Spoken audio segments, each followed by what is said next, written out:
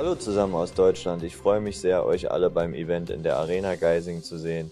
Auch wenn ich dieses Jahr leider nicht persönlich vor Ort sein kann, bin ich im Geiste bei euch. Geisingen ist für uns im deutschen Rollsport- und Inlineverband einer der wichtigsten Standorte im internationalen Speedskating. Hier trifft sich jedes Jahr ein extrem starkes Starterfeld, national wie international, und es ist ein zentraler Qualifikationsort für Meisterschaften. Die letzten Monate waren für uns als Verband durchaus herausfordernd. Wir arbeiten intensiv daran, unsere Strukturen weiter zu professionalisieren. Wir wollen die Nachwuchsentwicklung stärken und den Übergang vom Junioren in den aktiven Bereich noch besser gestalten. Das ist aktuell eines unserer größten Themen und wir investieren hier viel Herzblut in die richtige Leistungsdiagnostik. Gleichzeitig können wir sehr zufrieden auf unsere sportliche Entwicklung schauen.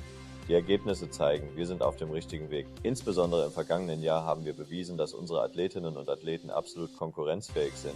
Das gibt uns auch die notwendige Sicherheit in der Förderung für die kommenden Jahre. Wir stehen hinter euch. Wenn man sich das Starterfeld hier in Geisingen anschaut, sieht man ganz klar, das Niveau ist extrem hoch. Die Leistungsdichte nimmt weiter zu. Genau das brauchen wir für die Entwicklung unseres Sports auf Weltniveau. Ich wünsche allen Athletinnen und Athleten faire, spannende und vor allem unfallfreie Wettkämpfe. Gebt alles und genießt die fantastische Atmosphäre hier in Geisingen. Ihr habt hart dafür gearbeitet. Für mich persönlich ist es wirklich schade, dieses Jahr nicht vor Ort sein zu können. Umso mehr freue ich mich über diesen Weg. Viel Erfolg bei den Rennen.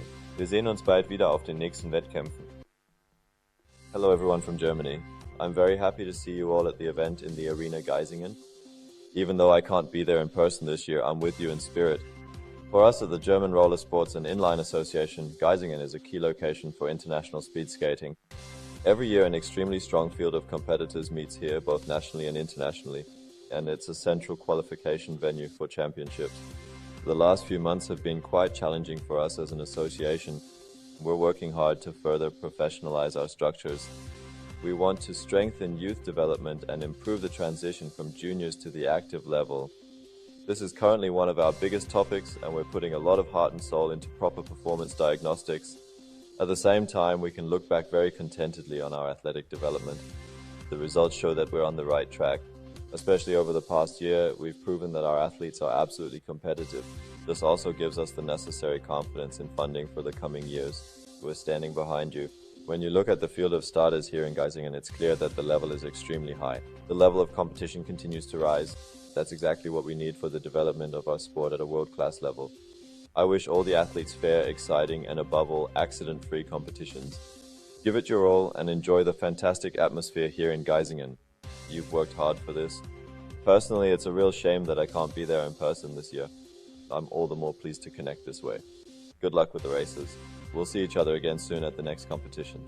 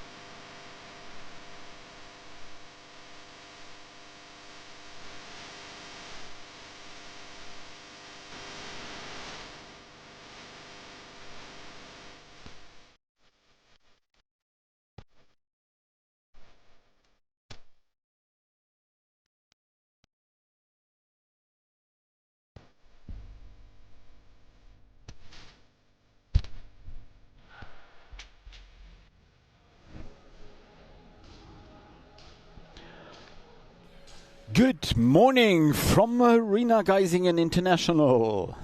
It's Sunday, the fourth and final day, and today everything's come together.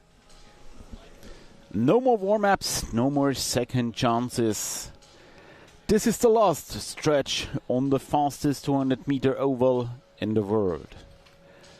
We start the day gently, or at least as gently as Geisingen allows. The D, C and B finals on the long distance.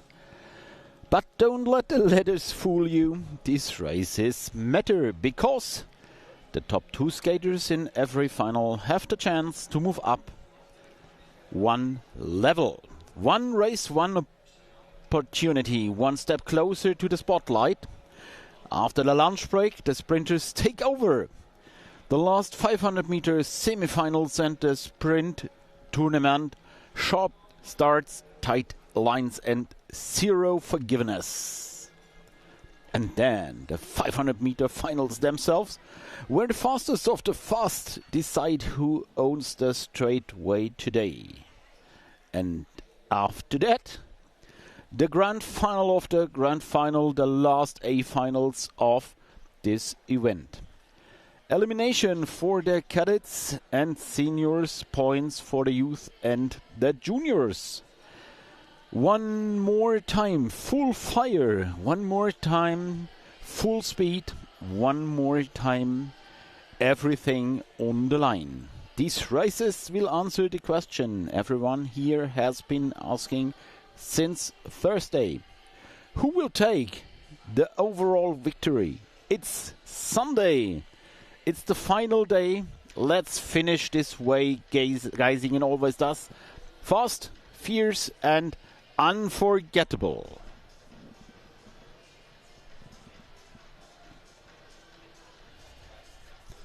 And ladies and gentlemen, we are waiting for the first starts to come, the senior men's D final in the elimination race. Planned as a 10K race. Probably they will reduce a few laps. We will see. Stay tuned. It's very early in Geisingen. The grandstands aren't that full as they were yesterday and as they will be this afternoon.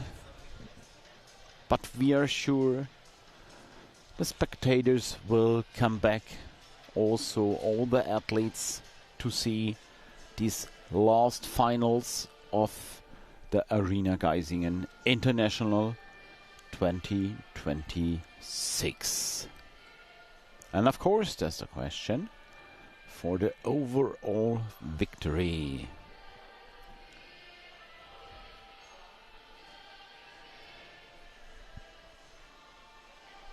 We have the two sprint disciplines, 200 meters of the flying lap, 500 meter sprint tournament,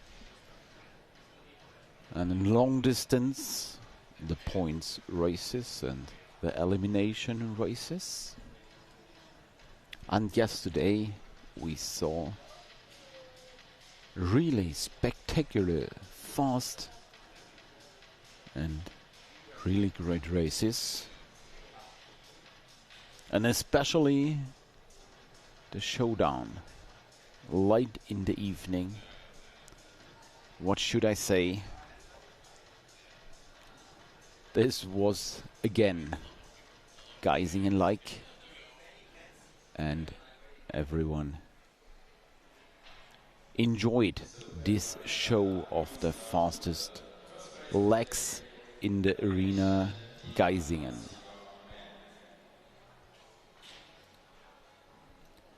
Just let's have a quick look what happened yesterday evening.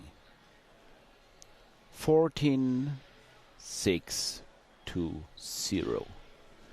The time of Fran van Houte from the power slide. Wes Marco team the Belgium sprinter nailed a new track record. What a story. Behind her, Corinne Stoddard and Mai Vanchulu, a bit surprising as a long distance skater. She did a really fast fly lap after she raced her long distance in the points. Also Larissa Geiser with the 4th fastest time. And the free best, they all skated under 15 seconds. So, new track record, new part of this board of track records Fran now is. And with the men, the Dobbin sprints continued. And it was about the Italian sprinter from Rollerblade SPSPSK World Team, Vincenzo Mallorca, nailing a 13.655. Also a new track record. What an evening. Behind him, Jacob Melton. Last night a bit disappointed because he was 0.05 of a second slower than Vincenzo Mallorca, and second behind him Anand Kumar Valkumar. So we had 2 world champions and 1 junior world champion on the podium of this Dublin sprints with the men. Yes, what an evening. And now it's early morning in the Arena Geisingen, and we will race the D finals of the senior men.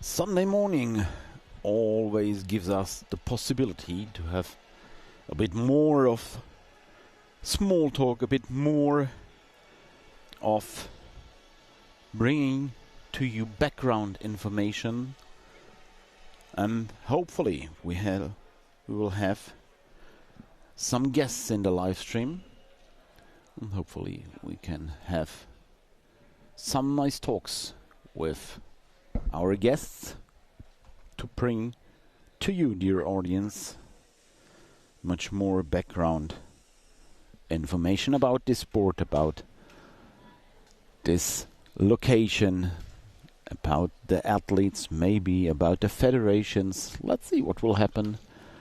Stay tense. We will bring you these expert speakers to the live stream.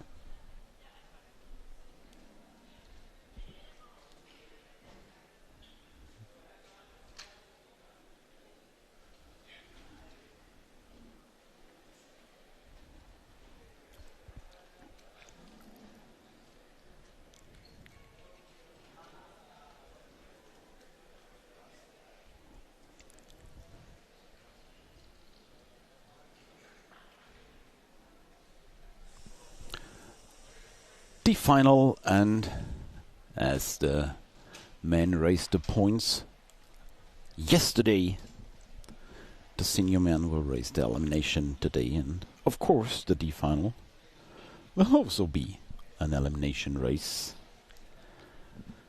With the new rule, we will have 5 skaters in the last lap, and so we will do 35 laps, so the race distance is reduced from 50 to 35, from 10 to 7k.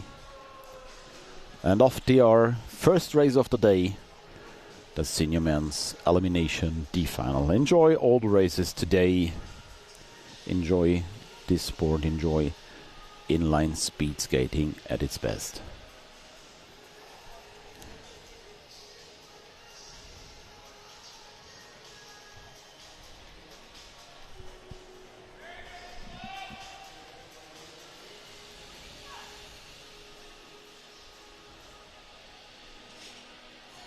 In front, let's see who's in front. Two Spanish skater, Santiago Navarrete and Jesus Bernal. Also Jarno Etme. Now it's David Morel and Alfonso Silva.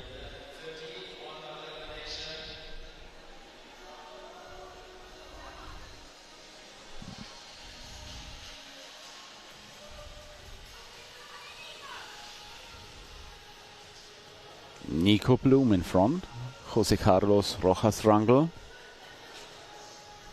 more sprinter, and of course we have some more sprinters in this D final, and if you want to go for the overall ranking you have to compete in the long distance races, and if you were not the fastest in the heats you have to race in the D final now.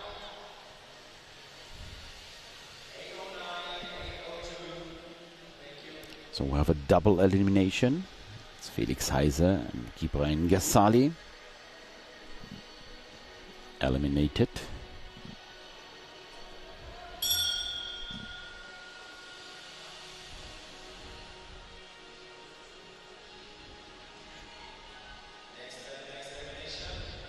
Bell for the next elimination.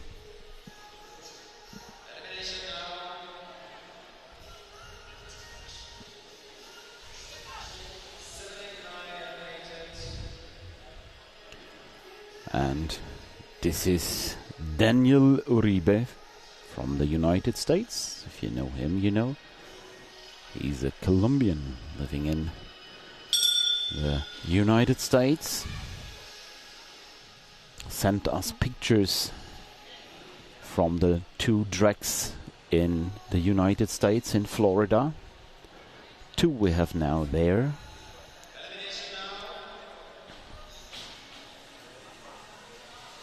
Brand new with a painted coating. If I'm right, one flat banked and one parabolic.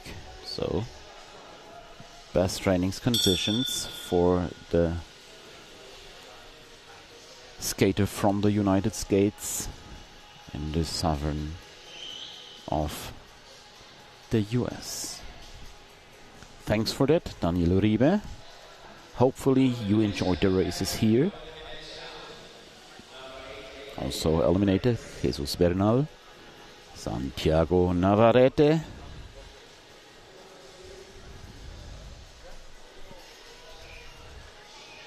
race pace 17.7. Bell for the next elimination lap.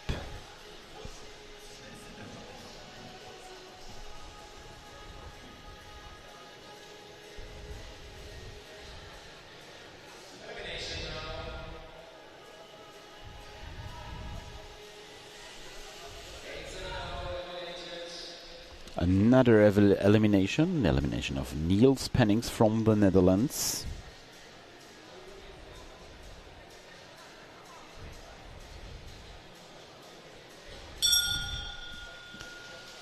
And another bell, and our judge at the bell, he's merciless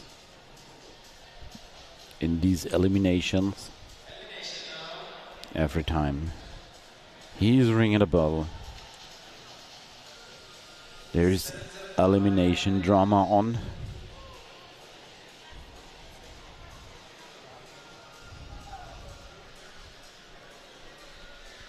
In front we see Timo Lennartz,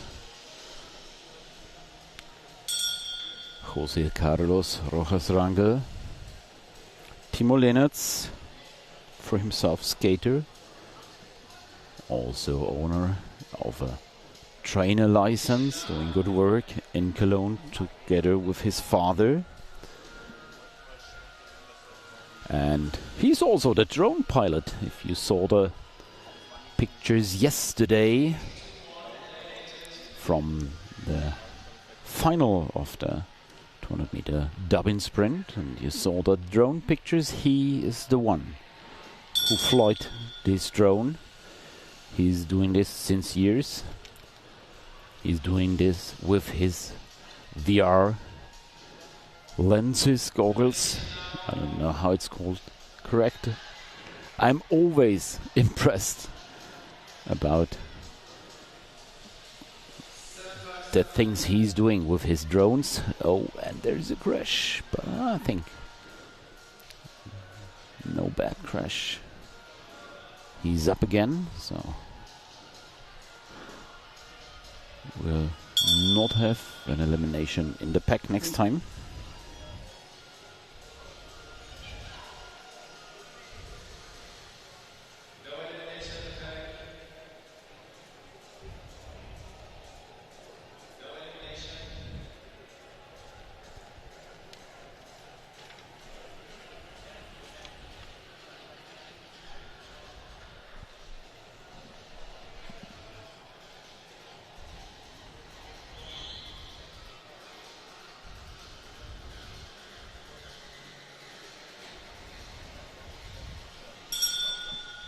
Max Bell still in front. Timo Leenertz, our drone pilot. Achille San Giorgio eliminated.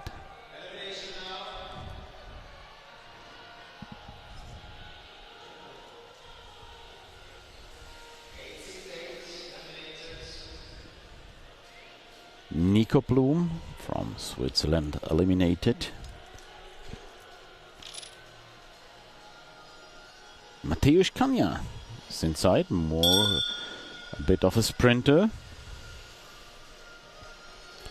Also like Sinsetu.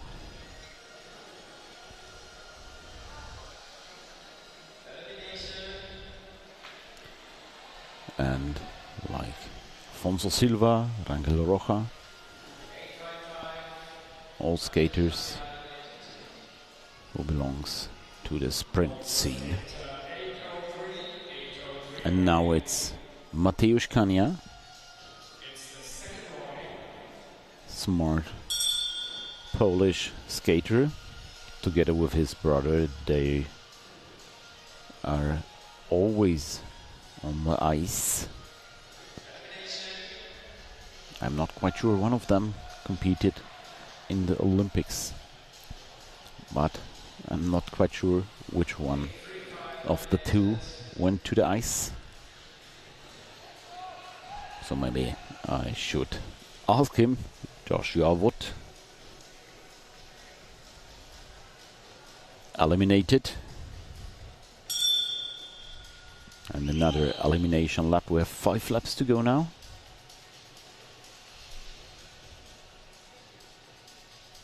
And 5K will be finished.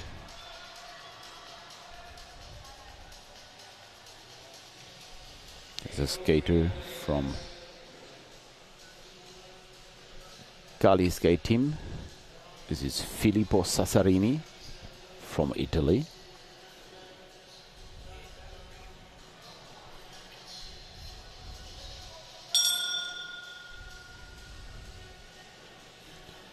Jose Carlos Rojas Rangel in front.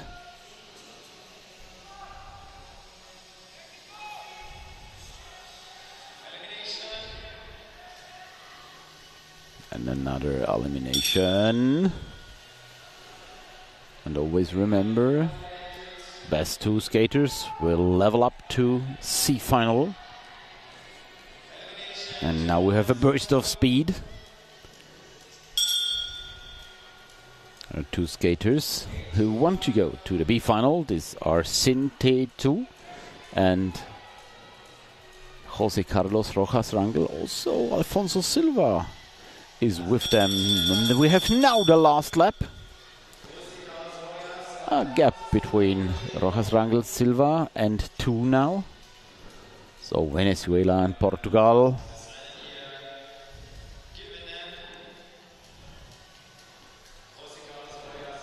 Are first and second in this D final, and they will level up to the C final. So congratulations to all the finalists of D final.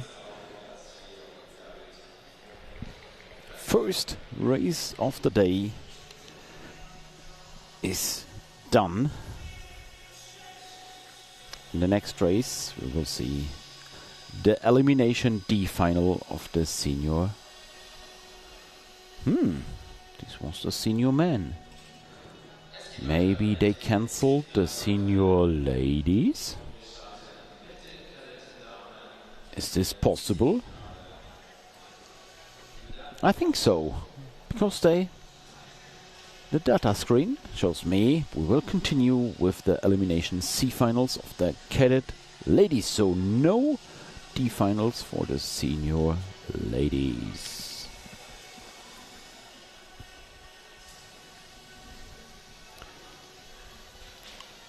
And ladies and gentlemen, this is a very important race. And maybe you ask, why could a C final be an important race?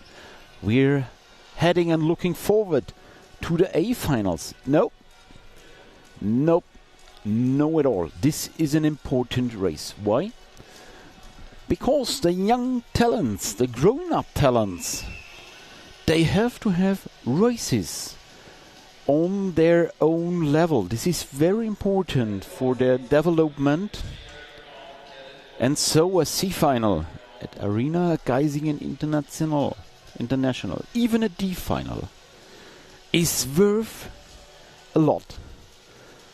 Sometimes much more than a final on a regional or a national level.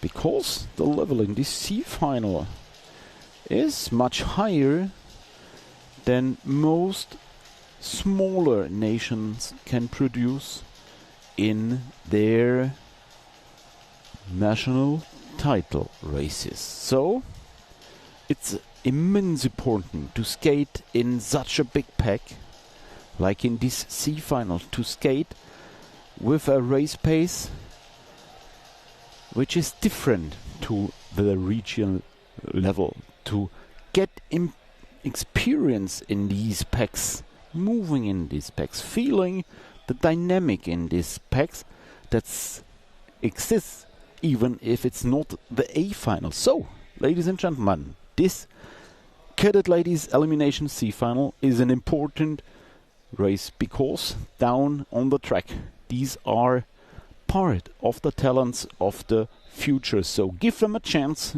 to experience and give them a chance to race on this level. And for that, all fingers crossed for all athletes in this race. Ladies and gentlemen, this Elimination C final is an important race.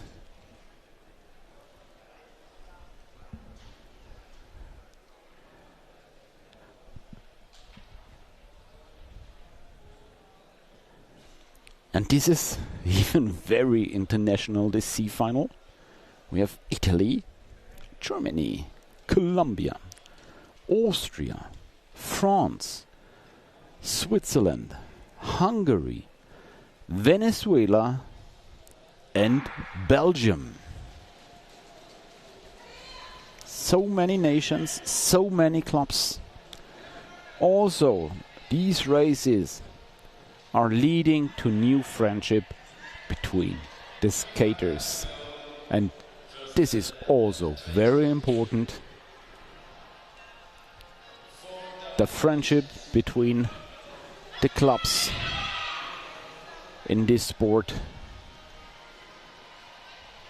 And these are international friendships, and this is some kind of fascinating because this sport offers the possibility to race in other nations, in foreign locations, and meet the friends everywhere you race. Bell for the first elimination. Only one elimination because we had a crash and one skater left the race, and we have, because of this crash, one skater skating behind the track. Emilia Maas crashed and left the race, and Petra Siga from Hungary crashed also, and she's skating behind the pack. So applause to Petra. Bad luck for her, crashing and not being able to race this C final.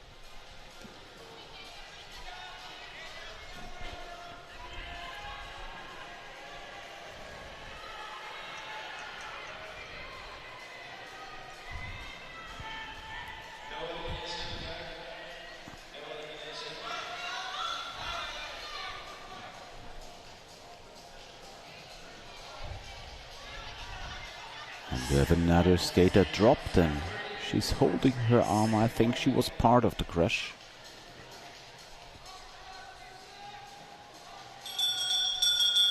Now we have the bell for the next elimination.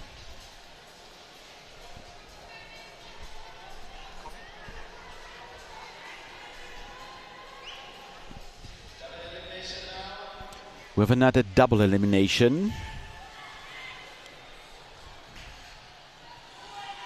And this is a skater from Berlin, Laura Heimpold, also Isabel Levrick.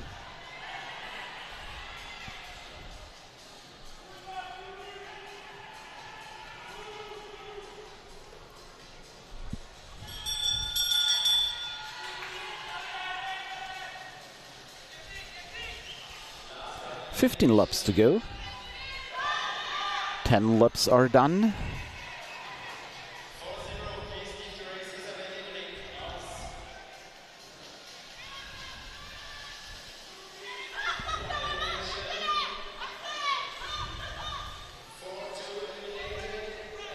And I hear several parrots and coaches along the track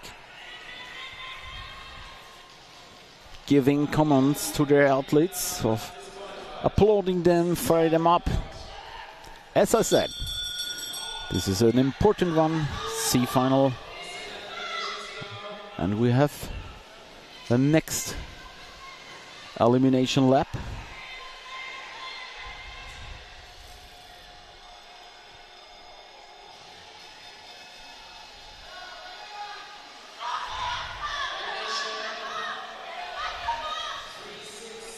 On the inside, it is Greta Fallier from Domskater Fulda, eliminated. And it seems to me we've only single eliminations now.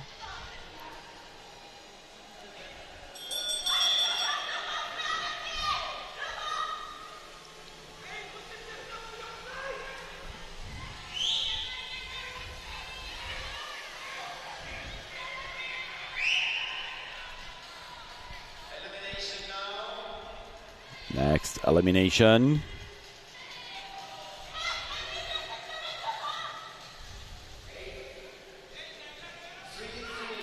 Number 33, Giulia Labella, eliminated from Italy.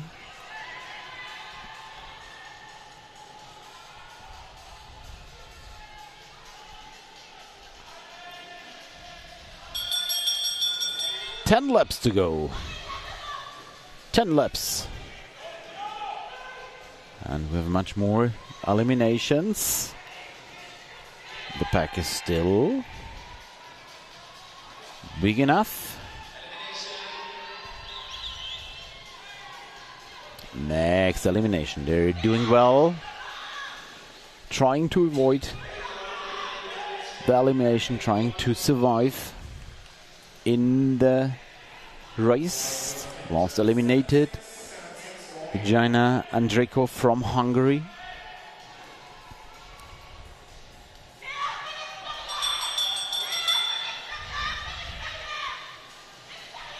Once again the bell. In front we see Georgia Del Aquila and Johanna Treutler. Bianca Gisolfi I saw, also Lena Sandor.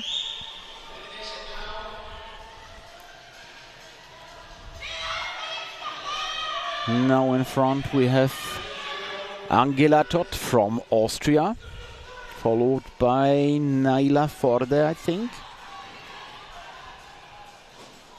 Annie Simmerl in front now from Leipzig. And we have a crash with two skaters, and we have one disqualified skater. This is Maria Camila Quinones from Colombia, disqualified by sports fault.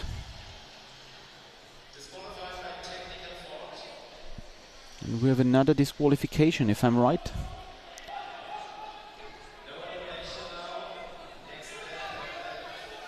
No eliminations because of the crash. And we have still 4 laps to go, and we have now the laps where we have elimination every lap.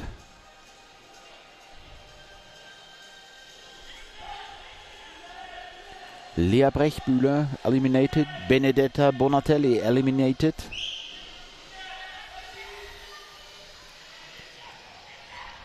In front, Annie Simmerl. You see the skater from Leipzig now, third spot.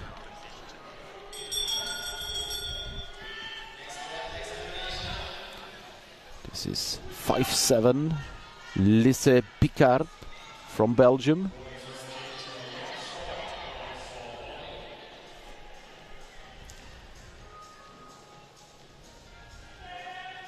It was Naila Forde who was disqualified by technical fault, probably by leaving the track, crossing the line.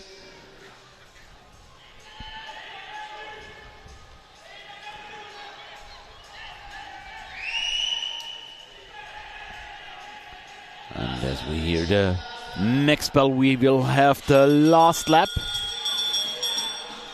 Last lap for Johanna Treutler and Bianca Gisolfi. Johanna Treutler in front. Gisolfi behind her. Last corner, last straight now. Johanna Treutler in front. Wow! And a last burst of Bianca Gisolfi, but not fast enough.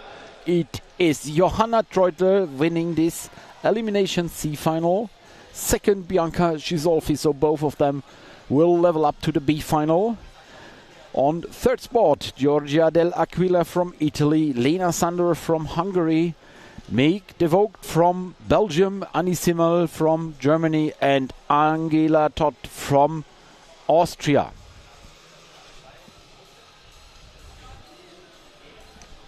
Nice race we saw.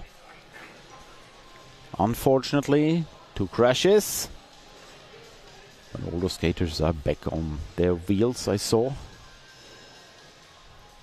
And there are the medicals having an eye on the crashed skaters. So far they didn't have too much to work during this Arena Geising International. And we have another C final of the Cadet Men.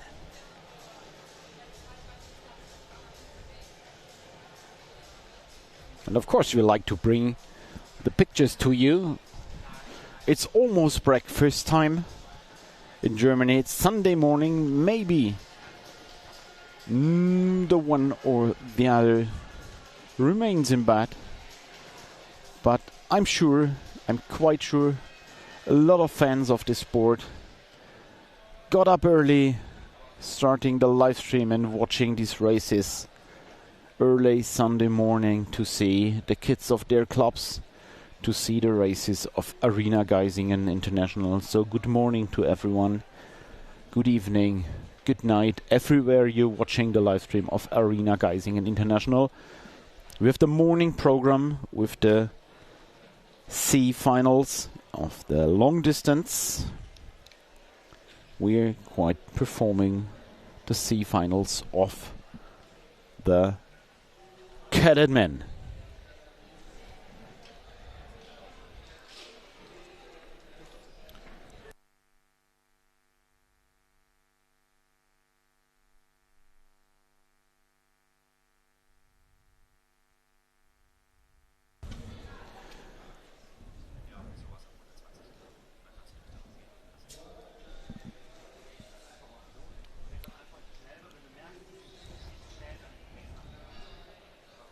In the plan we see 5K. Will they race 5K? Okay, seems to be 5K. 25 laps to go.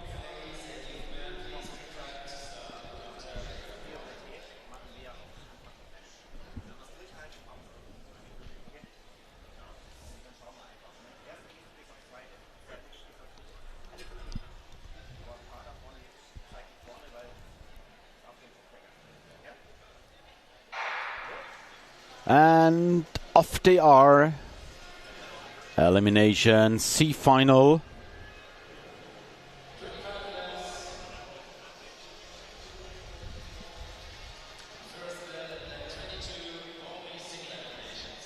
Of the first lap in 22, if I heard right. And we will only have single eliminations. Who's inside this C final for the Cadet men? From the Germans, we see Kamil Salhi, Ayush Nandavandikar, his pupil A, Emilianis Ruppelt, Matteo Guerin,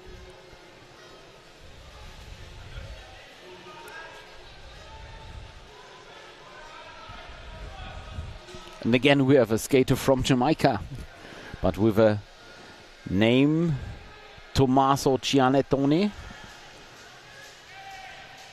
And we guess he's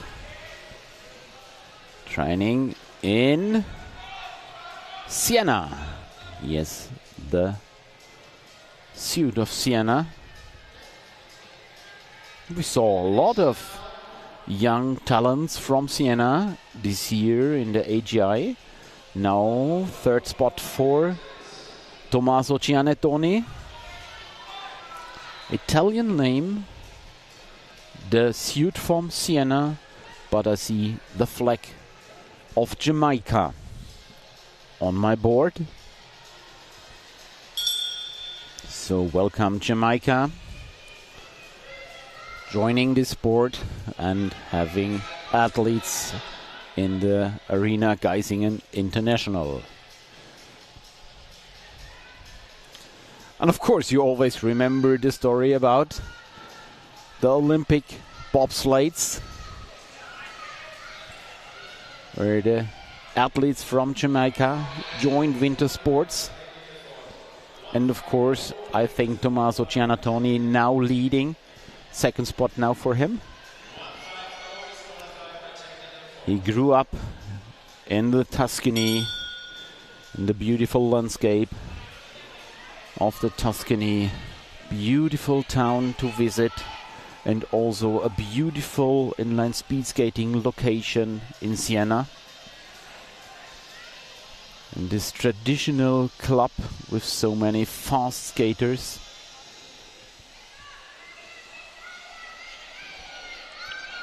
So, let's see who's also in front. Mattia Caldarelli, also Italy. Ferre de Kimpe from Belgium with his teammate Rube van Sina. Maybe not a teammate, but another Belgium skater. Kamil Salhi, I see. There also Oscar Clarkson from Great Britain. Nice to see more and more skaters from Great Britain. So inline speed skating always also is developing in Great Britain. So good morning to all British skaters, good morning to all British spectators in our audience. See Aron Erdei from Hungary, also an upcoming nation in this sport. There are tracks in Hungary and clubs in Hungary, and they're doing good work in Hungary, so they bring the skating kits to the competitions, especially here in Arena Geisingen.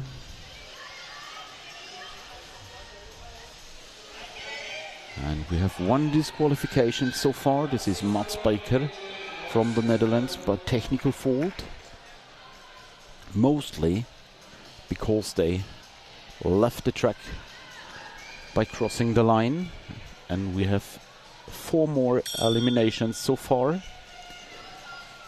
David Sanchez Landaeta from Venezuela, Martin Lobato Rossetti from Spain, Giacomo Gnuffi from Italy, and Oliver Martinek from the Czech Republic.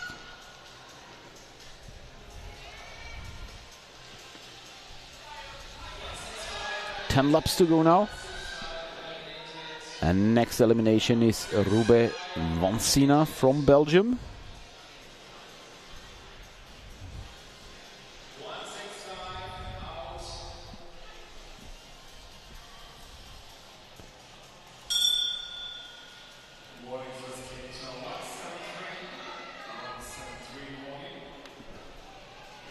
We have a warning for Oscar Clarkson now.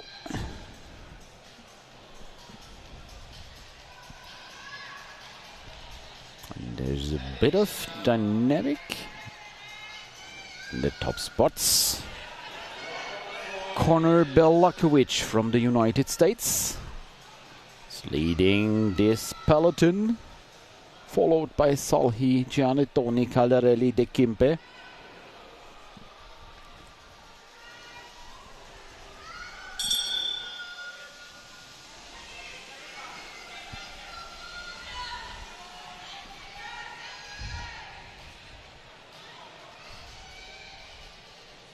And even in this age group, you see tactical behavior. You see the skaters on the inner line, and always you see skaters who go on the second line into the second line on the outside, trying to improve their position or avoiding elimination drama. Behind the pack, skater with 1:05 dropped by 2 or 3 meters now. This is Aaron Erdeli from Sombateli Sportiskola. Eliminated now, the skater from Hungary.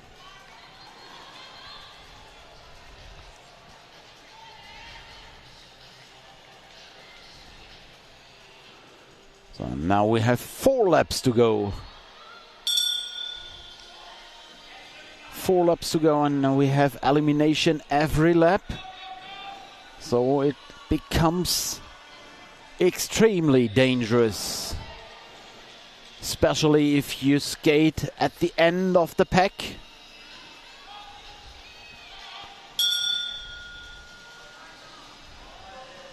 This was a close one. On the outside you do see the skater with his skate above. This makes him eliminate. This is Matteo Guerin. I think they should have a word with him. You have to cross the line properly closed with your legs. No movement with the legs, and keep your wheels with you. Now they're speeding up the pace and the bell for the last lap. So we have another elimination. This is Ayush Nanda Vandekar. Ayush, you performed well. Don't be disappointed. And in front we have Tomasa Giannettoni from Siena with the flag of Jamaica. Second, Mattia Caldarelli, also Italy. So both skaters will go to the B final. And behind them, Connor Belakovic, Camille Salhi, Manuel Lelivre from France, and Ferre de Quimpe from Belgium. Nice race also, the elimination C final of the Cadet men.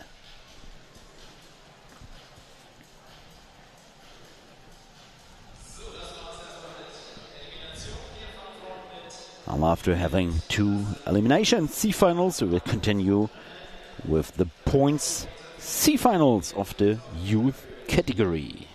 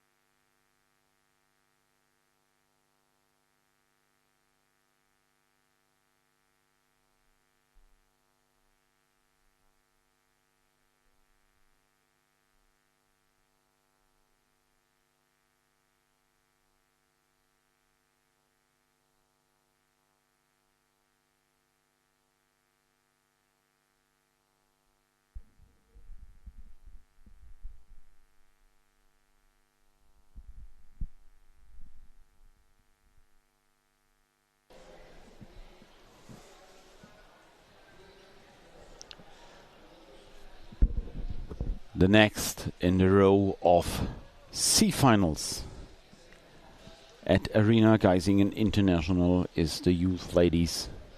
Points C-final 3K, 15 laps to go. And first bell at lap 11 to go.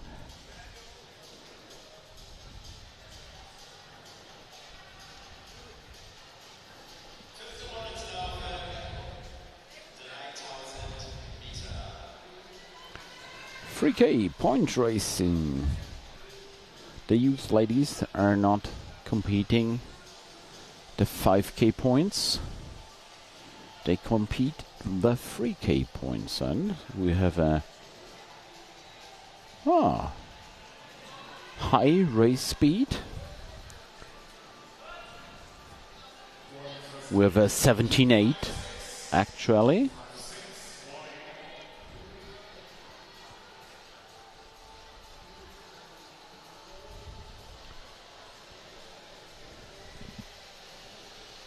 And so far, Valentina Wutte from Austria in front, Clementine Mate, Sara Pirotta, I saw Amélie Bescon, Kat Goetz, I also, Marion Frouchet, I think, was in the top spots. And now again, Sasha Moretto, Ariana Adamo, two Italian skaters. I tried to get the first points, but there was another one, Belgium skater. This was Amélie Bescon with 2 points, Sasha Moretto with 1 point. She built up speed and passed the Italian skater through the corner before the line.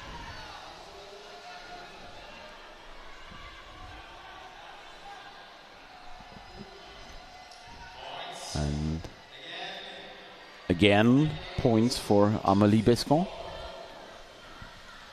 racing for the Swings team.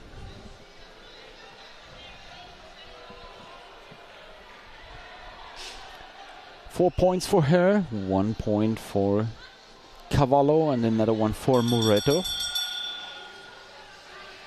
And we have in front a skater from Sandforde, Fran de Volvere, followed by Sara Pirotta. Now attack, maybe. For sure, points for both of them. Pirotta 2 and de Volvere 1 point. De Volvere is staying in front, now passed from the second row. There's the next attack for the points, and this is Marion Frouchet and Bella Croat. We saw Marion Frouchet racing in the next gen. So far, so she knows this track very well. And there's a teammate of her. This is Clementine Mate. Clementine Mate. Excusez-moi.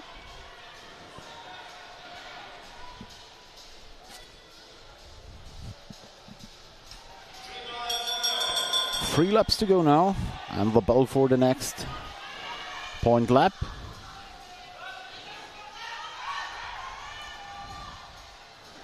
And you see, we have now 7 skaters who scored, and pack is torn apart. So race pace is high for this senior ladies point race. Amélie Bescon leading with 6 points. She scored again, and 1 point for Anna Carolina Florenza. Bell for the last lap. And we have more points in this last lap. 3 to 1 points for positions 1, 2, 3. And this is a suit from Inline Vesely. And it was Karolina Tomekova with the 3 points, Sara Pirota with 2 points, and Juliana Turek from Hungary with 1 point. So in the end, let's see the final standings. It is Amélie Bescon with 6 points and Sara Pirota with 4 points, getting the ticket to the B final. Behind them we have with points Tomikova 3, Froche 2, Turek 1, Carvalho 1, Mate 1, Florenza 1, Moretto 1, and also De Voldere with 1 point on the 10th position.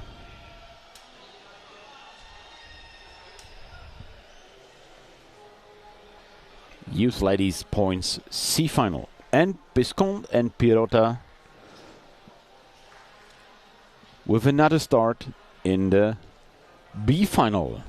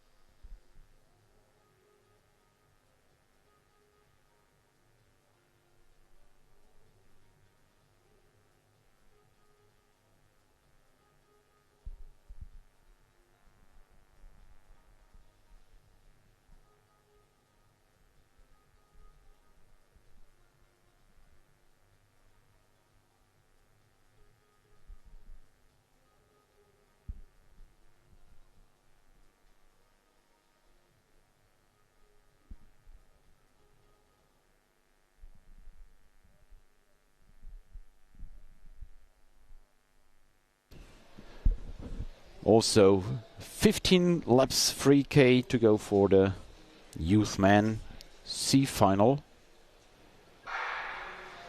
of the R.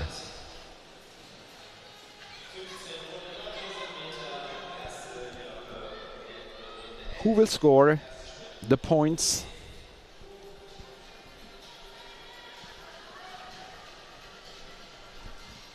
Who will level up to the B final?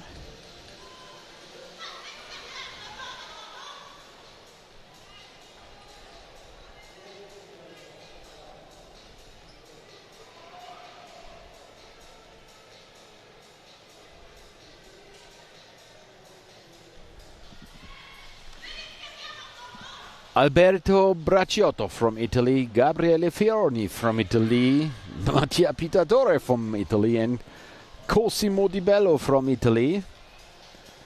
At the top spot, the moment. Second row, trying to improve the spots, trying to get a spot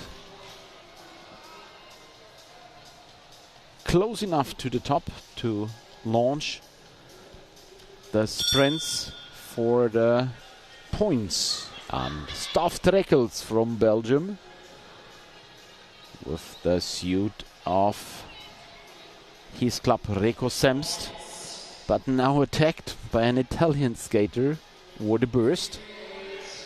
This was Gabriele Fioroni with the first 2 points and Alberto Bracciotto with 1 point. Staff Trekkels was surprised what happened right of him on the outside. Oh, they're fighting for positions. They're doing hard work here, and they try to close this gap to Gabriele Fiorini. 4 points for him. 1 point so far for Rosa and Bracciotto.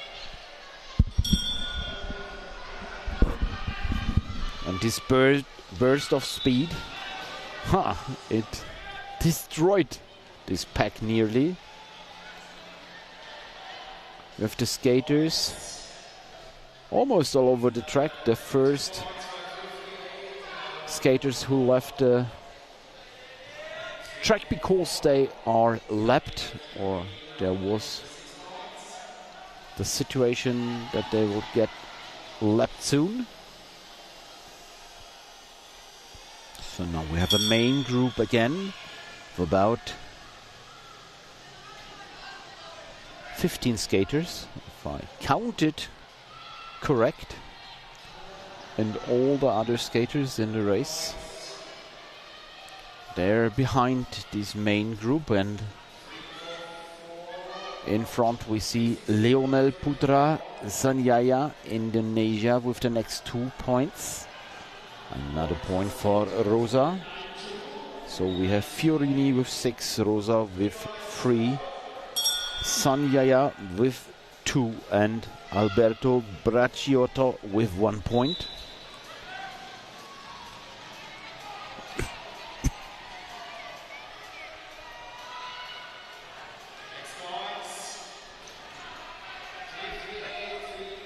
Oh, and the crash.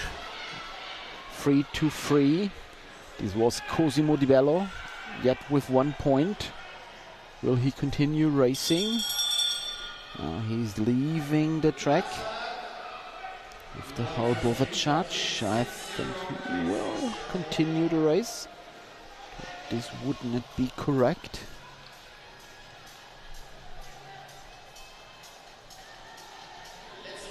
And we have the lost points in this last lap, and they will go to Rosa, Bracciotto and Sanyaya. Staff Treckles on 4th spot in this last lap.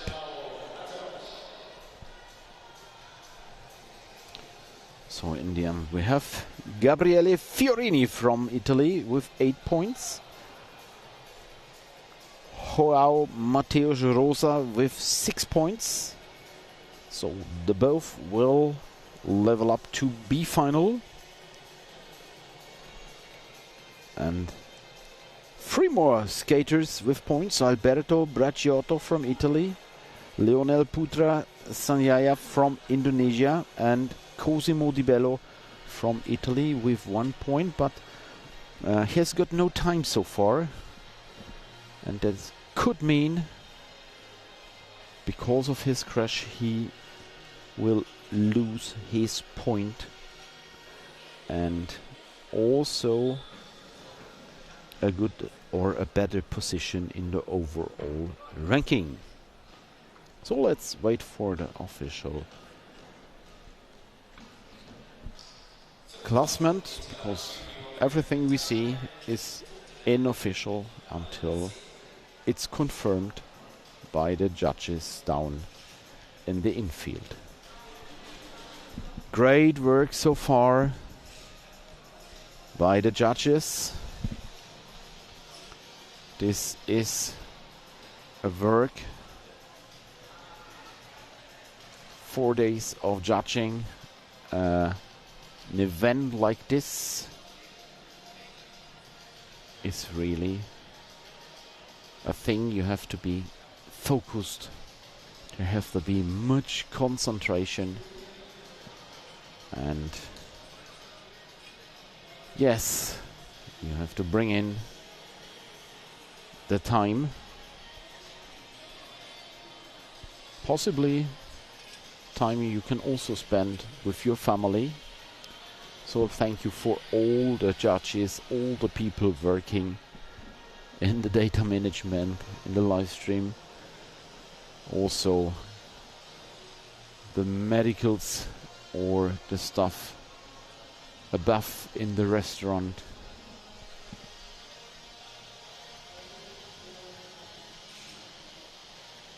We got a number, about 100 volunteers are necessary to host a competition like this. Thanks to all who spent these 4 days of racing with us.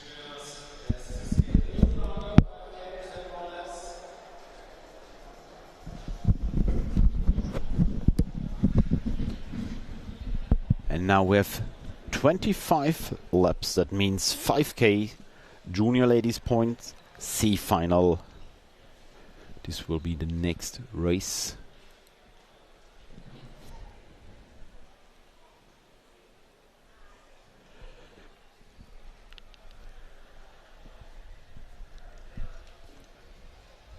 We saw C then lined up.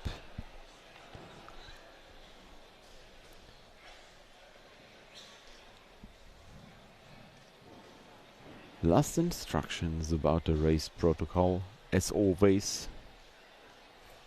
Very important for all the skaters, especially in the elimination races, because they are always different.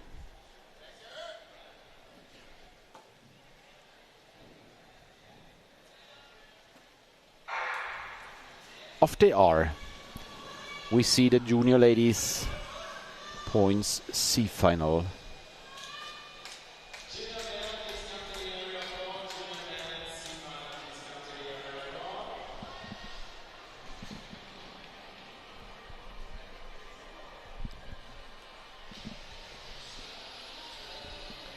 Senior ladies, let's see who shows up in front.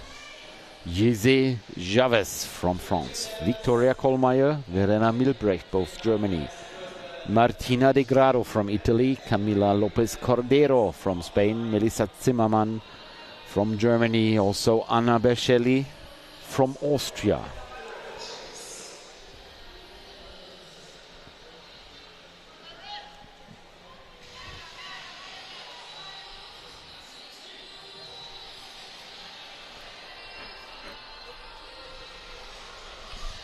So, we have the bell. And we have now the points mode. As our colleagues say in other locations. Points, points, points. Punta, punta, punta, puntos, puntos, puntos. So let's go, girls. The chase is on. Anna Bercelli and Jese Chavez from France. I see in front. And first points for them, 4 and 2. 4 for Bercelli, 2 for Chavez. They scored twice so far, and it's again Jese Chavez with points. Bercelli with another one, with 6 skaters in front, and I think it's Melissa Zimmermann who tries to close the gap and be part of the top group. Yes, it's done.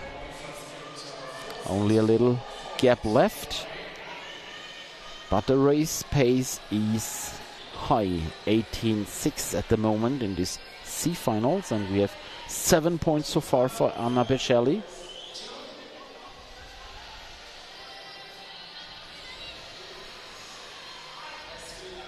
And this top group is lined up with gaps in between. And Portugal is scoring. This is Clara Pereira with a second 2 points. Made the gap of 10 meters, another 10 meters from the second to the third. So we have Clara Pereira with 2 more points. Josefa Arenas with 1 point. Jese Chavez on third.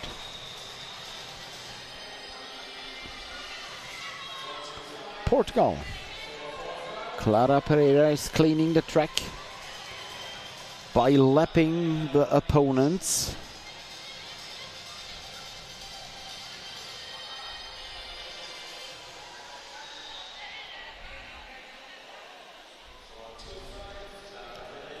See her racing. Now there is a big group. Now she's lapping the group. And behind her there's Josefa Arenas with a big gap. With another gap I see Gise Javet. Another gap, Anna Bercelli. Once again they are torn apart widely. Again 2 points, and she's looking backwards. Is there anyone following me? Is there anyone who wants to join me in the lead? No, she has to do it on her own. She continues skating with a 19.6. And 2 more points for her. Gise Javet now equal with Gise Javet. No, she has Anna Bercelli with one more point now. Now she's back on position 2. Okay, confirmed. Now we have to search the skaters who are lapping in between the left skaters now. I see Clara Pereira. She's in front with a gap.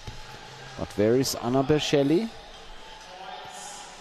Let's see where she is. Now crossed the line, and 20 meters behind her I see Gise Javet, the third in this race.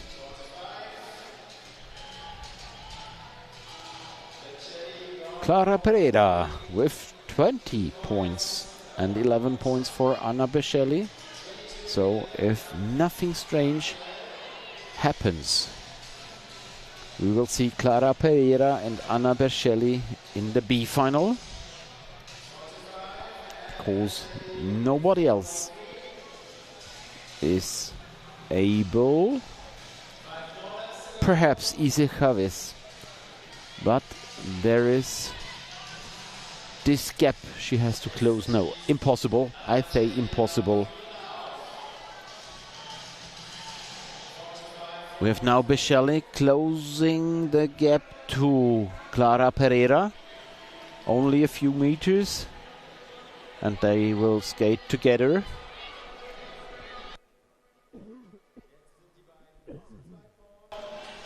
Now united again. The leading skaters, Clara Pereira and Anna Bercelli, skating together. And I see Gise Javet behind them, and the gap is about 30 meters, and we have 3 laps to go. Gise is coming nearer and nearer, and Anna Bercelli now in the front. Past Clara Pereira. And so there is no danger for Bercelli, no danger for Pereira. Only a crash could stop them.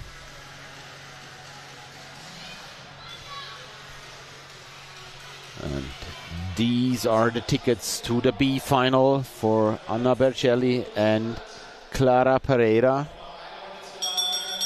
And even when Gise Javet came back past Clara Pereira, is now skating behind Anna Bercelli. There's no danger for the 2 top skaters. And now it is Gise Javet with the fastest time. She passed Anna Bercelli on the last meters. Got 3 more points. But have a look on the scoreboard. We have 30 points for Clara Pereira, 22 for Anna Bercelli, 12 for Ise Javet, 4 for Josefa Arenas, and Martina Vicrado with 1 point. Behind them, Luisi Malou, Melissa Zimmermann, Sofia Gropinidola, and Mathilde Sanetic on position 10. We have Lynette Hevesi.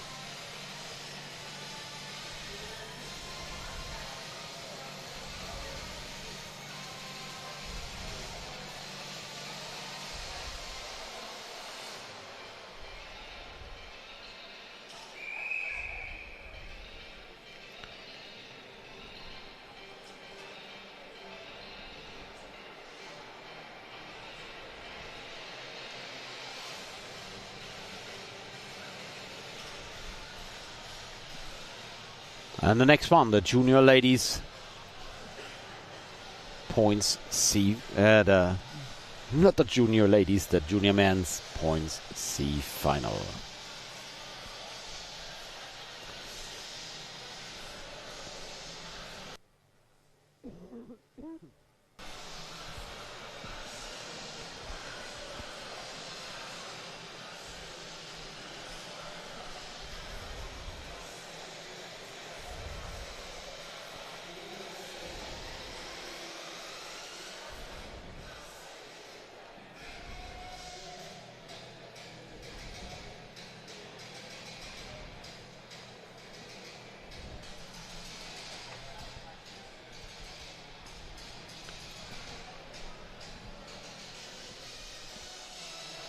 Who of the junior men will level up to the B final?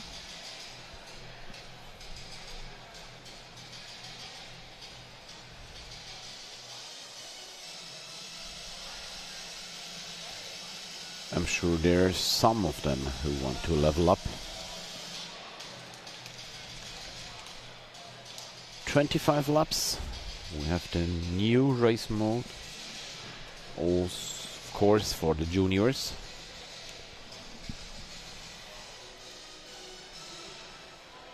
At Arena Geisingen we have the change between the old mode with points every second lap and the new one with points in every lap and 5k to go. In between the youth and the juniors category. So as we're racing juniors category at the moment, we have the new mode with 25 laps to go and points given every lap until the ball once was run.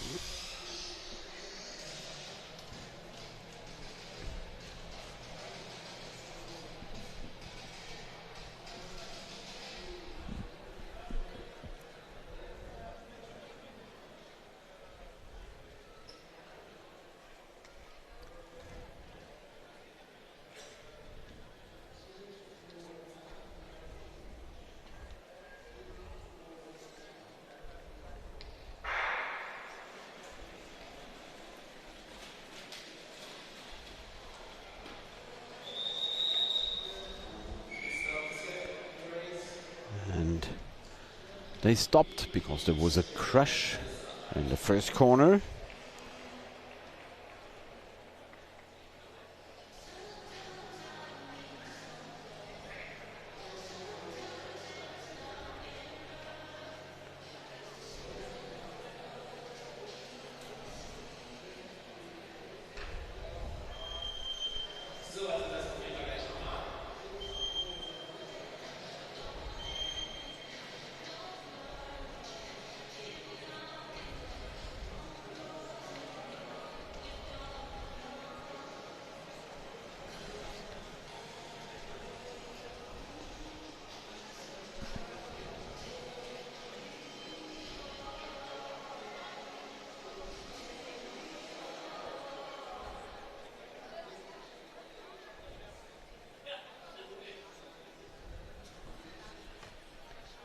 Another start attempt for the junior man. Now off they are.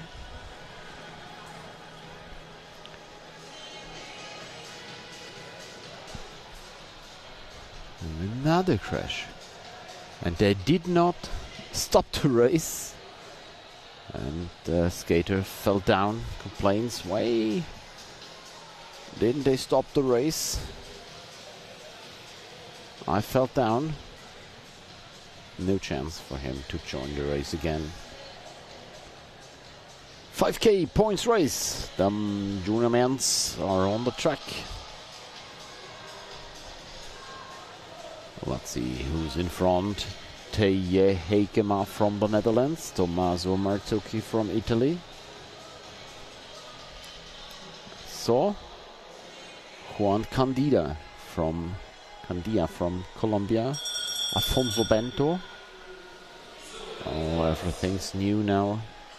Václav Kamensky from the Czech Republic also is in front of this pack now.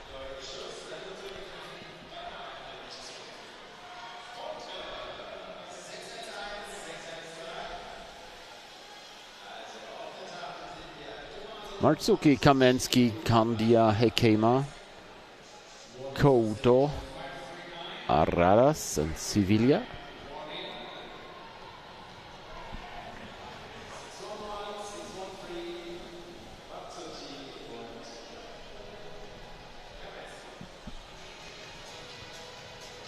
The first points are given. 3 points, 2 points, 2 times 2 points to Marzucchi and 2 points for Kamensky. And the same skaters scored once more. Marzucchi and Kamensky. So you see the scoreboard on the left. Italy and the Czech Republic scored so far. Oh, this was very, very close.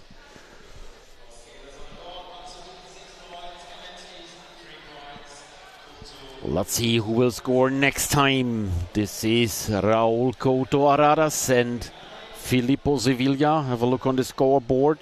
We have 6 points for Marzucco and 4 for Araras Couto. I think in this race we will see many more skaters who will score. Race time is about 73 at the moment. Who scored last? Couto Araras and Sevilla. In front, a skater from the Czech Republic. This is Wojciech Verbat. He did not score. He has 1 point before, now 2 points for Verbat. And Marzucchi with another point. Italian in a very good shape. Might be one to remember at the Europeans. So Wojciech Verba with 2 more points. And Marzucchi always there where the points are given. Marzucchi for the LGO team. And I think once more there will be Wojciech Verba with 2 points on the scoreboard. Now hands on the knees, resting a little after the points were given. Scoreboard tells us 10 points for Marzucchi, 9 for Verba, 6 for Couto Araras. Race speed is under 17. It was a 16.9 last lap. So we see the complete pack torn into a long line with several gaps in between. And it's again Marzucchi. Marzucchi with 2 more points and Verba with 1 more point. So these 2 skaters are dominating this C final. And so far, as we see, these boys will enter the B final. But these points races with the new mode, they're so physical. So we don't know if there's another who can fire up the engine and go for a lot of points now. But 15 and 14 points at the current race time, nearly impossible to beat. And they are scoring again. Wojciech Verbat again with 2 points. And Raul Couto Araras with 1 point. We have 5 skaters in front. Wow, this was a close one. Look at this. 2 points for Couto, 1 more point for Verba. He's racing seriously in this C final. What a burst of speed from the 2 leaders. Couto another time with 2 points, and Fiorini with his first point. Current scoreboard 18 points for Verba, 14 for Matsuko. Couto with 13, so he's coming near Matsuki. Will he be the one who will go with Verba to the B final? Wow, let's see these last laps. 3 laps to go now. And Couto with another 2 points. Matsuki with 1 point. So now it's Matsuki, and even Wojciech Verba is in danger now because he's behind the 2 leaders in the race now. Couto Araras with 2 more points, Matsuki with 1 point. And this is going to be very close for Wojciech Verba. Scoring through the middle part of this point race. Bell for the last lap. And we have 21 for Couto Aradas, 17 for Matsuki, also 17 for Verba. But it will be Matsuki because he's skating in front of Verba, and he will get 2 more points. Verba with 1 more points. So very close decision between the 3 top skaters, with 21 points for Raul Couto Araras, 19 points for Tommaso Matsuki. And so those 2 skaters will enter the B final, and with 1 point less, Wojciech Verba is on the 3rd spot. Behind him with points, Giovanni Fiorini, Václav Kamensky and Filippo Siviglia. Great C final of the junior men's in the points.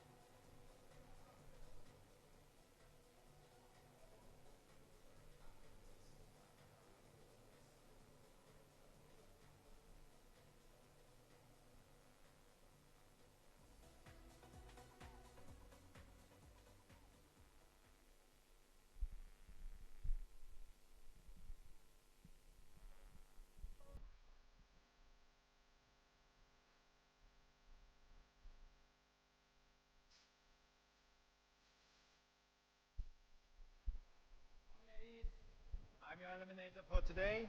And I will announce your elimination like 749 or 645, whatever. When I say your name, when I say So your last number, instructions for the senior ladies C final. And we are back in elimination mode. It's nice to see both disciplines. One day I told several times before, I love it, and I hope you love it too. On the plan, we see 10K, but I think they reduced the race distance because I see 45 laps, and this means 9K for the elimination C final.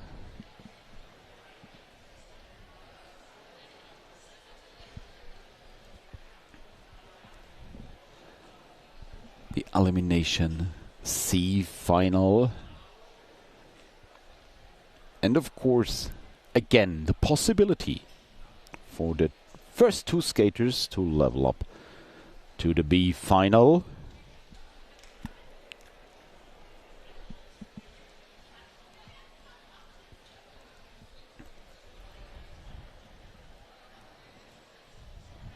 Last instructions from our head judge. We have two head judges, one for the ladies and one for the men. And as the genders are changing, also the head judges are changing. And now the start of the C final. Senior ladies, enjoy this elimination chaos.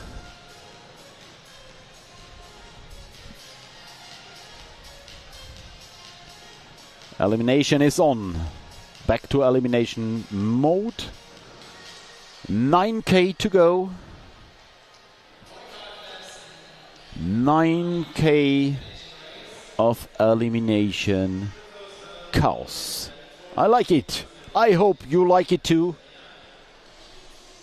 The senior ladies are on the track. In front we see one suit, two suits of Arena Geisingen. This is Monika Bracharova and Lana Meadows from the Czech Republic and New Zealand. Oh, I see a big name in there. Marie Dupuis. She posted she was ill. So hopefully she's fit again. Racing this C final, but of course this is a very, very big name, Marie Dupuis, in this C final. So this explain why she's racing this C final, because she did not qualify in higher levels. And maybe it's a possibility for her to level up to the B final and maybe in the B final level up to the A final, but only if she's really fit, because this is a strange way to be finalist in the A final, but it is this big name, of course. And we have a crash. I saw 3 skaters went down. This is one from Sun 40, one of the Kali skaters. Unfortunately, another crash with 2 more skaters from the Kali skate team. What happened to them? 2 crashes in the early part of this elimination race. And let me count. 1, 2, 3, 4, 5, 6 skaters involved. If I'm right, we have 2 skaters out of the race because of these crashes, and 1, 2, 3, 4 skaters behind the pack. What a mess with these 2 crashes. Almost no chance to close these gaps. And so we have Monika Pracharova and Lana Meadows eliminated in case of their crash. And behind the pack we have Kaylee Marley, Charlotte Barrientos, Sandra Martin and Carlota Mendes. Belgium, Chile, Spain, Portugal.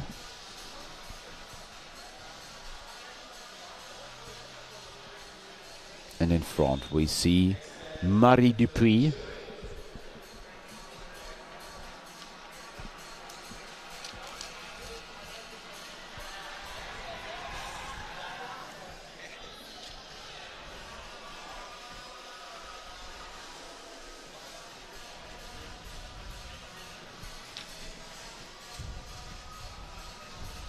The race is going on. Now eliminated is Calais Marlene from Belgium.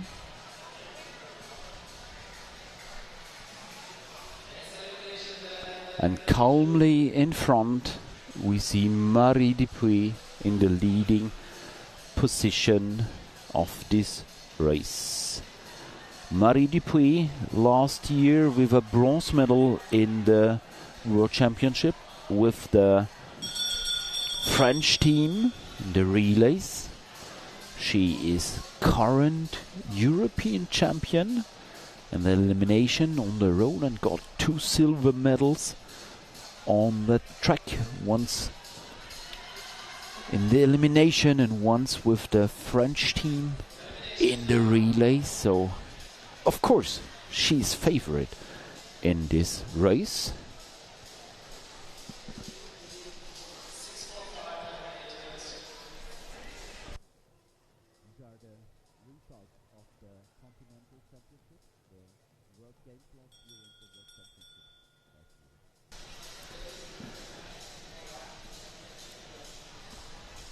And the race is going on. Behind the pack we have 3 skaters and one I think is dropping off, so we have in sum with 4 skaters behind the main pack.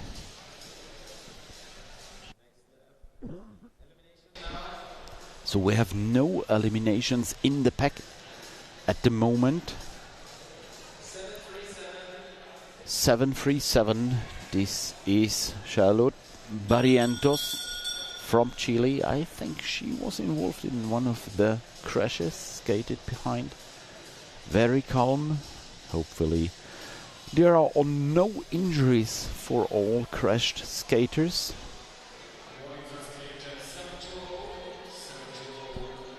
And we have 2 warnings so far, so not that much of work for the judges as there was yesterday through the elimination races of the youth and the juniors.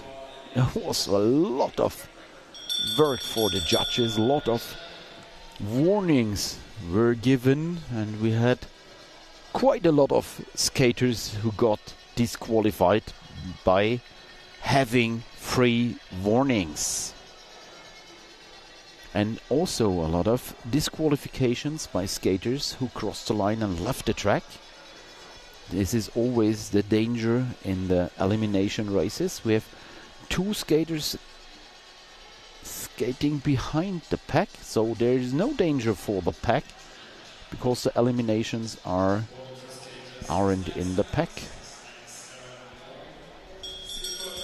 Another warning. But no skaters with 2 warnings so far. And actually we have no skaters behind the track, and as the peloton realized, okay, there are no skaters behind us, the speed is increasing again. Almost a bit. It's not too fast. It's a 19.1 at the moment. This could be faster, but it mustn't. Louis Camara from France is getting behind the pack, dropped by, I think, 10 meters, so she will be the next to be eliminated. Yes.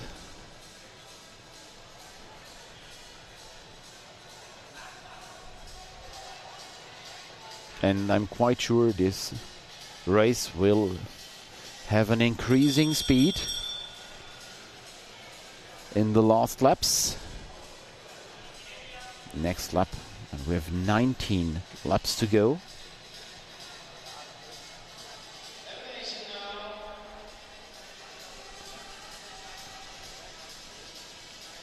Next elimination. Let's have a look on the line 708. This is Maria Casasgil from Spain. A quite impressive international peloton this was. Well, for a next elimination. At the end, we see Victoria Hanzelkova, inline Vesely, now building speed. She improved her position, carried the speed, and now she is in 5th position. Well done from Victoria Hanzelkova. 4th position, to be correct. And with Mireia Telles from Spain eliminated. You hear the bell every second lap. Elimination. But the senior ladies, they took it easy so far.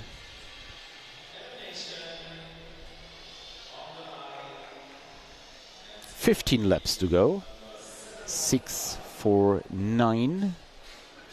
This was Marta Biscola 7:15 got eliminated.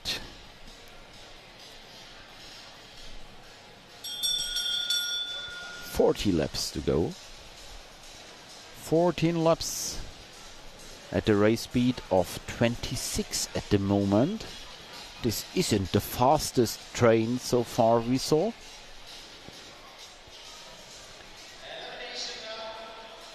And another elimination, and it was on the inside 738. This is Sofia Palumbo.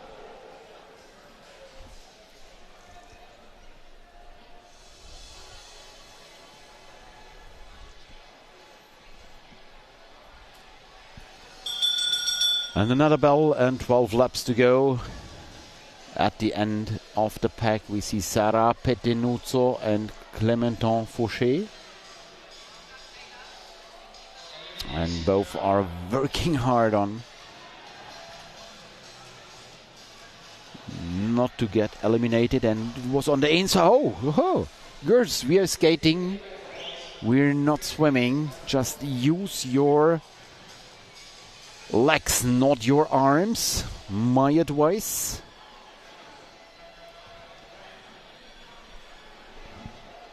There was an action between. I think the judges might have an eye on.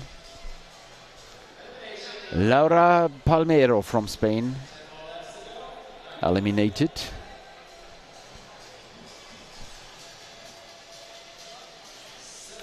"7:36. This is Sara Pettenuzzo from Italy.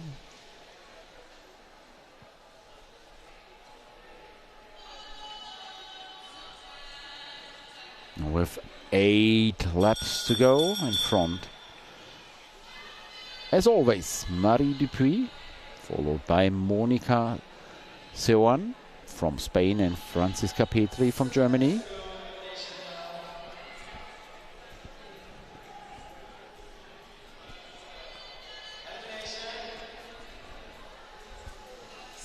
Another elimination, 6:49. Clementon Fauché from France.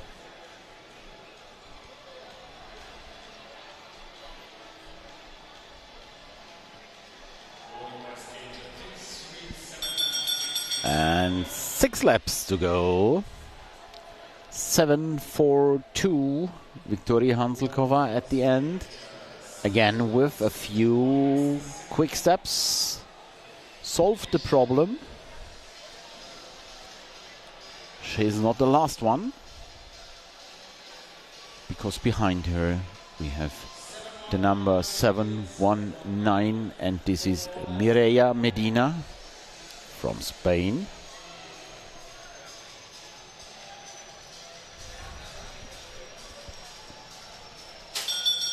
Four laps to go. Again at the end, Viktoria Hanzlkova. Let's see her move now. How can she avoid to be eliminated again? Now she's on the inside. This is the uncomfortable place, but it wasn't the inner line with the last one. It was Yelena Chevalier from France in the red suit. We have another dropped skater, and the speed is increasing now. We have 2 laps to go, elimination every lap. So we have Bianca van der Meer from the Netherlands eliminated. Another Czech skater. It's now Viktoria Hanzlkova. Now she is dropped, and we have 5 skaters left. 5 skaters left. Fresh for the last lap, and see the speed. Marie Dupuy, Sara Velasco and Isabella Beya Arango.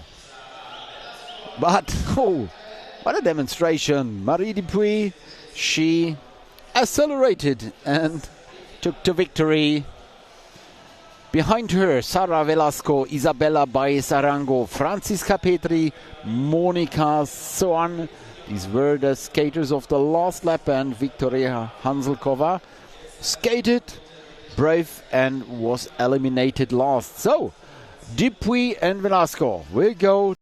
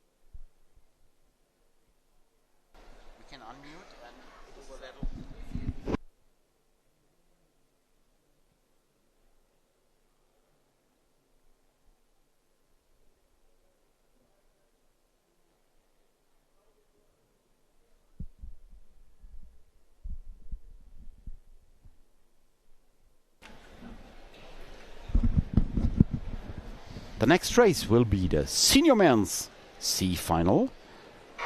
And no, they won't race 10k, they will race 7k. 35 laps to go. And we want to reduce this peloton to 5 skaters in the final lap.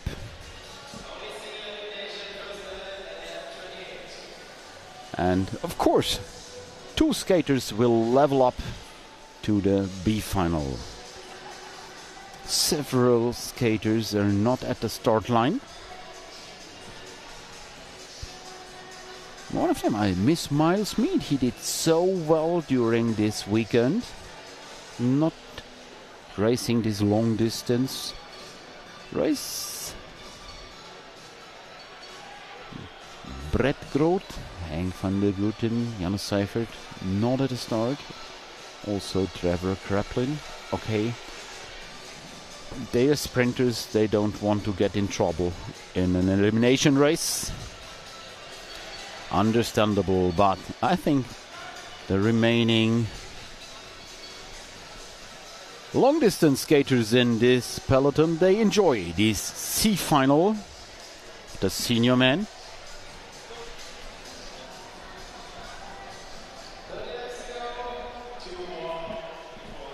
In front, Sebastian Kieser, Hadley Beach, Nathan Manek and Rangel Rojas.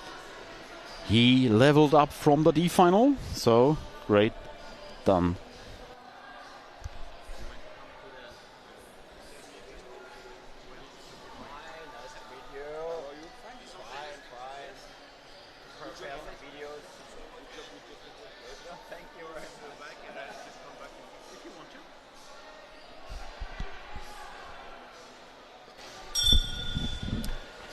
Bell for elimination lap now. We have 27 laps to go. In front we have Oliver Lindenskov from Denmark. Nathan Monak. Afonso Silva, also level up from D. Now the second elimination in 1.5 hours. So this is really hard work to do. To level up and maybe go to the A final. Respect. And we have the bell every second lap. Pau Joro from Spain eliminated.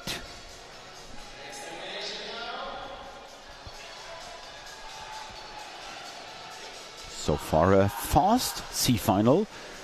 17:4 the lap times. 17:4 for Oliver Lindenskov, still leading together with Sebastian Kieser, skater from Cologne. Now passed on the outside by Nathan Manak and Alfonso Silva. Fighting for position now, the senior men are.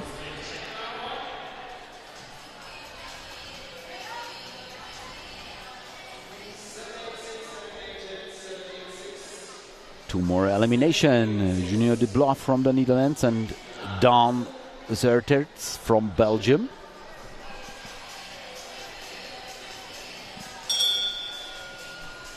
Another bell, another elimination lap. At the end 7-9-3. This is Davide Cassoni in his blue suit. Will he survive the next elimination? No, he won't. It is Davide Cassoni. Next skater eliminated. Also, the end of this peloton, actually, Marek Silva, Oliver Lindenskov, formerly skating in front of all the skaters. What's up with the Danish skater?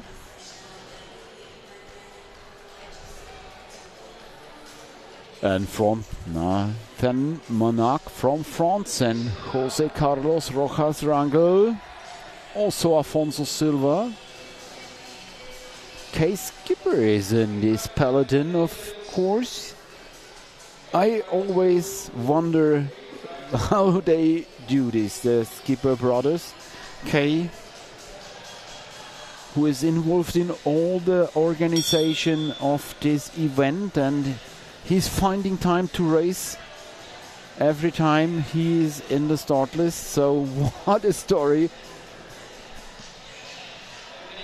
Oh, whoa, whoa, and now he crashed. It's Kai who crashed. Got a push from the inside, and now he crashed and he's out. Well, I think he would like to finish this race. Hopefully there is no injury. His suit is not that good as it was at the start. There is one part with a blank leg, so hopefully there is no injury, but he's up on his skates. He's leaving now the track. Casekeeper.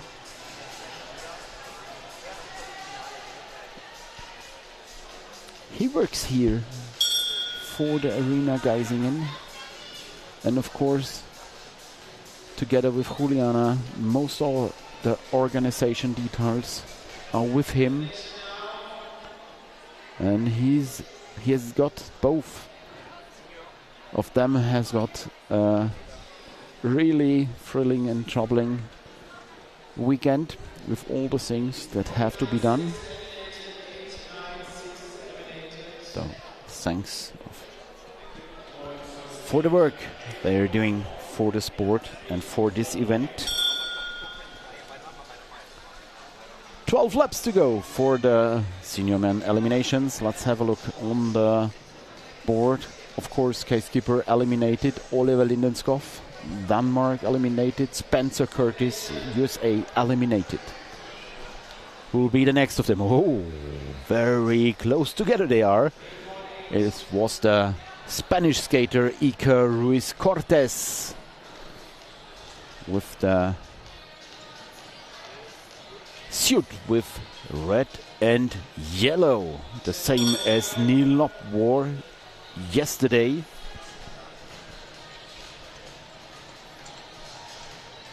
At the end of the pack, we see Sebastian Kieser from Cologne. Auf geht's, Sebastian. Let's go, Sebastian. Stay in this pack as long as possible. But he's eliminated. Sebastian Kieser is out, unfortunately. Whoa, whoa, whoa, leaving the track by getting a push from the outside. And I see the judges. There was a sign.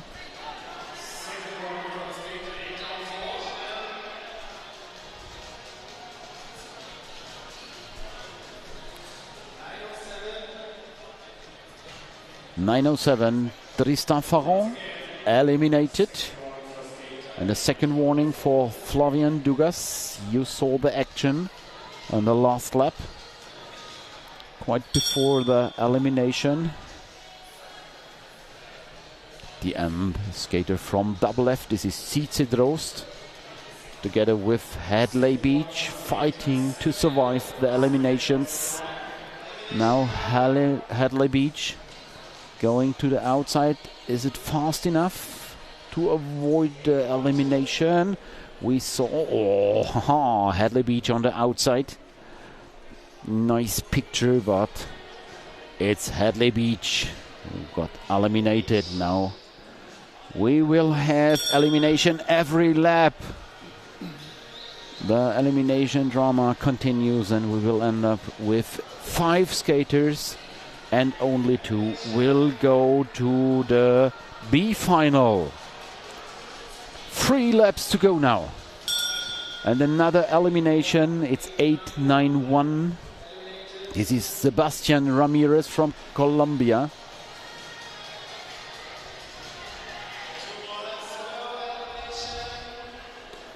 And 2 laps to go, and another elimination. 804. This is Flavien Dugas from France. And we have one more elimination. And we have one more lap to race. Who's in front? Who is leading this peloton? It's Rangel Rojas and Silva, the skaters from Venezuela and Portugal. And I'm sure they want to go straight from the D final to the B final.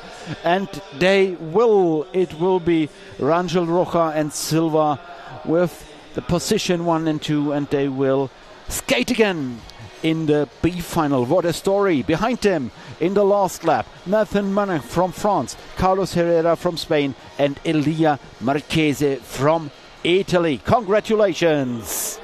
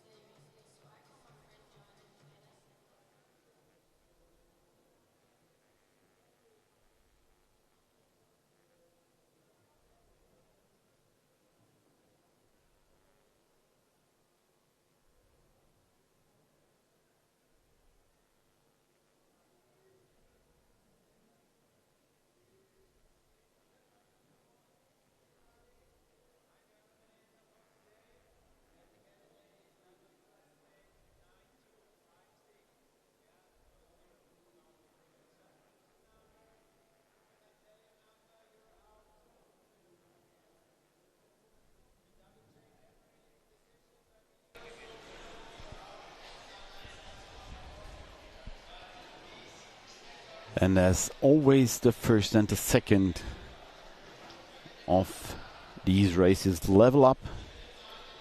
We are also leveling up from the C to the B final.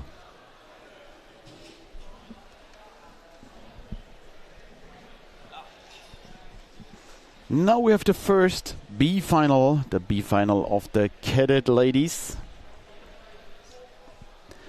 And as we are with the cadets, we have the eliminations, because the cadets are racing the elimination on the second day of long distance races.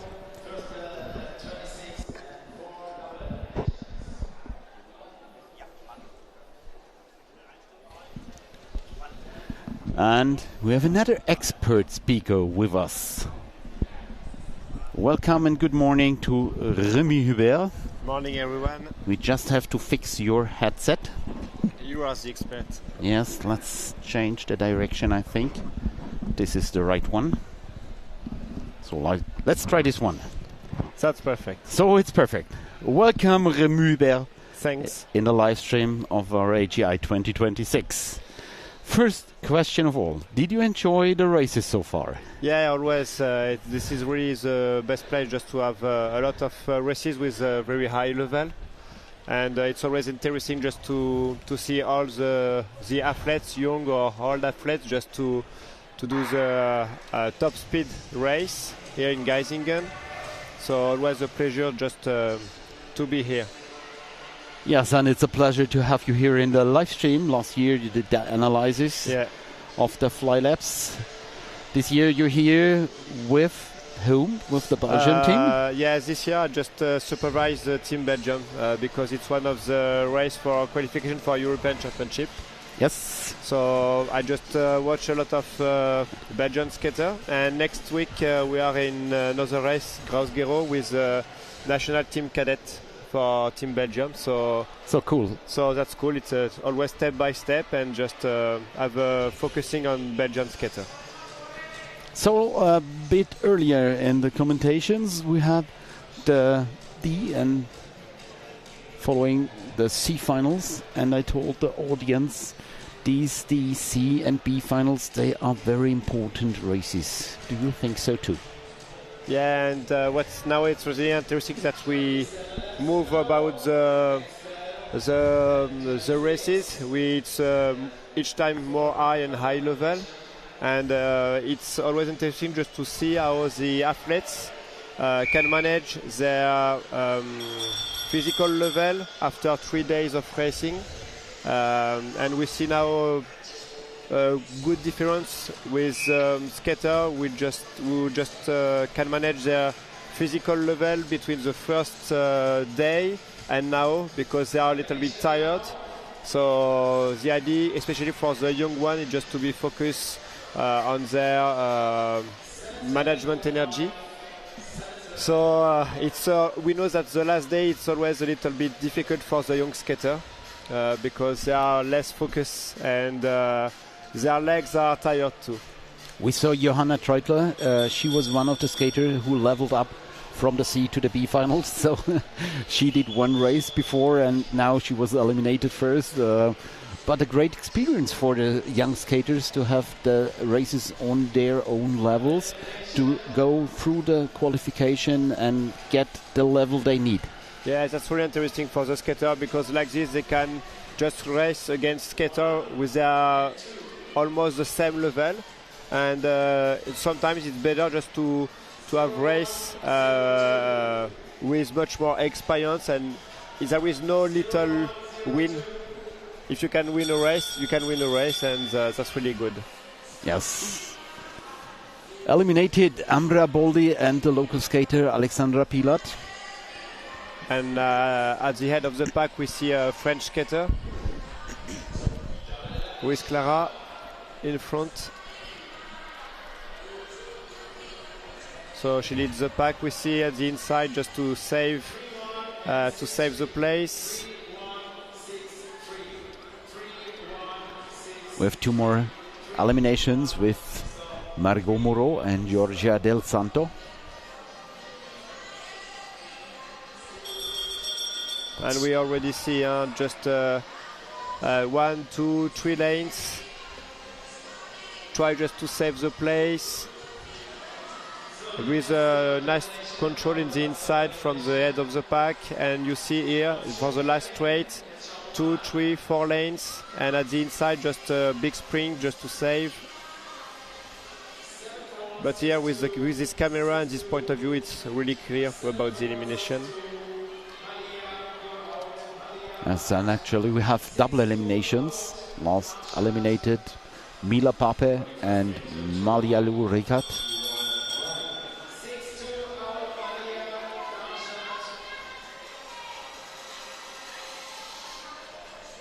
Yes, great experience. The cadets are the youngest category racing in this competition. Is it a big pressure to race on such a level for the cadets? When you are a cadet athlete, you always put pressure. Because when you are an adult, especially when you are a coach, it's just a different pressure. You know how to manage it very easily. This is a part of your job. But when you are an athlete, sure, you just put yourself pressure because you want to give your best performance. You want to skate well, have a good tactic.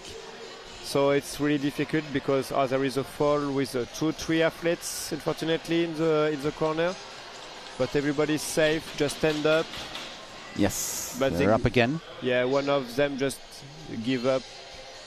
And sometimes it's just better just to give up when you fall, instead just to continue for your safety. The skater from Portugal. And the skater from I think. Germany. So elimination will be on the fourth skater.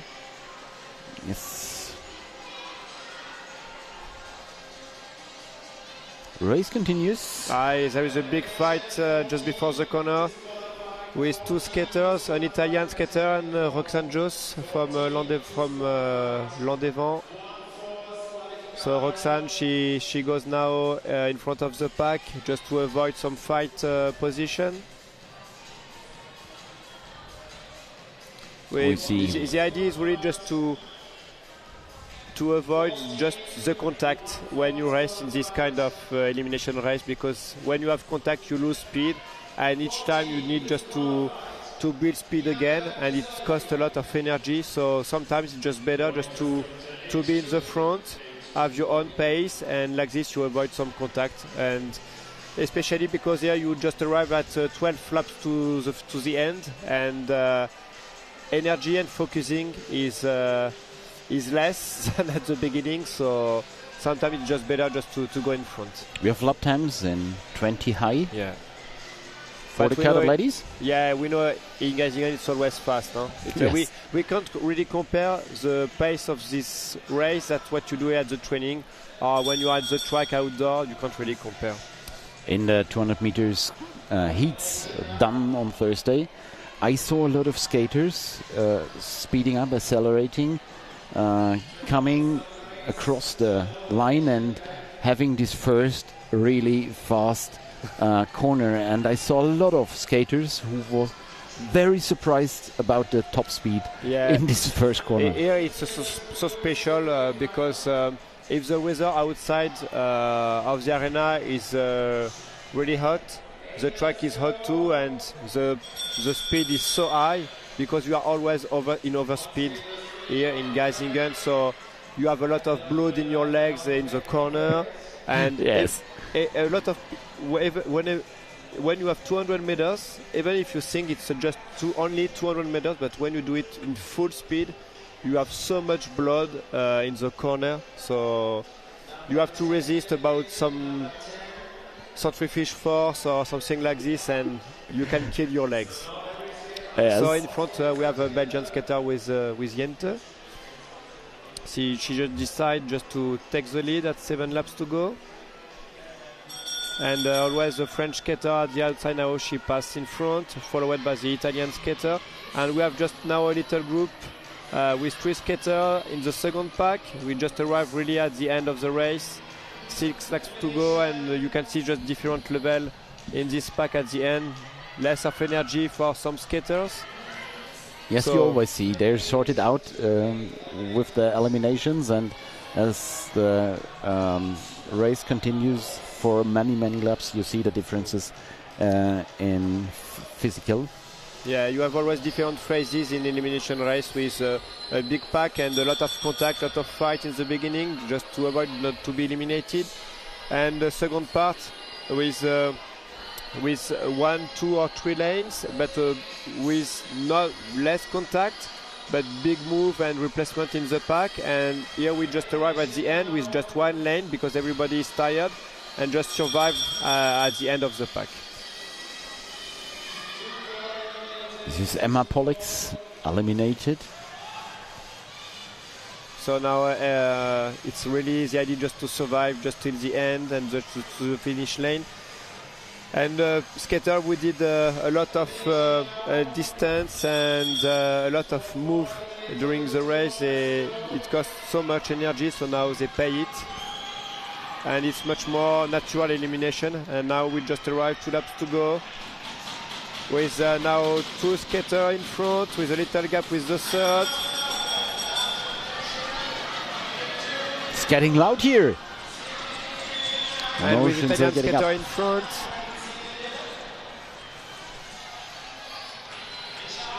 For the last lap with Italy, Germany and Colombia. And Zveva Biffy is winning this final, followed by Leonie Heine and Maya Quadros. So Biffy and Heine will go to the A final. Yeah. They will level up So they will have a bit of rest now before the A-final. A bit of rest. Yeah, a bit of rest. And the A-final, it will be even faster. Yeah. Yes, between the cadet ladies and the cadet men, are there big difference, you think? About the way of skating? Yes. Not really, because at this age in cadet, boys and girls, we can really just have some comparison. But at this age, boys are not really physically mature. Yes. And girls are much more mature. So, okay, I don't talk about the fly lap, for example, but in this kind of race, it races a little bit almost the same in cadet. There is not too much difference. We can see really the big difference from youth category. Yes. Especially with the boys. You see the body of cadet boys, especially when they are first year, they are just really, really young. Yes, you see the difference between the skaters. Yeah. If you have a look on the start line. On the left, the skater with the yellow suit is a first year cadet. Yes. So, and behind him, his teammate is second year cadet, and you just see on the right of the screen. It's more than a head different. Yeah, ahead is second year cadet, but you see the leg is really long, not really muscular at this and moment. Slim. But this guy is really powerful. So this is a French skater. He's really powerful, and you need just to let a lot of time just for the boy just to grow up, just to have a real body, mature body. Yes. It takes a lot of time. So. The idea we need just to let them grow up. So have a look on Tommaso Gianettoni. He leveled up from C to B. Oh, nice. So and we you see the flag. Yeah, Jamaica. Yes, it's Jamaica. There is a question behind I haven't answered. Let's see the story. He is in a suit from Siena. Okay. So I have an eye on him. Yeah. We will see how many times he will survive. How many laps. Let's see it. So fingers crossed. I think he will give everything. For Gianettoni, Mensa Sana.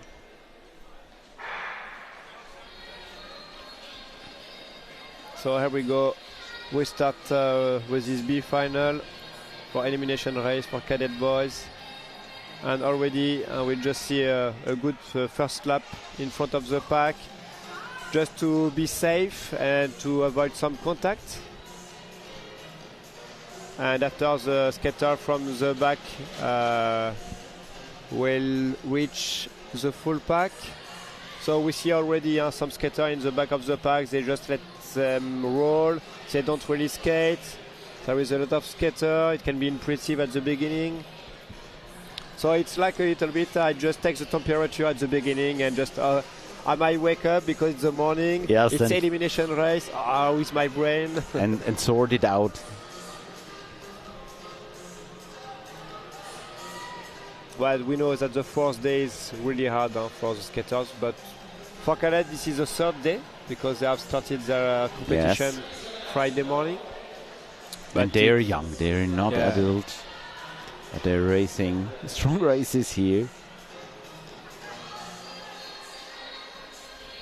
But it's always interesting just to see this category because we know that in some skaters we will have the next big skater when they will be senior. So these are the upcoming stars and the upcoming talents. Yeah. So it's important for them to race all these races on this level, even if it's a B final. Yeah, especially for the first year cadets. Yeah, and there is no, how can I say, there is no final better than the other one at this age. Everything is about experience, and so let them grow and just wait for when they will be junior, senior, and just follow the skater. In front we have Hart van Wondel from the Netherlands and Matti Hanna. Also two skaters from the local club and the team, the junior team. This is Dennis Nesvat and Jakob Stotz in the orange suits.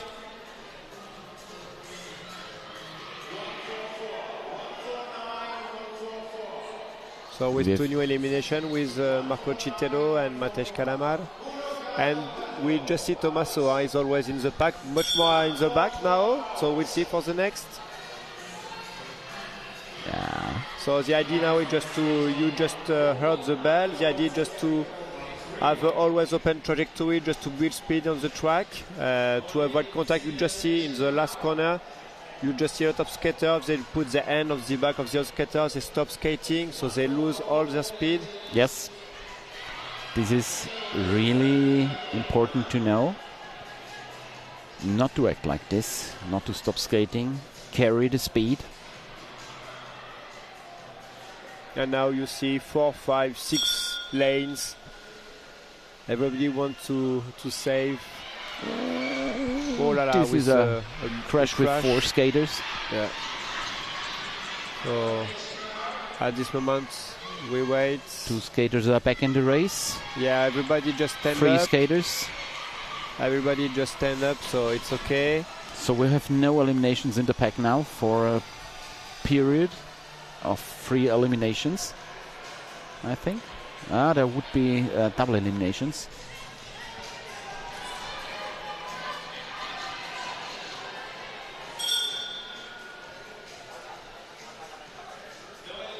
And Tommaso is now nice, good in the pack, good position in the pack, Tommaso. The best position in this pack is in the front. So that's really good.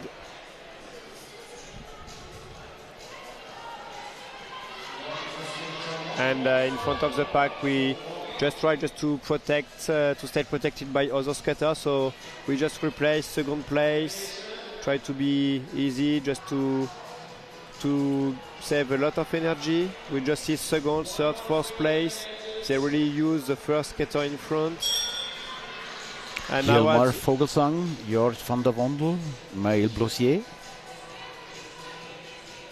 So at the outside second lane we see Simon Chotard just try to replace. And now elimination in the back of the pack.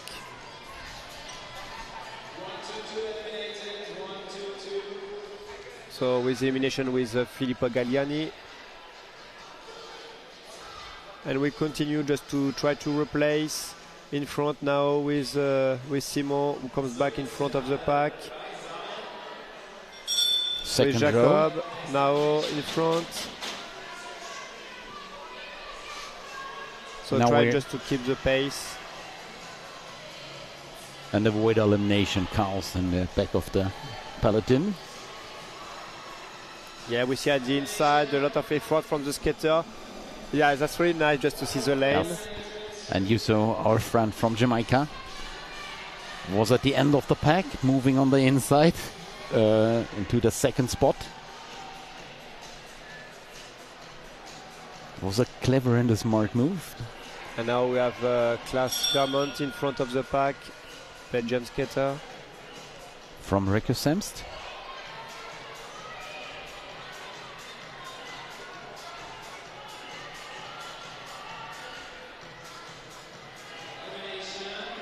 So elimination on the lane. Voila, some contact. Skater from the Czech Matej Republic. Anak. And we try just to move each time after elimination, just try to move. Just follow a bit number 1, 3, 2. He just always do the move after elimination, just come back from the middle of the pack to the head of the pack. Now the skater in second position. He did a good job just to replace in the pack each time. So a big stop from the skater in front. Voila, just go inside with 1-3-2 skaters, number 1-3-2. Oh, it's really, I think it's Simon Chotard, I think, on the lane. Yes. Let's see. Not confirmed so far. Oh, we are waiting.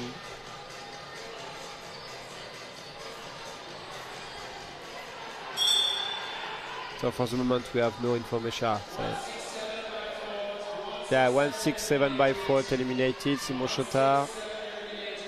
Skater 1-3-2, just continue just to push a bit and just go in the pink track. So just look a bit at the inside. A lot of skater just go in the inside completely. Skater 154 go directly in the inside. Yes. This is always dangerous. Yeah. If you skate. We will see if there will be a disqualification about.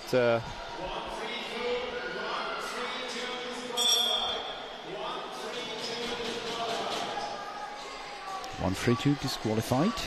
Maybe because of crossing the line. It was the guy who was in the inside 132.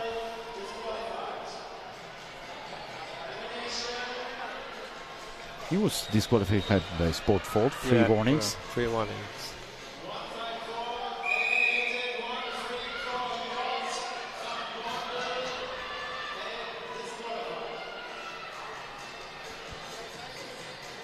Yeah, he just did a big push in the moment against an Italian skater, and 3 warnings. So he used everything he could do.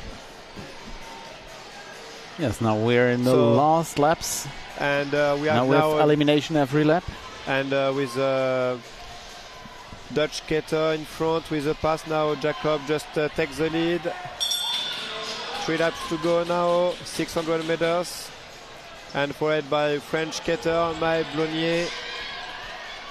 So now there are 2 in front with a gap of 3 meters, but Pack comes back with close to the 2 first guy. And now Maë just takes the lead. 2 laps to go. 400 meters to the end of the race. And now we have 2 packs with 6 first skater and another pack with 3 other skaters. And we are arriving for the last lap. Last lap right now. And Maë was in front, Jacob second. So maybe Jacob will on the wait inside, Tommaso the last Cianatone. corner. Yeah, Maë in good position with an Italian skater. Wow, how close this was. And Tommaso Cianatone just go to the qualification, go to the final A with Maë Blonnier for the A final. So Maë Blonnier, first year, second year cadet? Second year, but I just saw him in 3 pistes and really good sprint quality. So I think it will be one skater we need just to follow in France for next seasons. Nice to see. Tommaso Cianatone, you know him? Not at all.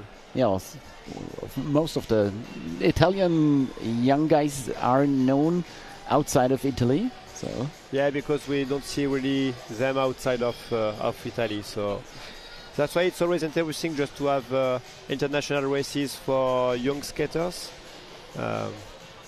We can learn them, know them, and that's really interesting just to see the next generation.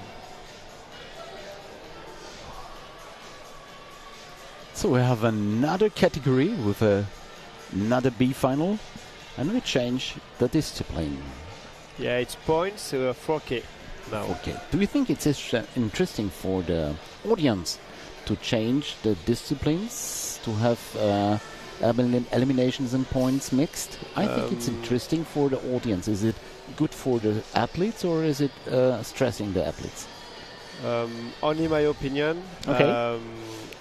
They have changed now on international races like European Championship and World Championship. Now we race all elimination and after points. Before it was like a switch between elimination and points. I just think it's nice, but when you have a public and when you have the same rule for all the same race, it's better just for the public just to follow the race because it's always the same rules. When you follow, you can lose a little bit your public. So I don't know what is, but we need just to have a study about it. I just think it will be better. Yes, I got other opinions who say, okay, it's interesting to see there are 2 disciplines and they're both interesting. And nice to see both on one day. I think we have also spectators on, or in the audience of the live stream. We have people only clicking once and saying, okay, what's going on? There are two disciplines, and they're not following the live stream over the whole. Yeah, because you have some people they just prefer to follow only the sprint. Some other people only follow elimination or only points. It really depends on what you like in this sport. So. And look at this, we have the helmet camera inside. Nice view, I just really like this view. It's with Dalma Beselli. Oh, whoa, whoa, whoa, whoa. Whoa, with a crash with the helmet camera. 1, 2, 8 skater, 3, 8 skater. 4, 5, 6, 7, Fortunately, I think there will be blue flag. Yes, blue flags. Because some skaters just stay on the ground.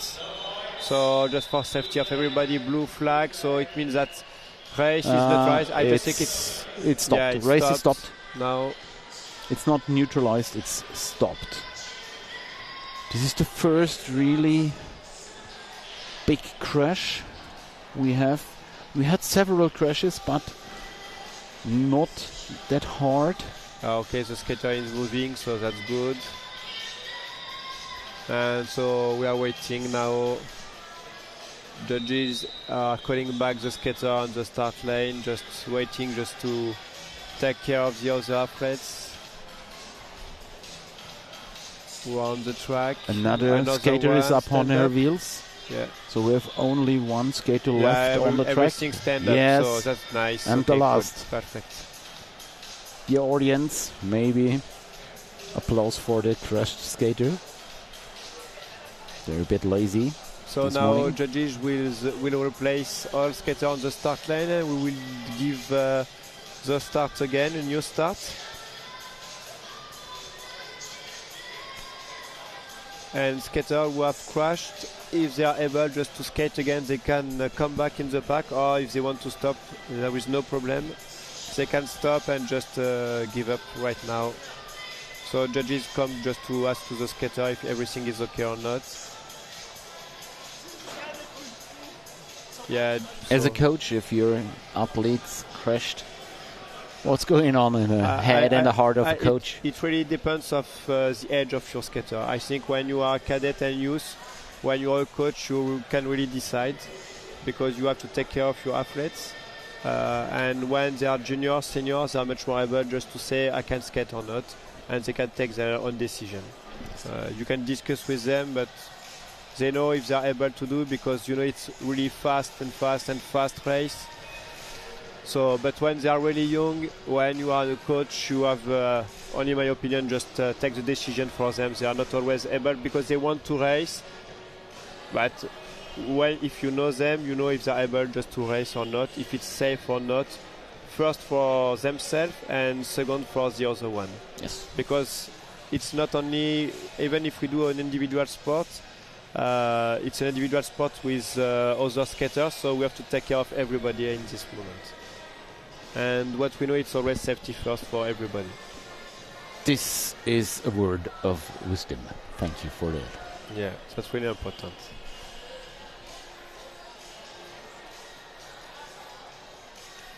They're not lining up yet. I think they're waiting a bit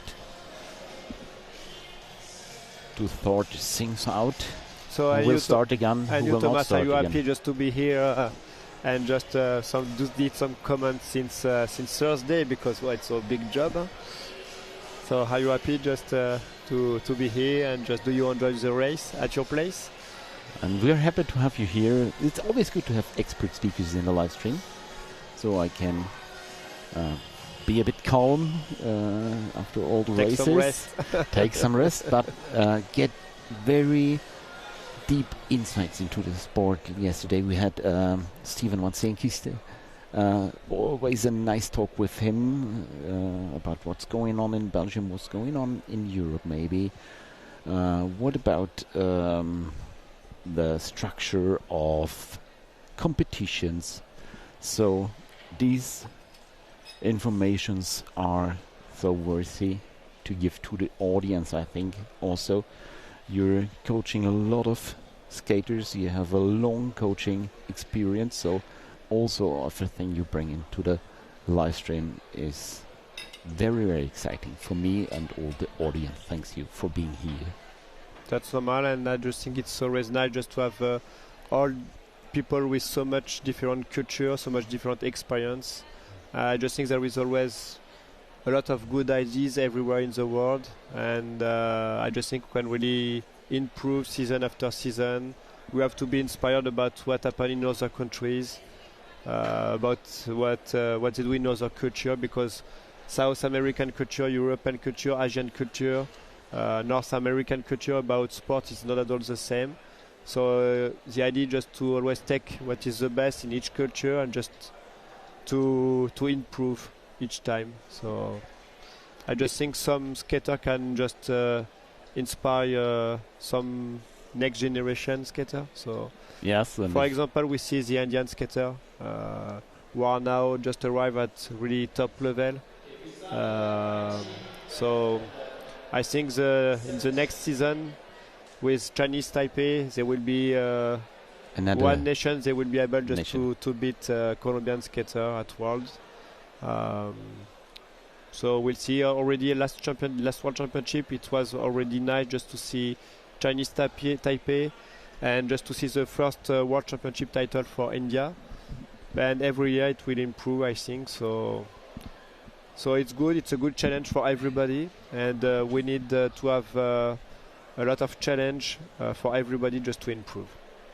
And if we sum up the experience of the different sports cultures you mentioned, there is still one big dream left: the 5 rings.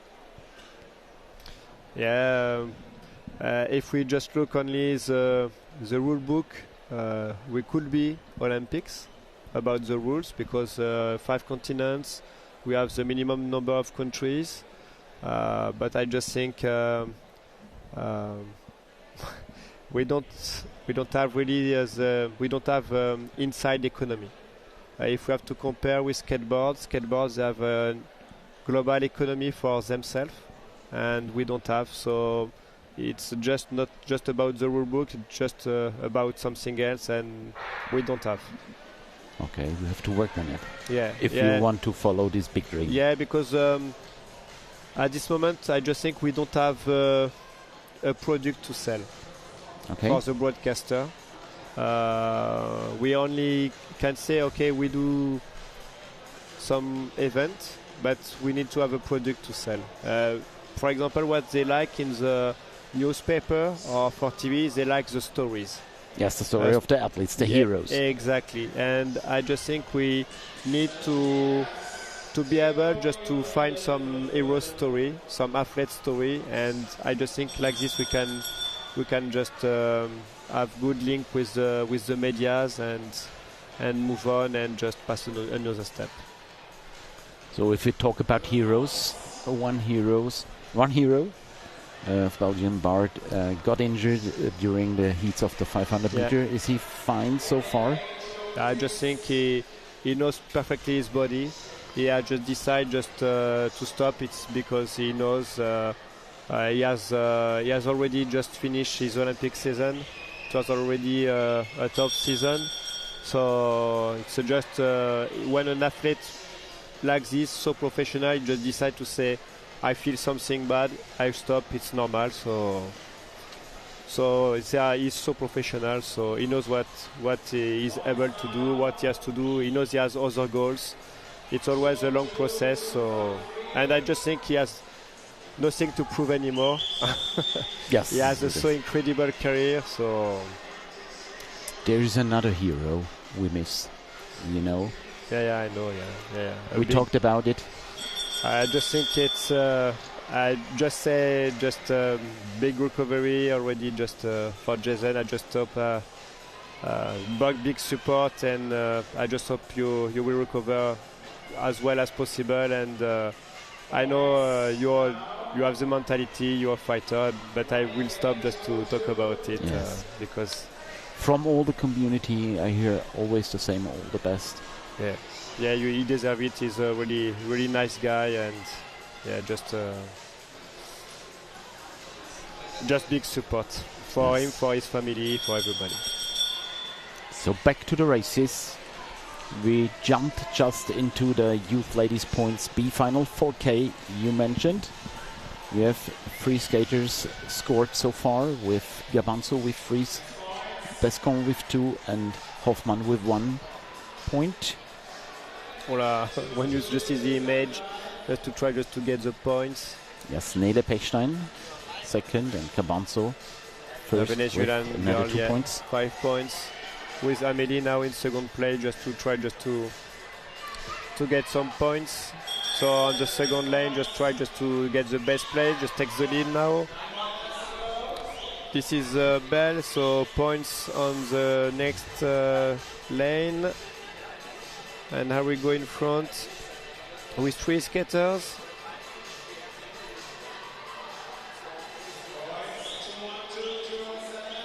This is Dana Peña and Claudia Lobato Roseto with the 2 of them, Andrea Lancheros Zuniga. Is it a serious breakaway? No, it isn't. No. The back comes back directly. Nobody just won about a breakaway, and Amélie Bescon just comes back in the game. Sorry, second place for the moment. Maybe could be a breakaway if they continue, but no, I think so. No, Camilo Cabanzo and Amélie Bescon. And they just let Amélie just try just to come back in front, maybe for another lap. I think Amélie Bescon level up from C to B. Yeah. Am I right? I think so, yeah. Yeah, because yesterday she was disqualified on the elimination race. So she goes for next points too.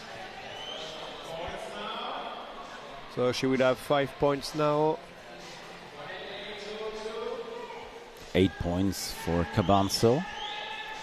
And behind the 2 skaters in this little breakaway is Lenia Hoffmann and Leire Gomez Marquez. Now caught by that pack. The main in fact, pack. just make a big effort just to come back on the two girls. And here we go. Carrying the speed is whom? And Skater with a pink suit and a red suit. Who is it? So we have a Spanish one. Celia Carizola Barrios and Leire Gomez Marquez. And now they have a little gap which will arrive to the end of the race. They try just to make a big effort. And we have the bell for the last lap. So it's 3-2-1. We just repeat for the last lap for the 3 first skaters. It's 3 points, 2 points, 1 point. So probably 3 points for Carizola Barrios, 2 points Gomez, and who will? So she will be equal points with Amélie, but she will finish in front. So she will finish second place. Well done from the Spanish skater. Take 5 points for the last two possibilities. And being faster than Amélie Bescon. So we have Cabanzo and Carizola Barrios leveling up to the A final. That's really well done from the Spanish skater. But what an effort from Amélie Bescon. Yeah, she's really racing good on the sprint, C final and yeah. Racing 2.5 hours later the B final and finishing third. Really good. That's where, but she has a lot of quality. She has really good sprint level, so she is completely able just to reach it. After the 3 best skaters, we have Marquez, Gomez, Peña, Lobato, Rosete, Hoffmann, and Pechstein with points.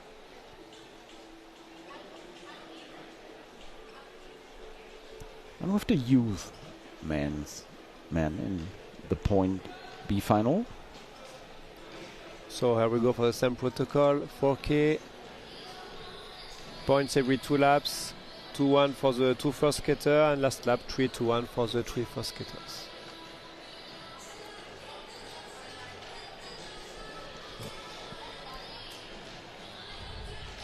So we are prepared. We have the data screen. one screen with the passings and one You're screen always with ready, the yeah. points. You're always ready. Yes, you have to. This is the support you need for a live stream commentation, I think. One step into more professionality. Yeah, that's really nice. It's really comfortable just to be here and just have everything. That's really comfortable. So I think the Portuguese did a good live stream this year. I love to watch the live stream from really Portugal. Nice. I just think they get something in plus. It just I was really like the fact that, for example, for the 1K, you did all the lap time, and you know it's like in Formula 1. Yes. When it's green, you're faster. When it's yellow, you are just slower. And like this, you can really compare the time, and you can really follow the race. It's much more exciting, and you have everything. So it was really nice. With these gimmicks, even the heats are getting interesting. Yeah. If you have to commentate and watch the heats, and if you don't know how fast was this heat, was it faster, was it slower? Yeah, and especially this year because they have changed the rules on 1K the for the qualification. Yeah, exactly. For the 1K. So it was really nice just to follow the race like this, and I just think it's like now I hope it will be like a basic for everybody for the live stream, because I just think everybody has really good ideas, and it's just inspiration because everybody just have so much ideas just to improve the sport, and it was one of the ideas, so it was really nice. So after this event here, we will come together and discuss all the data shown, if they were good, if they were at the right time, and also we will discuss about where to improve, or we can get better, where we can do things different. Maybe this is an idea too for the 500, even in the heat, to show the times for the first half lap, for the 2 laps That's really following. nice, so the heats are comparable, even for the spectators, not only if you have the data screens. So I would be a good idea. I think we can really compare our sport with Formula 1. Yes, this is really well done data. We do a mechanical sport, yes. so data are really important if we want just to have an audience who can understand the sport. Yes, and we have a special service. We have all the lap times of all the skaters stored. So maybe we can make it available for all the coaches after the races, so they can have a review on this data. That's very important, So this is maybe another project to give the data collected and stored through this whole race weekend and make it visual. That's really important if because you can visualize it. Yeah, because if you come back season after season on the same place, you can really compare the improvement of the skater. You can compare the skaters. You can compare the years. You can compare the age groups. If they improve, how much they improve. And for example, an idea for the Dublin Sprint is that maybe we could have some intermediate time, for example, after 50 meters. Perfect. Didn't saw it. But it was a beta system. We tested. Perfect. So we had the split times in the final. Thank you for the updates. Yes, we had the split time. Livio Wengu was always checking the split time in the final, and he was able to say, okay, this is fast, this is not fast enough, this could be 51 for the women, for example. So nice. So we saw the split times, and if we know the system is working properly, we can give the service to the audience next year, I think. It will be so nice, really. Yes. It's like this intermediate is really important and tells a lot about the speed skaters are carrying. Yeah, it will be so nice. It will be really much more exciting because you see the time, you are like, we know about it. It's technically it's not that easy, and we tested this system in a beta version. But that's really nice just to think about it and just to do it. Yes. So go back to the race with an Italian skater, Gabriele Fiorini. with already 4 points, and followed by Johannes Schmidt with 2 points. Now Joao Mateus Rosa with 3 points. In front of the pack. And we go back with another Portuguese skater.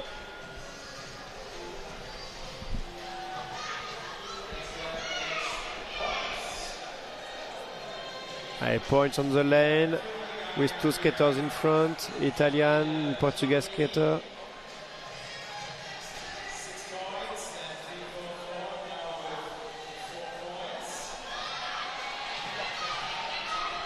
Six points now for Gabriele Fiorini.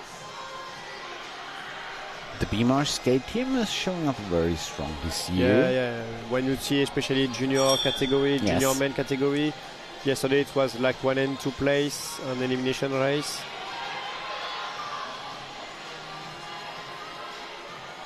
Yes, and our cabled camera under the roof of Arena Geisingen. Always again good for nice pictures, and if we use the cable camera, you see the speed of and I just skaters. I just think maybe you have improved, because I just think you have changed your point of view, because your camera can turn, and now we can follow during 2-3 laps in a row. We can just really see the big difference. So that's really nice point of view too. So now we just come back with the Fiorini in front, takes 2 points. So now we will have 8 points. I just think just to go back in the A final will be maybe enough. With a Spanish skater, with Alejandro Restrepo with the first point for himself. We have 3 laps to go now. So now points are counting. It means that you can just have 5 points if you stay in front. But we have Gabriele Fiorini and Joao Rosa in front taking points. It will be 10 and 5 points for the 2 skaters. And maybe only Samuel Granada can beat or maybe Johannes Schmidt. They can just beat the Portuguese skater now. And now we go for the last lap with German skater, and Joao follow him. Joao pass in front, wants to take and secure his spot for A final. With Gabriele sprint at the outside. Joao just take 3 points just to comfort his place for final A. So 10 points for Gabriele Fiorini. And 7 points for Joao Mateus Rosa from Portugal. Both skaters will level up to A. Always hard race, points race is so specific in front of the pack. It's a big effort. If you can't really, just for the first kilometer, if you can't reach the best place for the first points, after it's really complicated, because it's always full. When you just see the time of senior men, for example, that's really incredible. So they beat the best time at the qualification and the best time at the final. 6:38 for the final. Yes. Yeah, that's crazy. 6:38. Can you imagine? Last year it was 7, and this year it's already 6:44 and final 6:33. Can you just imagine? So that's really crazy. The pace is completely incredible, but we have so good skater here, so we have a really world championship level, so cool just to see this level of race. Not only the World Championships. Not only at the World Championships. yeah. Talking about championships, the Europeans will be hosted in Italy. Yeah. And it was a difficult situation after 2 countries thought about hosting the Europeans and say, okay, we can do it, we can't do it. So the Italians hold up their hand and said, okay, so we will do it. And it's a hard one to organize, because they have only half a year time to organize everything. So I think they're really on fire to get all the things on the line. It will be Difficult. I think it will be nice because Italy, they know the sport really perfectly, and it will be on parabolic track, Italian parabolic track. It's always nice just to skate on this kind of track. You know the track? Just on photo. And we'll see for the road around the track too. But it's always interesting just to skate on Italian structure. Races are so different. You can be really one of the best physically in geisingen, and if you don't understand like parabolic track, Italian parabolic, it's really complicated. It can be complicated. So Yes, we had 2 world championships after another on parabolic tracks. Once the track in Montesilvano, completely new, beautiful track. For me, one of the best place just to have a world championship. Yes. It was really crazy with so many trajectories and incredible show from the skaters. And last year, the indoor track in Beidahe, China, also parabolic, but quite different to the track in Montesilvano. Yeah, it was not so parabolic because you don't have so much lane or so much churches, but the structure. Just remember when you go in this track in China, it's completely crazy and so cool. And it was so wide; it was 7 meters wide. Yeah. And a lot of place for the public, for everybody, just really comfortable. So we go back to the race. Final B, junior ladies, final 5K. So first points now with Tasia Parker and Veronika Dikastova. USA and Czech. There's a group of 6 skaters in front. Just for remember, from junior category we changed a bit the rules about points. Now it's 1 time the bell, and every lap you have 2-1 points for the 2 first skaters and 3-2-1 for the 3 first skaters for the last lap. So the pace is completely different, the races are completely different. The pace is always higher because when you have points every lap, if you can be just in front, you can just really manage a regular pace in front. It's not like acceleration, stop. It's completely different. You see a lot. You just see now just 1 lane.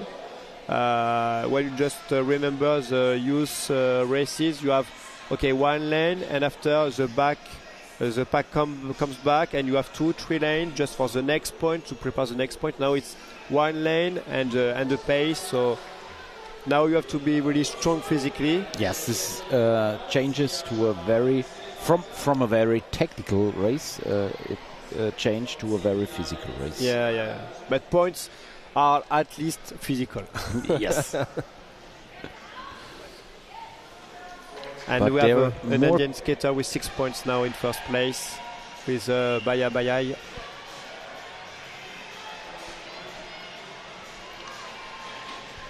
And now a French skater in front, followed by a Portuguese one. 15 laps to go.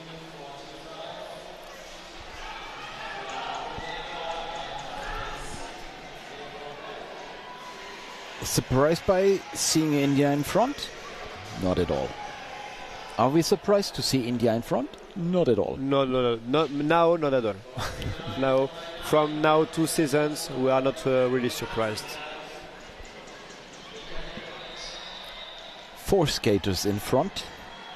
So now with this kind of points, we just saw a lot of breakaway. We just remember yesterday's women's race. Yeah, it was so nice with Team Power Slide. Like they have split their group with 2 duos, and it was really nice. 1 duo just for the beginning, another duo just to control much more if they need. So it was really nice tactical race yesterday. Yes, and I was a bit surprised. The other teams not reacting on the breakaway. Because you don't always expect that it happens like this. You have sometimes a plan, and the plan on points race almost never happen as you want. So and it's it did for the power slide team. Yeah, it did. But when you are the first who make a move, if you don't do something after for the other team, it's really complicated. So completely different races between the ladies and the men. Yeah, completely different. First, the pace of the race is completely different, and the breakaway were not really the same yesterday. With the men, we have one guy in front and followed by two others, so it was completely different. It was really a big teamwork yesterday with the men, and with Martin Fayet at the end, just to save a lot of points for Manuel Taibo. So it's interesting to see their specialist skaters. They take the points at the beginning of the point race, some in the middle, some always at the end, and I saw some they score once at the beginning, once in the middle, once at the end. Yeah, so it really it's depends. Unpredictable. You have too much variables on this race, and the idea is always just to reduce these variables. So the idea is that, okay, what are my quality? What can I do? Am I better in the beginning? If I take points at the beginning, can I resist to the end of the race? And now we see on the junior race, we have 4 skaters in front with Veronika Di Castova with 12 points and Clara Pereira 9 points. 7 for Inka Hildebrand and 6 for Molly Geske. And we just continue to take points with the Portuguese skater just to increase the gap with the German skater. We have still 5 laps to go. So 1K. Portuguese just plus 2 points, 30 points now.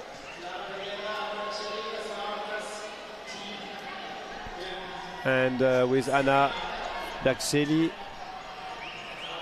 Anna 3 points now, plus 1 for Clara.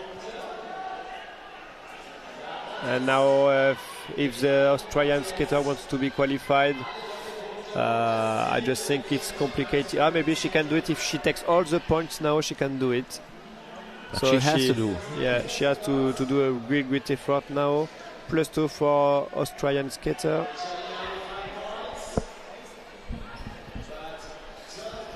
And the hands are rested on the legs. She stays in front. She has no choice if she wants to get her place to the A final.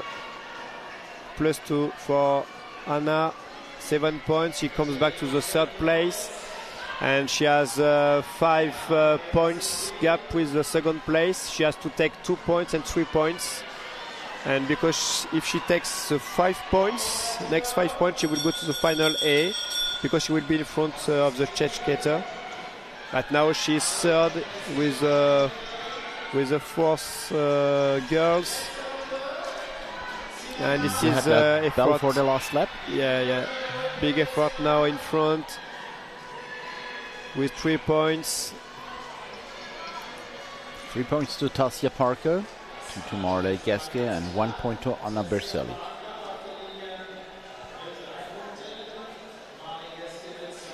So in the end, we have 16 points for Clara Pereira, 12 for Veronika Di Castova, 10 for Marley Geske, 8 Anna Berselli, 7 Inka Hildebrand, 6 for Tasia Parker and Bavia Bayay, 2 for Maven Rugel, and 2 for Félix de Crombeck. Is it spelled right? De Crombeck. De Crombeck. De Crombeck. De Crombeck.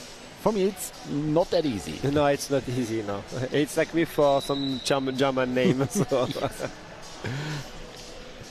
But most challenging names, I think, they are the Greeks. For me, if I Greek athletes, it's very challenging. And we have this Indian skater named Pz. Yeah, but only with a P and S, I have to ask how it is spelled. Yeah, but I just think it's almost the same with the European name, you know. Yes. So each country has so. We try to do our best by spelling names. Yeah. So. And as you said, we need just to ask them how we can pronounce perfectly. So here we go for junior men B final, 5K. The same rules that for junior girls. It's time to shine for the skater. Yes, they know it.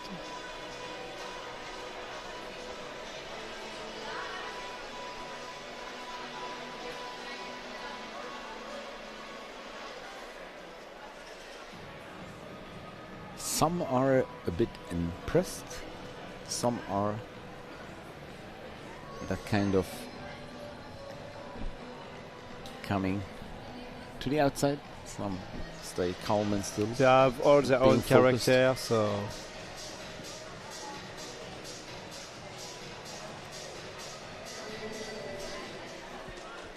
And we have Arthur Buckler in B final.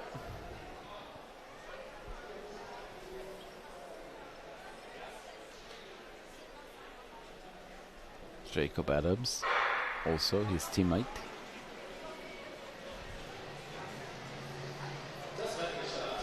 Franz Streckels. Tobias Krupka as a sprinter. Iko Breton.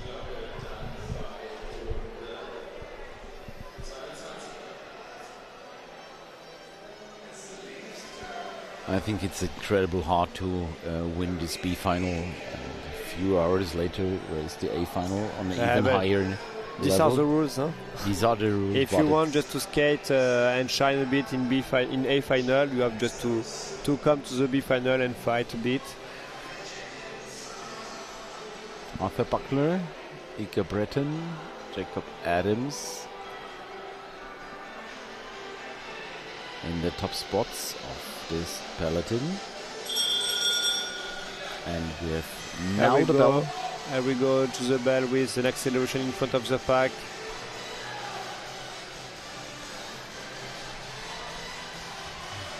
Ezekiel Breton in front.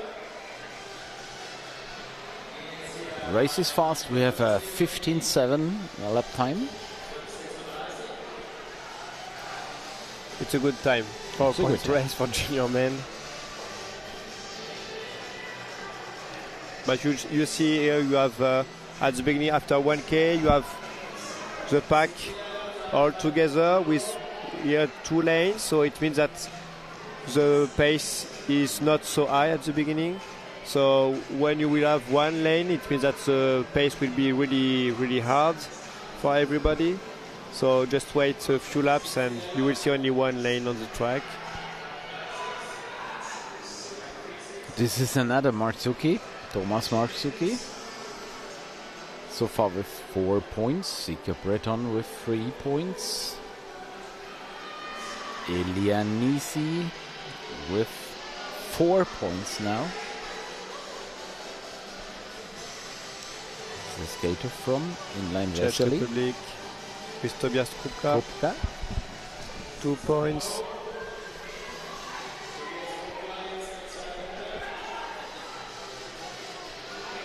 So we have an attack from the outside here, because remember it's points every laps. So it's always worth sprinting for someone. Yeah, each time that you don't pay attention in the pack, you can have an attack from somebody and you can just pay it. So just be careful, always take a lot of information. Just remember, if you block the inner lane, you can only look the outside lane. It's always, if you are in the middle of the track, you have just to look inside, outside. It's in both. Yeah, too much variables to control. Yes, this was a main problem in China, I think, in BDK. It was in top speed. It was not possible to go on the inner line. Yeah. So you have to open up, and therefore you open up all possibilities for passings. Yeah, because the track was like this. So, but it's a really interesting. Just if you are able just to take so much information when you're an athlete, you should be able just to take information and take the right decision at top speed. That's really important. It's not just go fast, just taking decision first with speed and taking decision under pressure too. Why fight for points on the lane between the two skaters. Miki Zhang and Cristiano Sidnich. We have always Tommaso Matsuki with 8 points in front. Second Cristiano Sitnic. 2 Italians in front. They both are scoring again. 11 laps to go. And we go again in front of the pack. We increase the pace of the race. Now 3 skaters with a gap with the second pack. So be careful if you are in the second pack, if you don't make the effort right now. Here in Geisingen it's really difficult. Allez, now a guy just makes the effort, just goes 4 points. He doesn't try just to stay only behind, he goes directly and continue with his own speed. The skater in the orange suit, this is another skater from India, Harshit Bansal. He's not here for the first time. He knows the tracks also.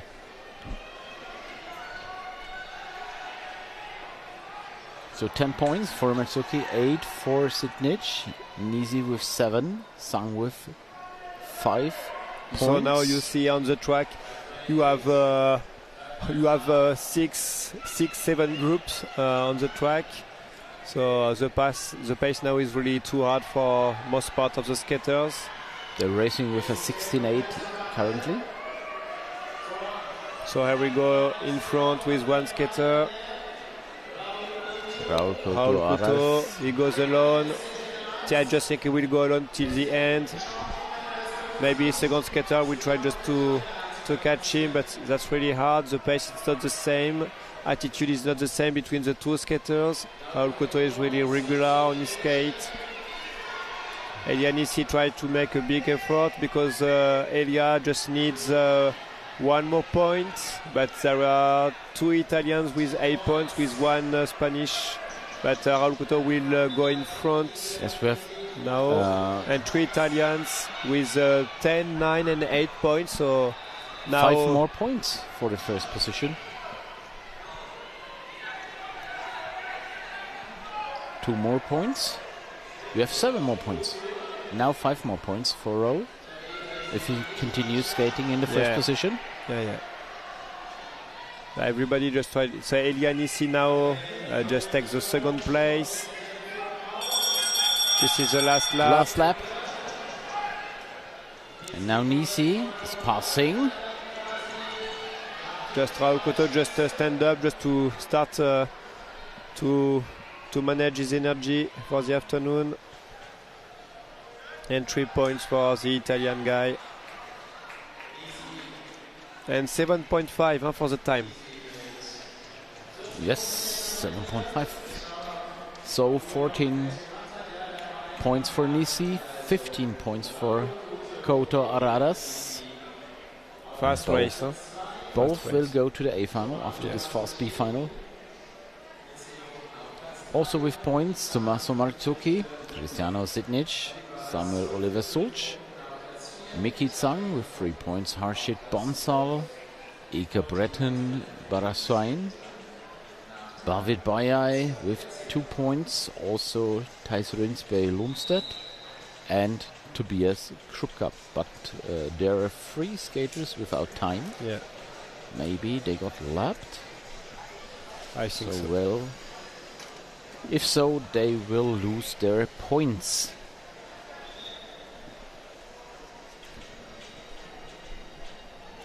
So, Remy, you have to go to your coaching duties. Exactly. And Yes. just thanks for the invitation, and it's always nice just to be here. Thanks I just for being wish you good luck because you have hard last days. Yes, It's always difficult. I just wish you just to have a good race in front of you to comment because we have great athletes here. So it will be a pleasure. I am looking forward to it. Thanks Perfect. for being in the See live you. stream again. And bye bye. Thanks See you for- later. Bye bye. Good luck. Bye bye, Remy Hubert.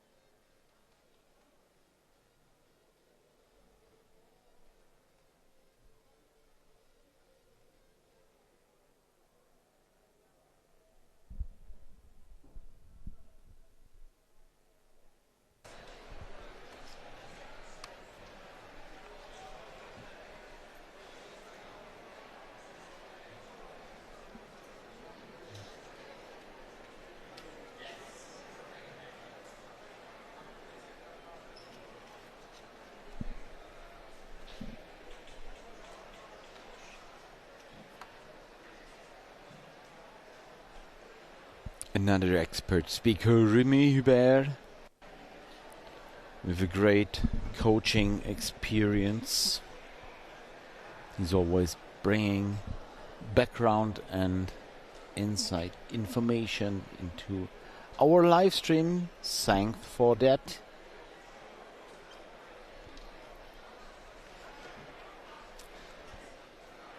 And now we will have the senior ladies elimination B final. Again, we change the discipline.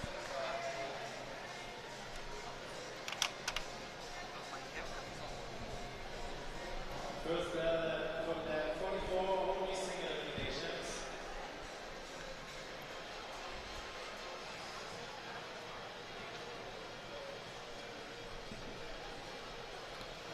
We have a big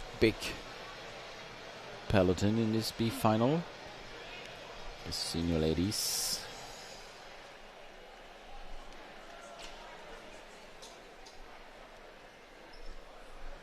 Let's have a look on the names in this B final. Maybe also have a look on the favorites and the question. Maybe we find an answer. Question: who might go to the A final?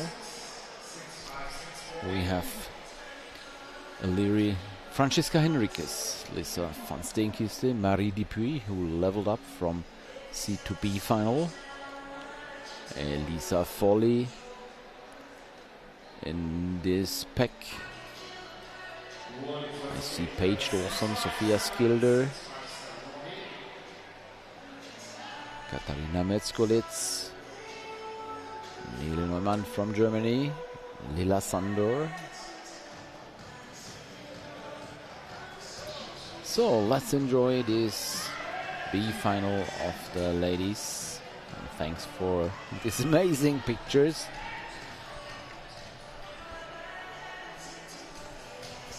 You offer to the audience.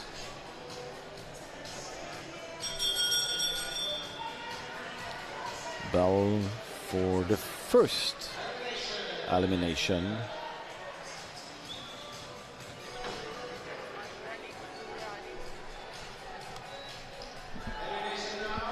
Let's have a look on the line. Very close together they were. Lila Sandor from Hungary is eliminated.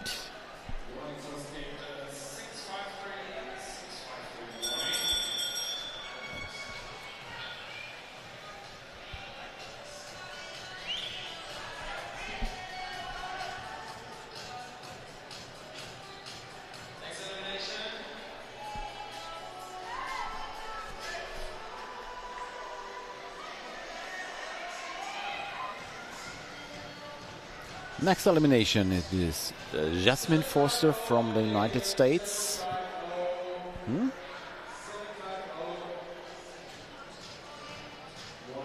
750, I think. Yes, confirmed. It wasn't Jasmine Forster, it was Sarah Velasco with 750.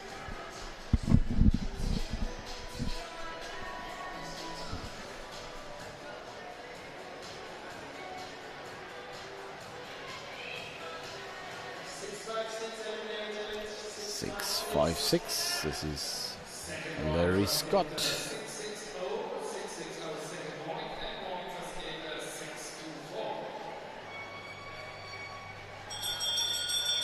And we see Marie Dupuy in front of the pack. Sophia Skilder. Elisa Foley on fourth. Lisa van Steenkiste on sixth position.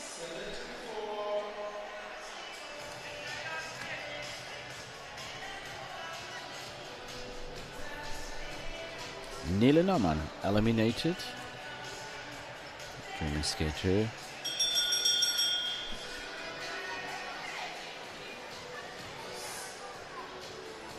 So Lily Weidener is The last remaining skater in this B final.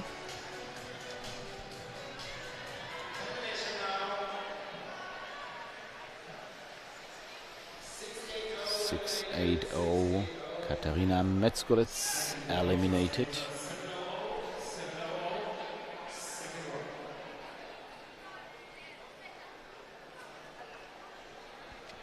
We have already two skaters with 2 warnings. Francesca Henriquez, 3 of them. Abril del Rio Calon and Luisa Ayala.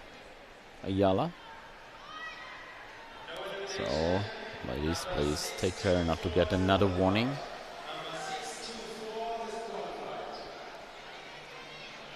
Jasmine Foster is the last one.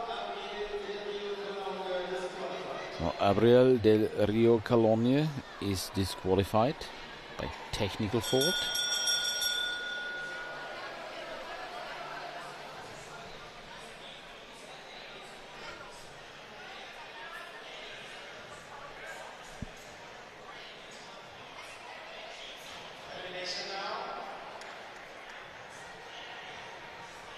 Another elimination, but there is a skater behind the pack. I mentioned before, this is Jasmine Foster, now eliminated.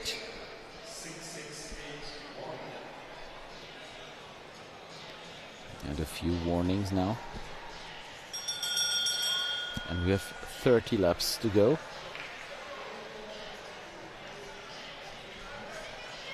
$6K left for the ladies.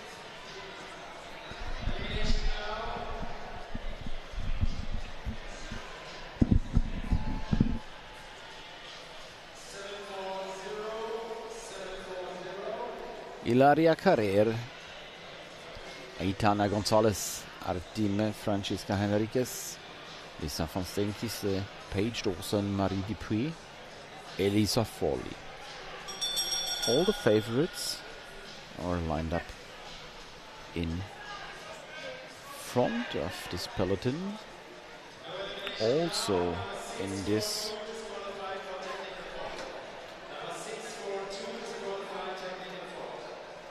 with another disqualification. This is Camila Mayanes from Chile.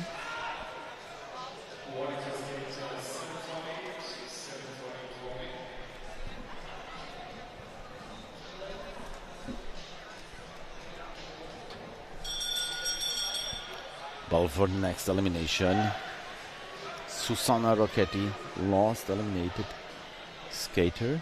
There was this disqualification, so I'm not quite sure if there will be the next elimination. Yes, elimination now. Oh, how close this was. 668, you can see it on the replay. This is Hiral Sadhu from India. Race speed 19.1.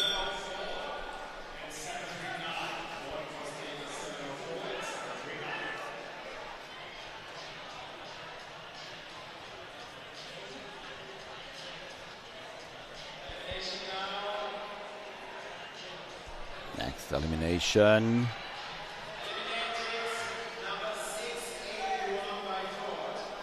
Six, 8-1 by fault.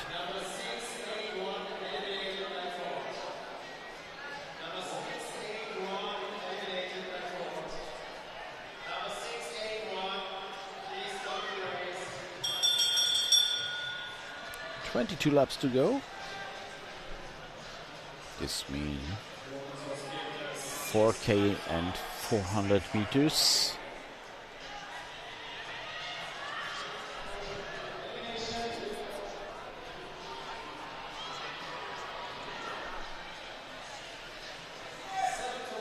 $748. This is Yerlei Urrego Castaneda. And the peloton is decreasing. Camilla Son in front. Axel Cologne from France, Marie Dupuy, Sophia Skilner from the Netherlands, Belgium Melissa van Steenkiste, the Portuguese Francisca Henriquez. They always find their place in front of this peloton.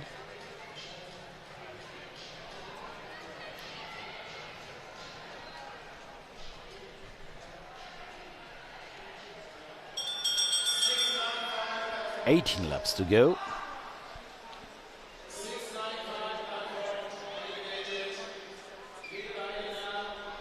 Lilly Weidener, last remaining German skater in this peloton, eliminated.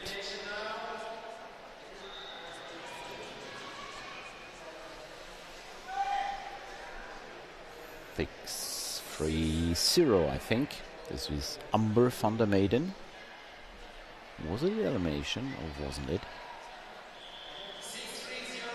Yes, it was. So Amber van der Meyden is eliminated.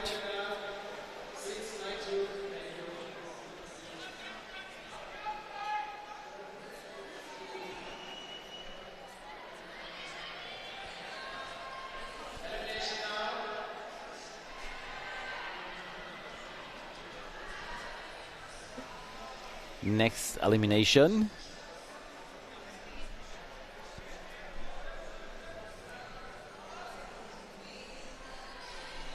Let's wait for the officials. Aitana Gonzalez Artime, maybe.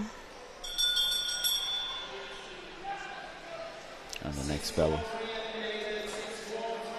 6 for 3 eliminated. Let's see who it was. Camila Son, the Colombian skater. And of course we have in this B finals 2 ladies who will level up. And there are several favorites who want to get to this A final this afternoon. Race time is about 11 minutes, and we have a race speed of 18.8 at the moment, and we have 12 laps to go. Next elimination, Sara Cabrera from Spain. And at the end, we see Aitana Gonzalez Artime, Lisa Folli and Ilaria Carrera. Always so close and nearly a crash. Had a stop of my heart for a second. Directly under my workplace, and we have 10 laps to go now. 2K.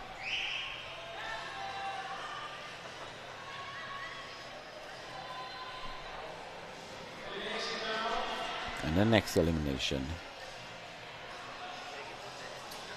I think it was in a line, Giorgia Pirota from Italy.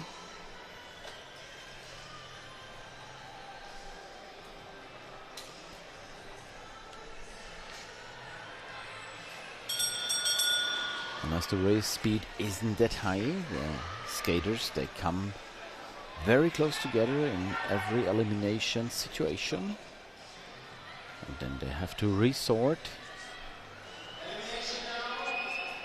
We'll see this in the next elimination. Lined up along the finish line. 6-6, Aitana Gonzalez Artime from Spain.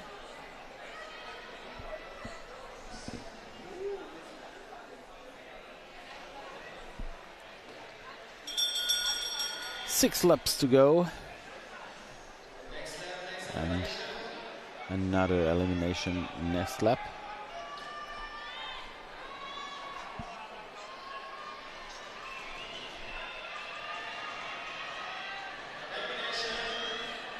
And there was Paige Dawson, but I think she was secure. Nope, it wasn't. It was Paige Dawson. And now we have 2 more eliminations. So let's see who will race the last lap, and of course we want to know who will start the acceleration. Who will attack first? Lisa, Marie, Sophia Skilder. Marie, Lisa, Sophia. From the outside, I think it's Ilaria Carrier. Now in front.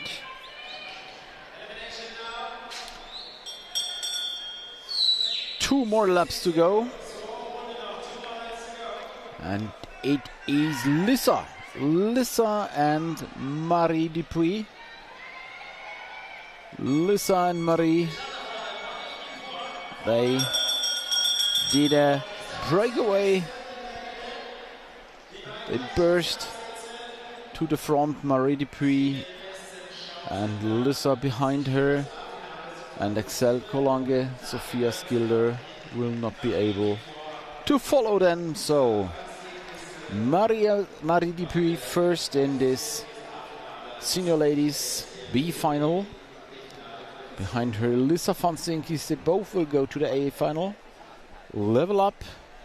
And behind them Axel Cologne from France, Sophia Skilder, the Netherlands, and Ilaria Carrier did this last lap in the Senior Ladies Elimination B final.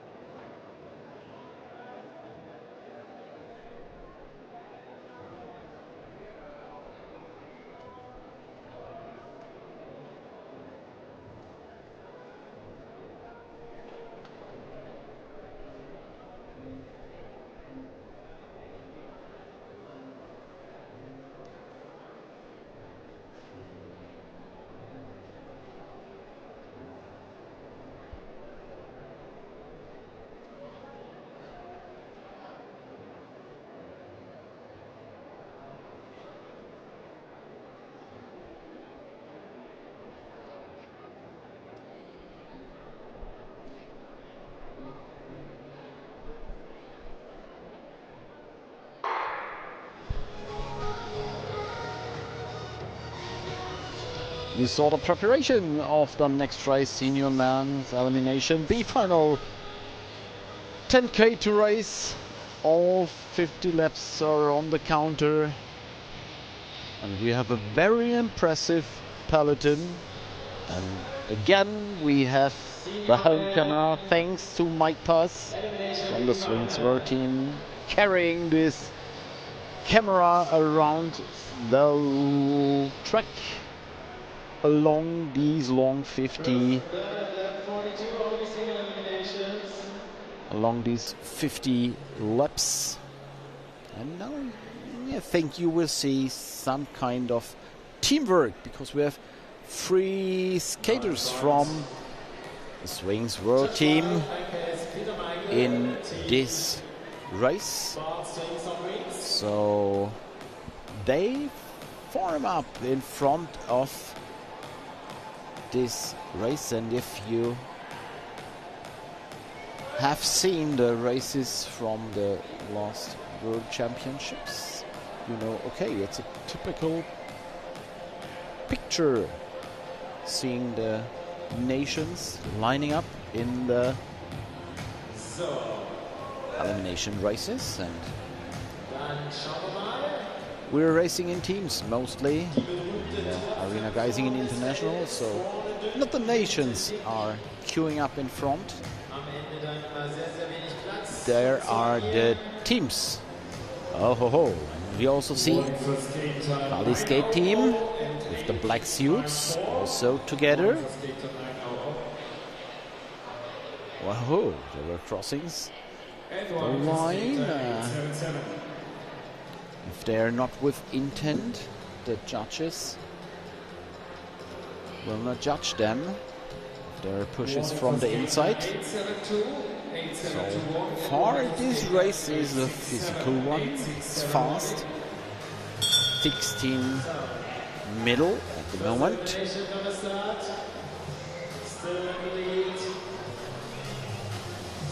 As we heard, the bell, the elimination mode is on now. Elimination now.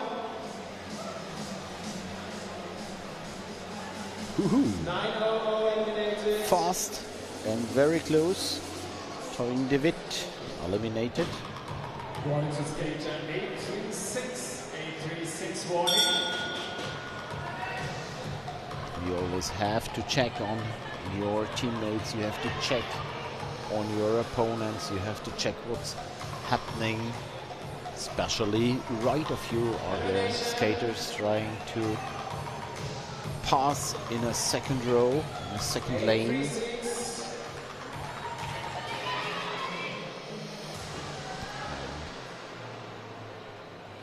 Of course, the team have to try to come together, to skate together. See perfect teamwork by the Swings on Wings team, like Josh White, I'm sorry, Mike Pace and Peter Michael. Also in this peloton, Adrian Alonso, Afonso Silva, who leveled up, Rafael Silva, Chase Morpet, yes, Carlos Tarazona, Roberto Mallorca, so many fast skaters. Arthur Leberpon is within. Samuel Morris, Noah Schigel, Jose Carlos Rojas Rangel. Oh, wow, wow. So many strong skaters in this B final. And only 2 skaters are allowed to level up to the A final. So these are the spots the senior men are racing for at the moment. But it's a hard one. It's a very hard one to race this elimination B final and about 1.5 or 2 hours later racing the A final. Second one for skater 872, elimination now. Oh. 787, eliminated, 787, 787. Daniel Garo. So far eliminated. Juan Cruz Vivolzi, Marco Lira, José Carlos Rojas Rangel and Daniel Garro.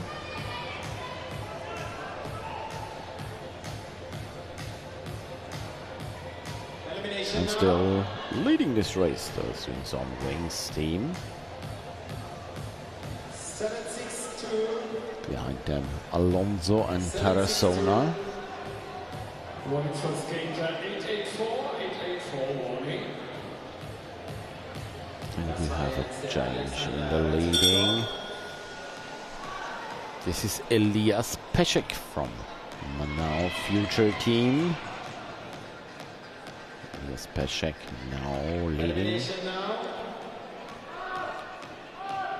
Does he have team support? No, he hasn't got team support, so he has to race on his own. But for some skaters it's better to race in front of an elimination peloton than at the end. The speed is the same. The stress is much lower, even if you haven't got two lanes, not being attacked systematically. So far, no second lines to go to the front. Elias Peszek now tries to get a good spot behind Alonso and Tarazona. He got a spot behind Le Bopin and Medina. 858. And again, it's the white and grey train of the Swings World Team. White, Pace and Michael, and the pictures from the helm camera from the head of Mike Pace, skater from Mexico. Now Elias Peszek is in this situation. He's at the back part of this elimination peloton, quite at the end with the bell for the next elimination. So Elias go for it. Chase Morpeth improved the position. The corner. Elias Peszek is going to the inside. Oh, this was close, but it wasn't. It was the skater on the outside. This is Leandro Gross from Arena Geisingen development team, I think. And now Elias Peszek dropped. He is 15 meters behind the pack. But did a good job in this B final.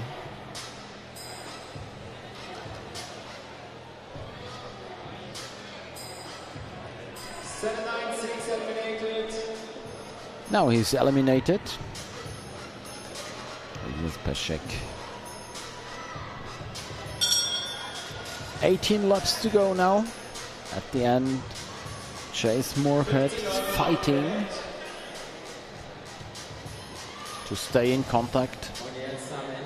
Had a crash yesterday, but he told me nothing really bad matters.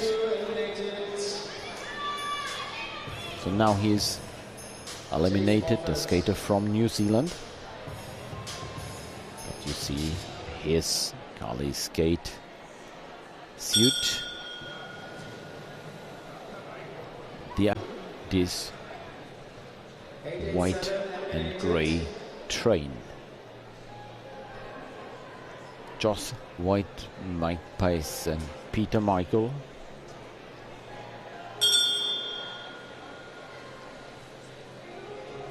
Josh White, he has done the most of the work in the wind. Led the peloton along the most of the laps in this Elimination B finals.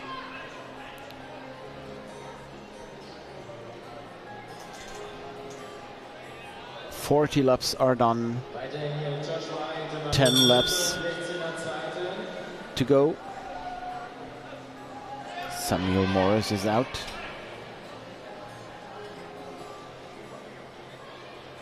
He has to race the 500, if I'm right, this afternoon.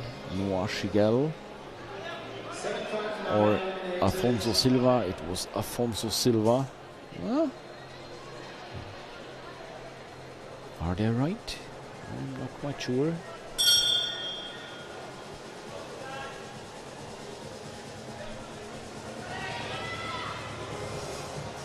At the end, currently, we see Noah Shigel.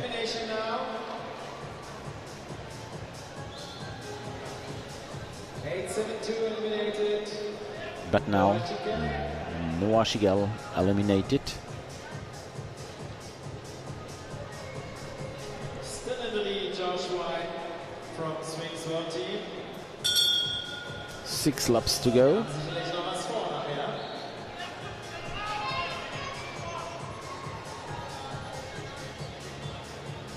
5 more laps to go. Elimination.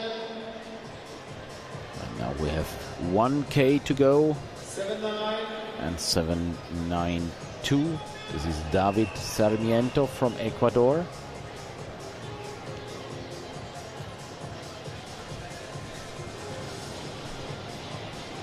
And now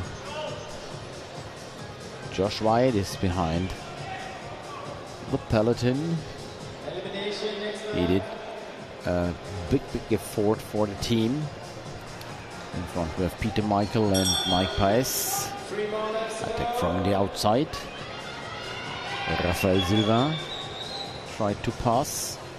Also Adrian Alonso from the inside. With one more elimination.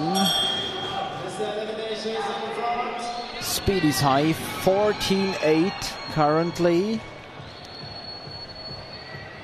14.8 after 49 laps. Oh, this was a strange move from Adrian Alonso. From the inside, Carlos Tarazona also attacking. Wow! There were quite hard movements. This was a strange last lap. And a big battle between the 5 finalists in this last lap. Oh, I think there will be discussions and the lunch break of the judges will be shortened. They have to do work now. I'm quite sure this last lap will be under review. So we know Adrian Alonso, Peter Michael, Mike Paes, Rafael Silva and Carlos Tarazona raced the last lap. And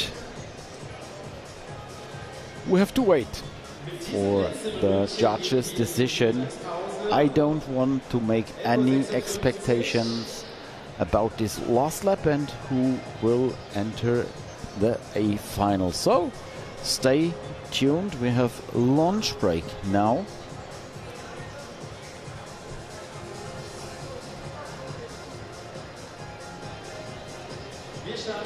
What a last lap. Lap 2. View again. So we have lunch break for 45 minutes now. We'll be back at...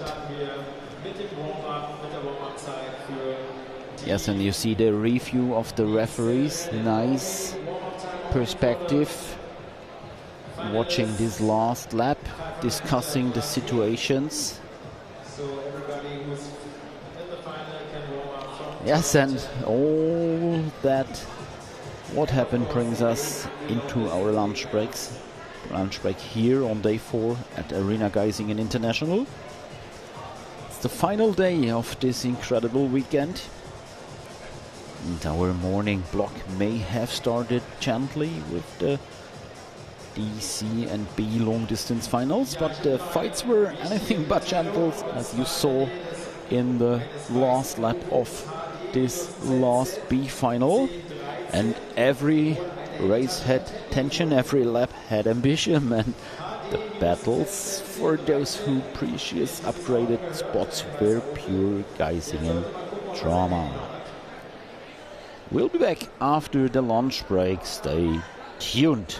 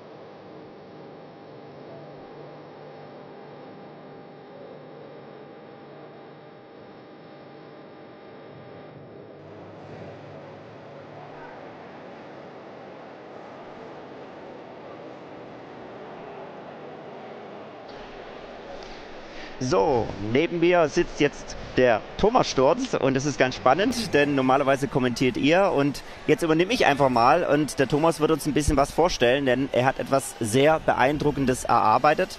Es geht grundsätzlich darum, dass wir besser werden wollen, was die Ausbildung unserer Skater betrifft. Nicht nur, dass die Skater besser werden, auch die Trainer. Und er hat sich sehr viel Mühe gegeben und hat eine Plattform entwickelt, wo sich Trainer, Kurse und andere Dinge herunterladen können, wo die neueste Technik, die neuesten Ansprüche an unseren Sport abgebildet sind. Und wir sind auch aktuell schon in der ersten Ausbildung, Trainer C-Schein, wo wir diese Plattform nutzen. Aber warum soll ich jetzt hier viel drüber erzählen? Thomas, du weißt es natürlich viel, viel besser. Bitte, übernimm mal. Ja, danke Andreas.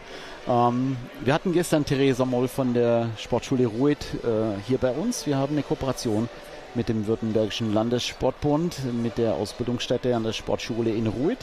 Theresa begleitet uns als Studienleiterin. Wir haben dieses Mentorship.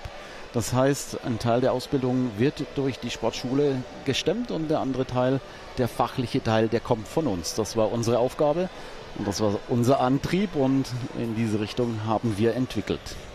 Ja, ich glaube, das ist ganz spannend, denn es ist nicht nur eine Trainerfortbildung bzw. ein Trainerschein, den wir hier anbieten, sondern auch gleichzeitig auch die Studienunterlagen. Und ich glaube, es war ganz spannend, als wir uns das auf die Fahne geschrieben haben, wir müssen in Baden-Württemberg ausbilden. Da war dann relativ früh die Frage, ja, nach welchen Unterlagen, was gibt es denn überhaupt in Deutschland? Und wir haben dann beim Drive angefragt und da gab es eigentlich nichts richtig Offizielles zu dem Thema.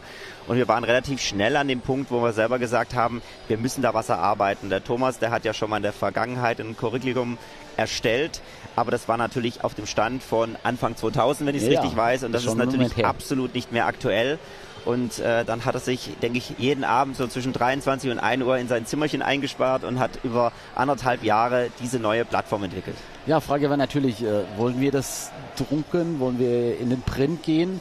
Wollen wir das als PDF veröffentlichen und irgendwann war dann die Idee, lasst uns ein Learn Management System verwenden, also die ganze Sache online anbieten. Das heißt, wenn du Datenempfang hast, und das hast du mittlerweile ja praktisch überall, dann nimmst du dein Tablet oder dein Notebook mit. Du kannst dich daheim vorbereiten, kannst es mitnehmen ins Training und du hast dann alle Erklärungen, alles Bildmaterial, was du benötigst und du hast diese Lernplattform eigentlich immer überall dabei, wo du dein Variable, dein Mobile oder dein Notebook mit dabei hast. Und so ist diese Seite entstanden und vielleicht zeigen wir ein bisschen was Zeig davon. uns einfach mal ein bisschen, was ich denke. Die Das Trainingsplanung ist natürlich das Interessanteste. Die Landing. Genau, weil es passiert ja auch ganz oft auch vielen Anfängertrainern, die noch nicht so lange im Sport sind, die wissen auch nicht so richtig, wie kann ich denen die Kurve richtig beibringen, die Gerade, was kann ich machen? Und ich glaube, da hast du eine tolle Grundlage erarbeitet. Genau, wir sind so vorgesehen, dass wir die ganze Sache in Kurse eingeteilt haben. Das hat sich natürlich daran orientiert, was der Drive in der C-Trainerausbildung sehen und haben möchte.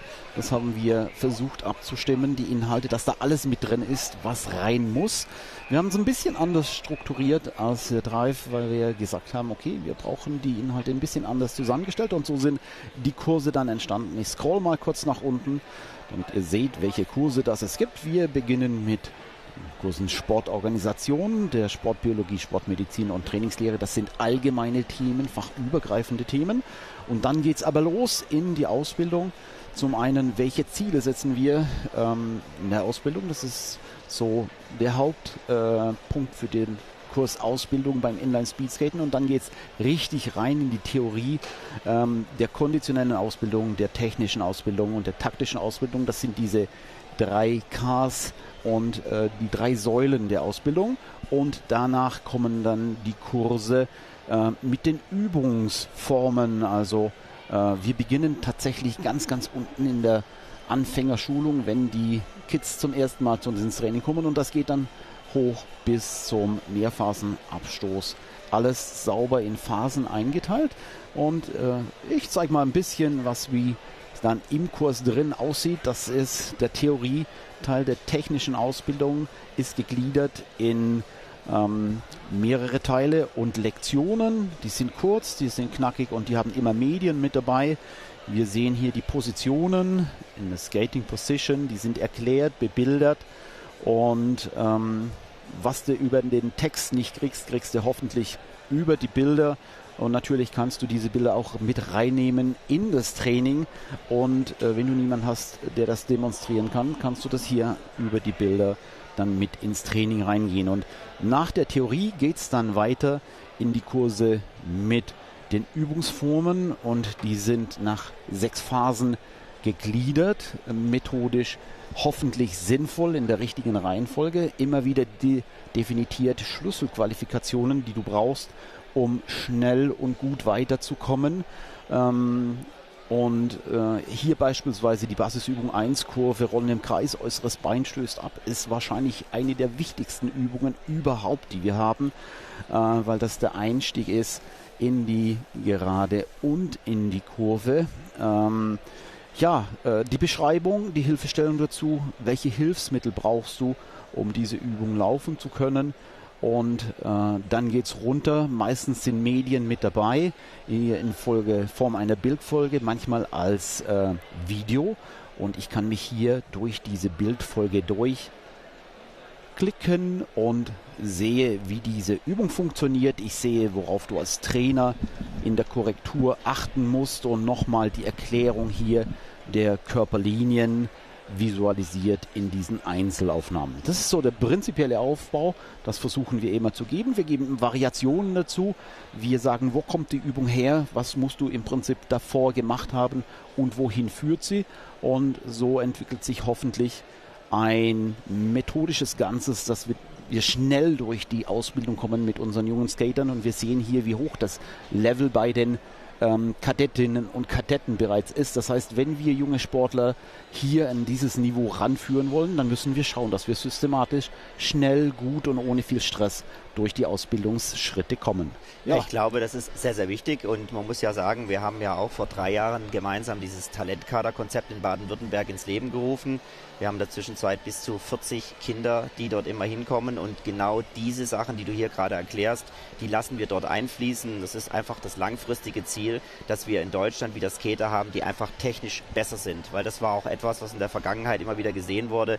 Unsere Sportler waren topfit, die waren richtig gut, aber technisch gesehen waren wir immer hinter den großen Nationen gewesen und das Ziel muss einfach sein, dass wir in jungen Jahren die Grundlage legen mit solchen Unterlagen, mit solchen Möglichkeiten, dass wir spätestens dann, wenn die in die Kadettenalter kommen, Jugendalter, dass dann das Thema Technik nicht mehr so den ganz großen Fokus hat.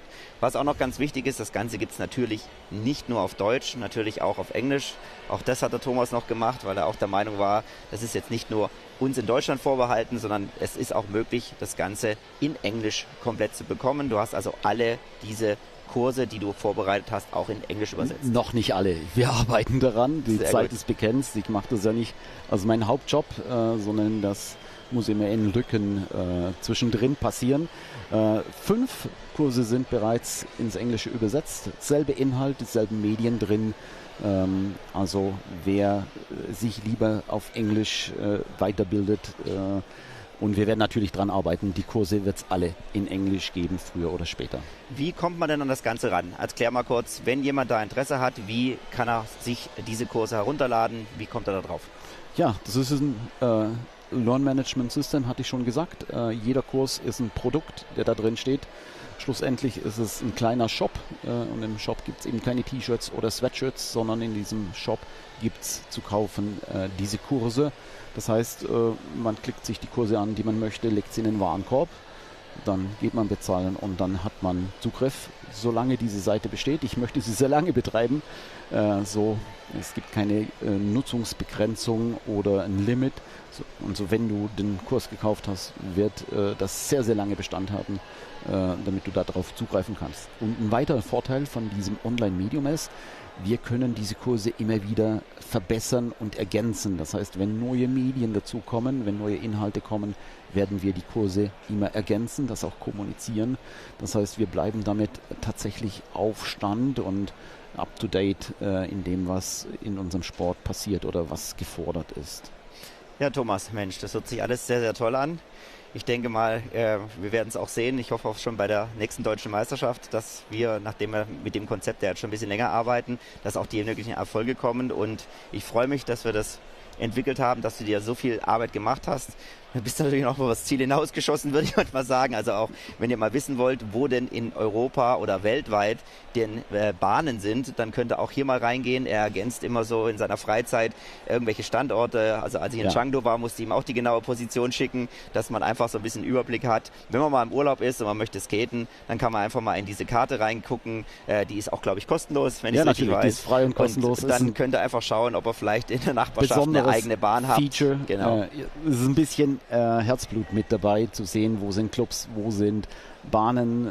Wir haben gar nicht so wenige hier in Europa. Ihr seht, wie viele Bahnen hier in Europa vorhanden sind. Wenn ihr reinklickt, dann seht ihr genauer, wo die Bahnen liegen, in welchen Nationen Bahnen sind, in welchen Regionen Bahnen sind. Und wenn wir hier noch ein bisschen weiter reinklicken, dann kommen wir natürlich auch hier in die Detailansicht und dann sehen wir die Informationen über die Location hier. Da gibt es immer noch so ein bisschen Informationen dazu. Also wenn ihr interessiert seid, wo Bahnen sind, hier seht ihr es. Und wenn ihr Bahnen kennt, dann könnt ihr die selber dazufügen und die Informationen mit dazu. Also so ein Versuch, so ein bisschen zu netzwerken und die Community weltweit so ein bisschen zu vernetzen.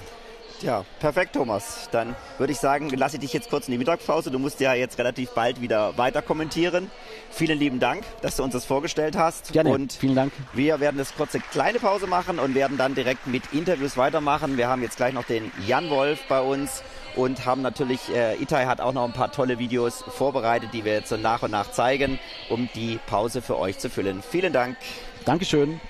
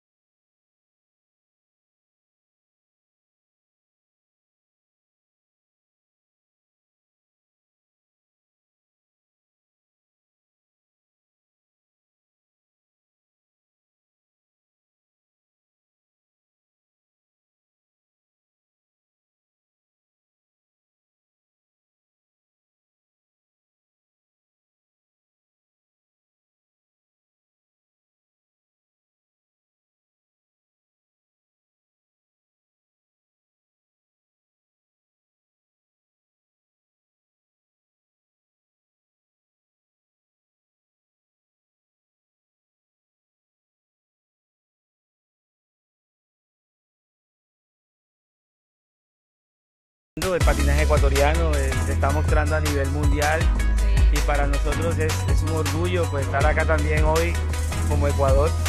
No vamos a ir a Senegalia porque tenemos nuestro selectivo, nuestro campeonato nacional selectivo.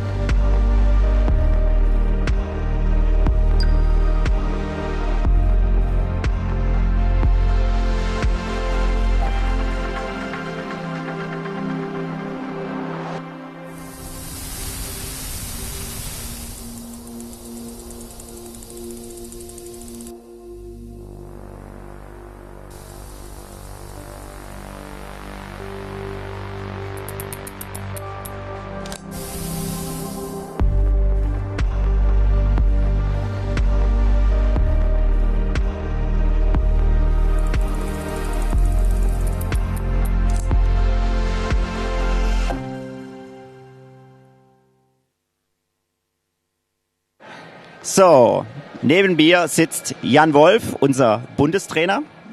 Ja, Jan, herzlichen Dank, dass du gekommen bist. Du hast jetzt auch schon die ersten 3 Tage in den Beinen, allerdings nicht in den Smith Skates, sondern auf Turnschuhen. Mal unter uns gesagt, wie viele Kilometer bist du schon hin und her gesprungen? Ja, erstmal danke, dass ich hier sein darf. Ja, viel unterwegs war ich noch nicht. Meiste Zeit steht man tatsächlich an der Bande. Aber die körperliche Anspannung ist natürlich trotzdem immer groß. Und ich bin zum Glück dieses Wochenende ja, mehr zum Beobachten da als zum aktiv Coachen. Von daher ging es noch, aber als Trainer ist so ein Wettkampf auch nicht ganz ohne. Ja. Ja. Was sind denn so deine ersten Erkenntnisse im neuen Jahr? Du warst ja mit deiner Mannschaft in Lagos im Trainingslager, bist jetzt wieder in Geisingen beim zweiten Wettkampf. Wie sieht es denn aktuell aus?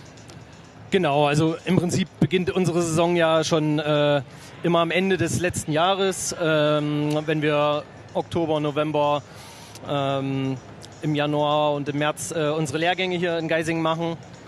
Dann der Lehrgang oder das Camp in Lagos, das du gerade angesprochen hast, und der Wettkampf dazu. Ja, und wir sehen eine stetige Entwicklung bis hierhin zu den Wettkämpfen. Es macht immer Spaß, mit dem Team zu arbeiten und ja, Step by Step sozusagen die Entwicklung zu sehen. Die ersten Wettkämpfe liefen gut. Lagos war ein sehr guter Wettkampf und auch hier haben wir schon viel Schönes gesehen. Ja. Wenn du jetzt so diese ersten 3 Tage Geisingen passieren lässt, es gab ja Weltrekorde, es gab unglaubliche Rennen hier. Wo stehen unsere deutschen Sportler so im internationalen Vergleich, wenn du jetzt mal die, sagen wir mal, hier und vielleicht auch ein bisschen Lagos mit reinsiehst?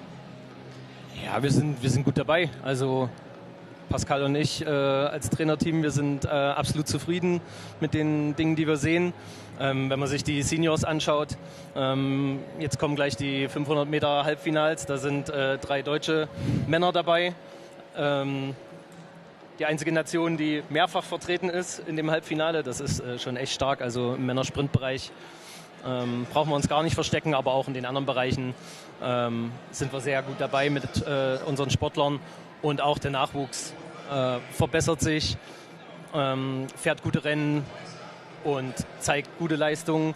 Natürlich klappt immer nicht alles, aber es sind echt gute Sachen dabei, die uns sehr positiv stimmen. Tja, wenn du einen Tipp abgeben dürftest, 500 Meter Finale der Herren, was würdest du sagen? Fangen wir erstmal an, wer kommt ins Finale? Ich hoffe auf jeden Fall, dass mindestens ein Deutscher im Finale vertreten ist. Das wäre schon echt stark. Ja, wenn wir 2 hätten, wäre es natürlich nochmal deutlich besser. Nochmal besser, genau. Ja. Genau, hervorragend.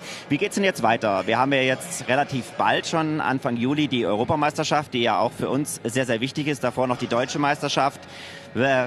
Tut sich schon so ein bisschen einen Plan ausarbeiten, wer denn mit zur EM geht? Oder wie macht ihr das normalerweise? Wie nominiert ihr dafür? Wir haben im Nachwuchsbereich ein festes Punktesystem, wo wir bei bestimmten Wettkämpfen, in diesem Jahr sind es die Wettkämpfe die 3 großen Wettkämpfe in Deutschland, Geisingen, Groß-Gerau, Gera, wo wir für bestimmte Platzierungen, bestimmte Leistungen Punkte vergeben, und daraus ergibt sich dann sozusagen in jeder Altersklasse und im Bereich Sprint und im Bereich Langstrecke ein Ranking. Ja, so dass wir einen Anhaltspunkt haben, woraus oder einen Pool haben aus Sportlern, aus denen wir dann letztendlich die Nominierung treffen. Ja, es gab ja eine relativ kurzfristige Entscheidung, wo die EM stattfindet. Wir haben ja alle erst auf Herde getippt und die Bahn wäre uns klar gewesen, die kennen wir. Jetzt ist es eine ganz andere Bahn, die da kommt, die wahrscheinlich für die Italiener der Vorteil ist, die sie schon kennen. Wie bereitest du dein Team auf diese Gegebenheiten vor? Ja, grundsätzlich ist immer unser Ansatz, wir müssen mit allen Bedingungen klarkommen können. Na? Das ist das Grundsätzliche. Unsere Sportler müssen so fit und so ja, auch geschickt auf ihren Skates sein, um sich den Gegebenheiten anzupassen. Und das ist auch eine große Kopfsache, da mental sich dann drauf einzustellen. Ne? Zu wissen, da kommt eine Herausforderung auf uns zu, aber wir können die meistern. Das ist erstmal das Allerwichtigste. Und dann schauen wir, ob wir im Vorfeld der EM vielleicht nochmal eine Möglichkeit kriegen, mit einigen Sportlern runterzufahren nach Cardano El Campo, wo die EM stattfinden wird, um direkt auf der Bahn zu trainieren, oder vielleicht einen Ort zu finden, wo wir sagen können, die Bedingungen sind vielleicht so ähnlich und wir können uns ein bisschen darauf einstellen. Ansonsten gibt es natürlich auch Möglichkeiten, auf unseren Bahnen hier so ein bisschen zu simulieren und ein bisschen zu schauen, worauf wir uns da einstellen müssen. Nehmen wir uns mal mit, wie sieht denn die Situation vor Ort aus? Also was für eine Bahn ist es? Ist es eine parabolisierte? Ist es eine überhöhte Bahn? Ist es mit Vakuum ohne?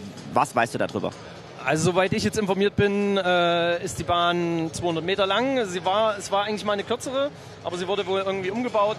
Hat eine Vesmarco-Beschichtung, wobei ich nicht ganz sicher bin, ob es Vesmarco ist oder ein anderer Typ von Belag. Und mit parabolischen Kurven. Aber auch das hatten wir in den letzten Jahren ja tatsächlich schon öfter wieder mal. Von daher denke ich, dass unsere Sportler auch dort sich gut zurechtfinden werden. Das hört sich gut an. Kommen wir doch mal aufs letzte Jahr zurück. Das war ja hoch erfolgreich. Für uns ging es ja letztes Jahr wirklich um alles, um die Fördermittel für die nächsten 4 Jahre. Dann kamen die World Games und direkt am ersten Tag mit der Leti, das war ja überragend gewesen, war diese Medaille da und die Fördermittel gesichert. Wie hast du das miterlebt? Ich war zu der Zeit gerade in Zandvoorde mit dem Nachwuchs, mit den Kadetten. Wir haben uns dort auf die Cadet Classics vorbereitet und ja, das Miterleben war tatsächlich dann in der Nacht Livestream gucken oder frühzeitig aufstehen und ja, Livestream schauen, mit Fiebern natürlich. Ja, ich bin dann auch in Kontakt mit Pascal, mit dem Physio, mit Victor, der dann mit dabei war und ja, das ist schon super spannend und aber auch eine riesen Erlösung, wenn dann auf den Punkt quasi diese Leistung abgerufen werden kann und wir dort erfolgreich rausgehen als Team. Was macht es mit deinen Sportlern? Du warst ja in Zandvoorde wirklich mit dem Nachwuchs. Wie haben die mitgefiebert und was gibt es denen, wenn die dann sehen, oh, die Großen haben jetzt die Medaillen hier geholt? Was macht das mit den Sportlern? Ja, es motiviert super stark. Ne? Also wir haben dort auch dann zusammen quasi die Rennen geguckt und vom Livestream gefiebert, beziehungsweise dann Real Life nochmal geschaut und ja, dann sitzen alle auf der Couch in Belgien und feuern die Larissa zum Beispiel dort an. Und das ist ein tolles Gefühl, ein tolles Teamfeeling, weil sich ja auch alle kennen, ne, aus den Camps, aus den Lehrgängen, die wir zusammen machen. Und ja, dann sind alle schon irgendwie, obwohl tausende Kilometer dazwischen liegen, irgendwie alle mit nah dran und dabei. Und das ist ein schönes Teamgefühl. Machen wir noch einen Ausblick. Wir haben im Oktober relativ spät dieses Jahr die Weltmeisterschaft. Es wird natürlich schon einen größeren Impact geben für die bereits auf dem Eis sind. Glaubst du, das wird von der Besetzung her deutlich schlechter als in den letzten Jahren? Also, dass deutlich Sportler fehlen werden wegen der Eisgeschichte? Ja, ich glaube, das hatten wir in den letzten Jahren auch schon öfter mal, dass es da Überschneidungen gibt oder dass einige Sportler dann nicht zur Weltmeisterschaft fahren. Aber die Qualität ist trotzdem super hoch, also das ist jetzt nicht, tut der Sache keinen Abbruch. Ja, schwierig ist immer für uns die Geschichte Übersee und Südamerika, Zeitumstellung, Klima und so weiter, wo wir uns anpassen müssen, wo wir schauen müssen, dass wir da einen guten Weg hinfinden. Aber ja, dass dann einige Sportler vielleicht nicht dabei sind, hat weniger Einfluss, denke ich. Ja, letztes Jahr war es in Asien, jetzt in Südamerika. Das ist ja schon auch von der Temperatur, von allem, von den Zeitzonen schon eine große Umstellung. Wie bereitest du die Sportler auf dieses Thema vor? Ja, wichtig ist immer eine zeitige Anreise, ne, dass man wirklich Zeit hat, dort vor Ort sich zu akklimatisieren. Ich denke, es sind jetzt keine extremen Bedingungen dort, aber ja, zumindest eben ein Unterschied zu den Bedingungen hier und auch so eine Reise und diese Zeitumstellung, das sollte man nicht unterschätzen. Also der Körper braucht dann wirklich einige Tage, um sich daran zu gewöhnen und auch so eine lange Reise, so einen langen Flug zum Beispiel aus den Beinen rauszukriegen, das haben wir schon immer wieder gemerkt und in dem Sinne ist es wichtig, dass wir da eine gute Anreise haben, dass wir das gut vorher planen, wann wir dorthin reisen und dann können wir auch dort, glaube ich, unsere Leistung abrufen. Okay, Jan, dann bedanke ich mich recht herzlich für das Interview und wünsche auf jeden Fall viel, viel Erfolg für dich, fürs Nationalteam, für alle Sportler und hoffe, es wird wieder eine geniale Saison, so wie die letzte. Vielen Dank. Ja, vielen Dank dir.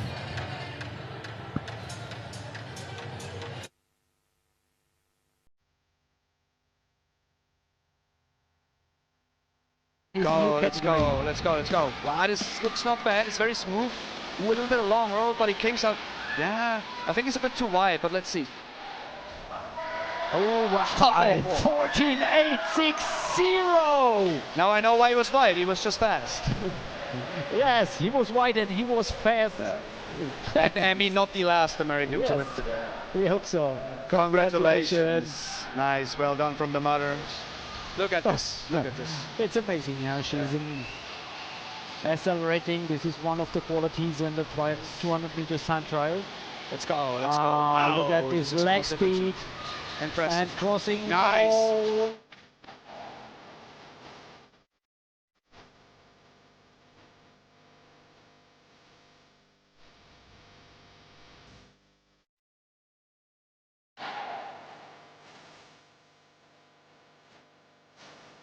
New track record. Yes. She beat the track record from Honor Rodriguez from last year. The top favorite in my eyes. Fran van Hoot as well. She's doing it for Jason, of course. So she will absolutely go for it.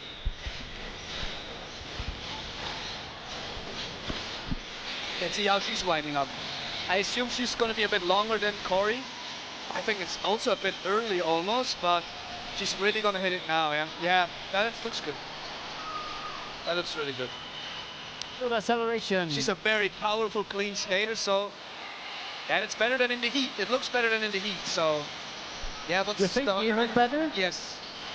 735, yeah, she's flying. She's absolutely flying. Forward Let's to go the second 100. Let's see the time. Wow!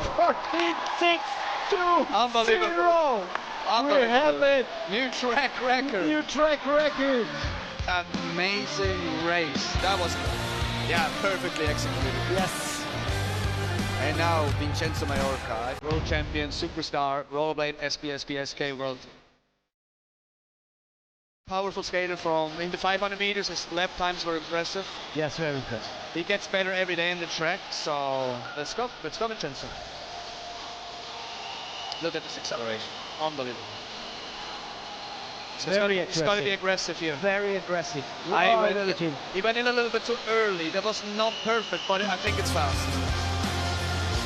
Yeah, 6'8". This is flying. He's going to Jacob Melton territory here. What's his time? Yes. 36.55. Unbelievable. Beautiful. Beautiful. This is a mark. So Beautiful. this is the battle for Jacob Melton. Beautiful.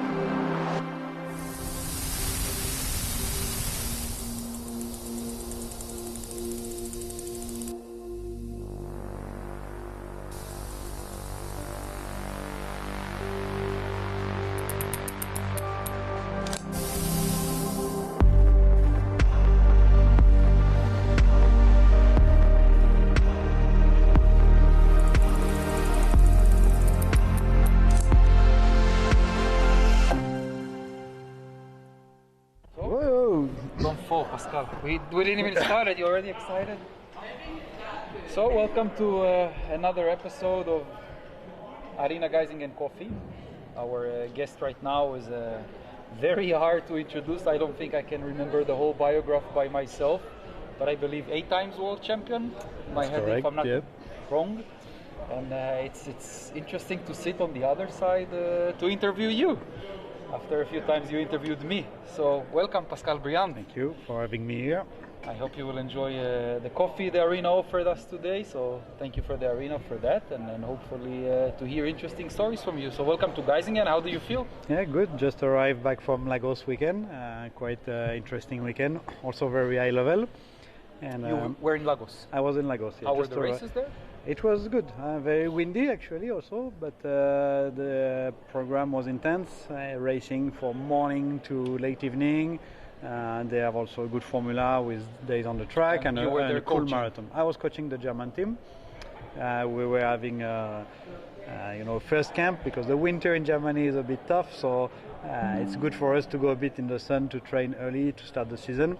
And before racing in Geisingen, it's always good to go in Lagos. We do a 1-week training camp to get ready, to get a bit of sun, to get more training. How many of them will race here this weekend? I don't know how many German, but I guess most of them, because it's also a selective weekend for us. Geisingen. A lot of expectation from the skaters. Yeah. Big pressure. Make good progress. I'm happy with what I see last weekend and what we did all winter with many camps. We do a lot of training camps, almost every month here in Geisingen, of course. Who is your favorite for this weekend? In which category? Let's talk seniors. Seniors. Actually, I didn't even look the start list. We have Bart coming. Big favorite, I think. I think it's the method with an amazing Olympic season. But still, if I had to bet, I would put my money on Bart always. He's especially coming back from an Olympic season, but I think he probably had to rest more than he wanted. So he's more fresh for beginning of season, I guess. So he already showed in Shanghai he was doing his Bart thing. So he's doing amazing in long distance skating and in general. He's very. In Shanghai method he took the wrong road. Yes, but still I think no excuse that day. Bart is doing Bart things. Bart doing his Bart things. Yeah, that's awesome. And you've also transitioned yourself from inline to ice, from ice back to inline. You went to Olympics. Yeah. How was the transition for you, changing those two? It was always a bit hard, but I had to do a lot of inline because that was the way to get some money to finance the winter season. So I was doing too much inline and trying to switch regularly to get used to switch. But it was more the beginning of the skater going from inline to ice. There was some doing it before, but it started to be more classic that inline skater go on the ice. But we still didn't know really how to manage it, so we were not as good as the generation of now that they know better how to switch from inline to ice. Nowadays was a bit difficult. I started skating, which I was inspired a lot by you as well, and I went to ice. You could count the ice skaters that came from inline probably on one hand, and you would still have fingers left. And now I think this Olympics I was basking on TV, I couldn't even count them with my toes and my fingers together. What do you think about this? It's logical. There is way more countries that practice inline and that see that there is this possibility to perform on the ice. So more and more people now would go. So many federations start to understand also that it's a way to get medals at the Olympic. So I hope some federation will support more inline skaters to do it also. But it's there is way more inline skater in the world. So at some points, it's logical that more skaters go on the ice also because it's still skating and we love to skate in general on the ice, in aggressive, on speed, on slalom and anything. And here it's just speed on ice or speed on inline. And what I always found interesting, you always see the inline that goes to the ice, but you never see the ice skaters go to inline. A little bit training, but they are very scared of racing. It will happen the day if one day ice speed skating is not Olympic anymore and inline speed skating become Olympic. Probably they would be also doing the switch. There is also this specificity. The ice skater they learn more how to be in their line and the mastart was built more for inline skater to facilitate coming to the ice. So as soon as now you have the team pursuit, the mastart, those are distance more for inline skater. They also want to put elimination on the ice. That would be good. And they start to make relays also. So, it would be really interesting to see. Yeah, so it's smart from the ISU to be able to do this and to bring more country at the Olympic. It's gonna maybe save the sport also, because otherwise it's quite a no discredit for the ice, but it's more a way limited number of country for ice skater. If you take out all the inline skater, the number of ice skater would be definitely the countries. Yeah. We have many countries. It keeps growing. Hopefully it will come Olympic. We all hope and pray for it for so many years. You are from the generation that still enjoyed the X Games, as far as I remember. Also, yeah. I think it was cool, and our sport needs to go.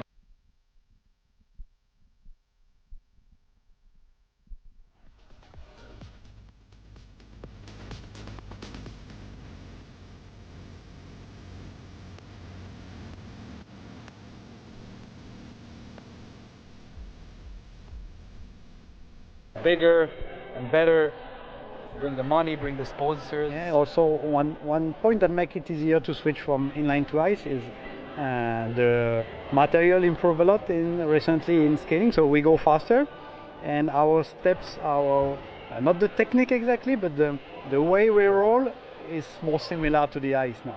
You mentioned material. What is your winning goal this weekend? We are still at the moment where almost nobody knows. It's TLTF had the advantage till last year, but there is new things coming. Manao is coming, Power Slide is coming, maybe some other brand will come too. So it will be an interesting battle, and probably in a few days we will know.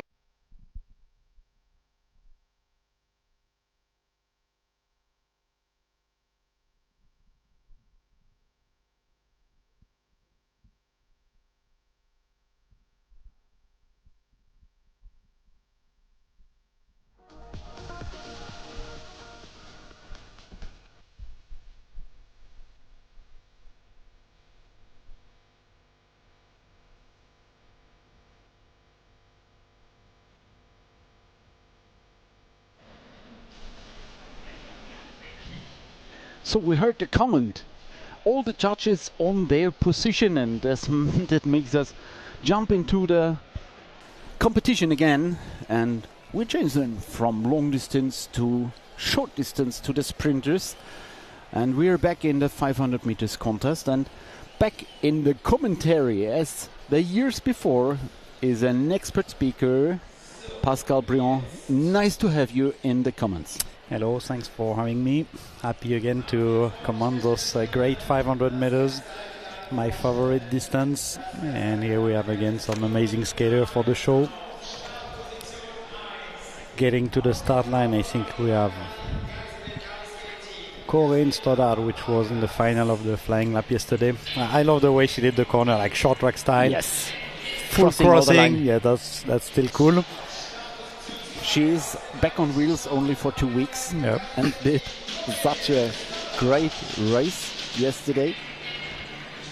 Gabriela Vargas picking up the first position. Corinne Stoddard picking up the second position on the start. So it will be quite classic. Toro Ville-Marie will take the third. And Luisa Gonzalez, no more options. She will have to start outside. Luisa Gonzalez. So we have Venezuela, the United States. No. Ecuador, yes, I'm right, and Spain. 4 starters, 4 nations. We are international. Always a tricky start with the first corner. Sometimes we see the outside skater trying to go very quickly inside, but Luisa didn't start so fast on that one, and only second place still. Boomerang. Okay, so let's see if they go full speed or if they control. Looks like a controlled race. Gabriela will build speed on the outside. 4th position is not ideal so far. Corinne already trying to pass. Building the whole corner. Nice pace inside. Luisa opened the door to Medla. First place. Whoa, super good maneuver from the Cali skate skater here. This was quite a fantastic move. Yeah, that's incredible. We've not seen this so much in the semi-final 500. They will go. Corin's going for the win now. Gabby for second place. Wow! And you saw the finger of Gabriela Vargas. Let's see the replay. A very close finish with Luisa Gandales will be third. 1-2 wheels difference, probably. Yes. Alpha skate. It is Gabby Vargas. So we have the first two finalists. It's quite Stoddard and Vargas. Quite unusual, and to see they start 3 and 4th and able to manage in not less than 2 seconds out of one corner, going first and second. Yeah. Crazy moves. But there was the opportunity. Yeah, they opened the door. I don't know what happened. Yes. It's really unusual on that track, especially at this level. You know, you have to protect your inside. So quite big mistake, but that's how it is. They took as soon there is an opportunity, they know that you have to take it. So good job from the Cali skater. Yeah. So after they had two skaters from Arena Cali skate in the first semi-final, we have two skaters from Power Slide with Marco in the second. Yeah, they do amazing Power Slide yesterday. I think almost all the team was in the final of the flying lap. Yes. I'm not sure I've seen this before, like one full team going in the top 10. Even the long distance. Yeah, Fran Van Hout make new record last night. Incredible. Beautiful technique. She also came from ice. Yeah, also coming back from the ice. She's come from inline, jumping to the ice, coming back from the ice season, Olympic season, doing good. Lubna Betcanoun from Villeparisis. Powerhouse from France. Super powerful skater. Jessica Rodriguez from Portugal, representing Power Slide Vesmaco here. And Roman Courtois on the outside. Surprising? It's surprise and not a surprise. She's a great sprinter already in the junior, but already making it to the semi-final. Yes, that's a beautiful tournament for her.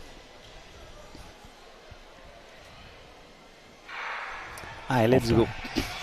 On the inside, Fran with the and you see Roman again, a good start. Roman with a good start, yes. Roman starting from outside, not easy to get first here, controlling the race. She likes short sprints, so she needs to control a bit, maybe one lap, and then she can maybe go full power. But Power Slide staying quite behind. So far, nobody's trying. They save energy for the last lap. Yes. And now, first attack on the outside. Oh, so much more speed from Power Slide here. And the two French skater in the back. Lubna also passing. Look at this, almost cannot follow. Quite crazy the power of the Power Slide skater this weekend. Yes. Very so dominating. They are. Yeah. So almost a different game for this. Jessica, the finalist. 43.8, again super fast. But you see how easy it was to pass in the semi-final. I think we didn't see so much this before. So probably something to do with the wheels game. You know, it's many brands coming out at the moment. It's a new battle, so making it quite interesting. And in Geisinger this weekend, Power Slide is going really good. Almost on every distance, actually. The point race yesterday, they dominate too, the flying lap. And now maybe the 500. Here, now for the men's semi-final, another cool hits with Vincenzo Mallorca, who did the flying lap record yesterday. And the two German guys, Tamino Ohm and Maurice Marosi. Let's go, guys. There's another one. It's in great. The second one, it's Jan Matremende. Three, yeah, but in this semi-final, we have two. Will be one representing Takino, one representing Power Slide.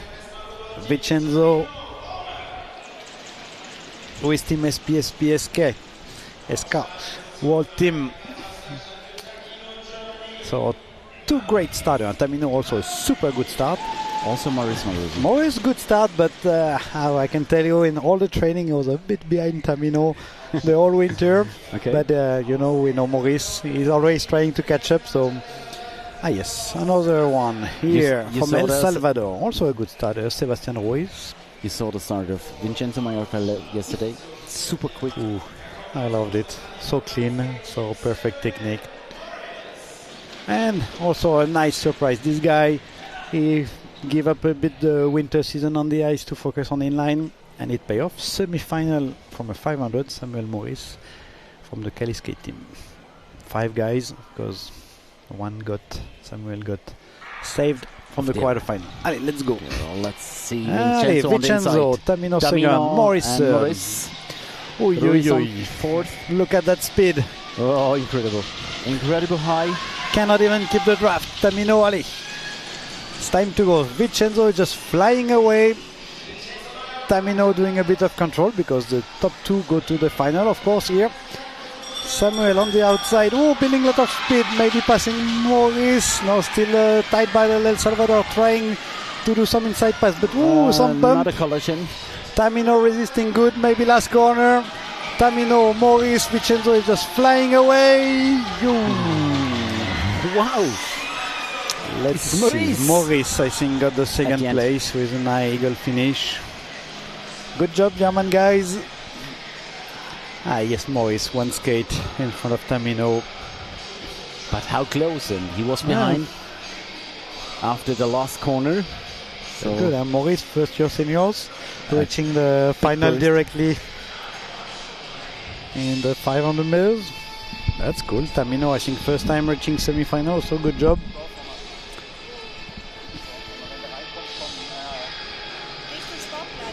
But Vincenzo was on another planet on his Manao wheels today, I think, also. Not sure, but yesterday he did a record on those new wheels. Now we have Ivan.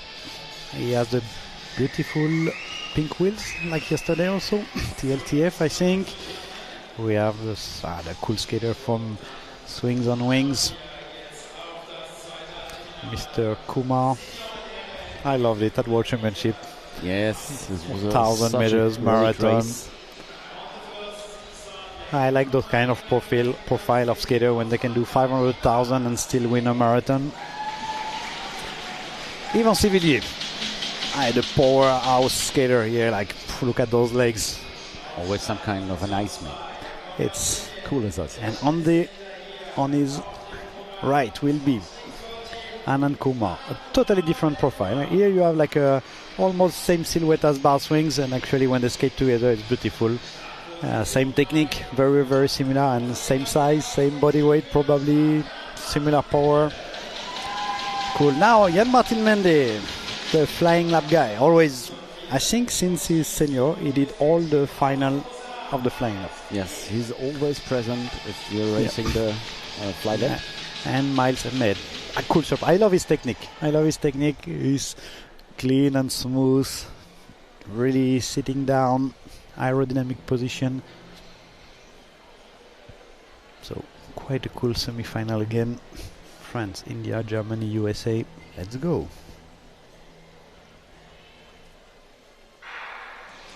Allez, Ivan with the best start. Let's see the start. Ivan. And then Kumar protecting good. Jan Martin 2 meters behind. He will have to do the effort now. Maybe next corner to get back in the draft. Miles a bit also out of the draft. Oh, Jan Martin with high speed coming back, trying to build. You see, and they give first, second protecting side, 3 and 4 building speed. It's not easy to pass on that track, but in the last lap, trying inside from Jan Martin maybe, but no, too much protection from the Indian skater. He already have the experience here. Let's see, last straight line, Ivan with the power, Anand with the nice eagle, 0.006 difference. So far, beautiful. So Ivan, Anand Kumar in the final, Jan Martin and Miles. Ivan super easy, controlling, he know the track perfectly. Was no stress for him that semi-final. Anand under control behind. Clean and smooth as always. And you see the spectator there, they love the show now. Yeah. For me, I love that skater from Swings team. They are so smooth, so relaxed. They make it look kind of easy. And they just know how to put the intensity at the right moment. Also getting some good advice from Bart for sure. But let's see what he can do in the final. Now, next race. The Cadet ladies. Cadet ladies. Sprint final. We saw so strong races from Eileen and Daniela. Also Shasire from Venezuela. Chile, Spain, Venezuela, Portugal. Another beautiful final.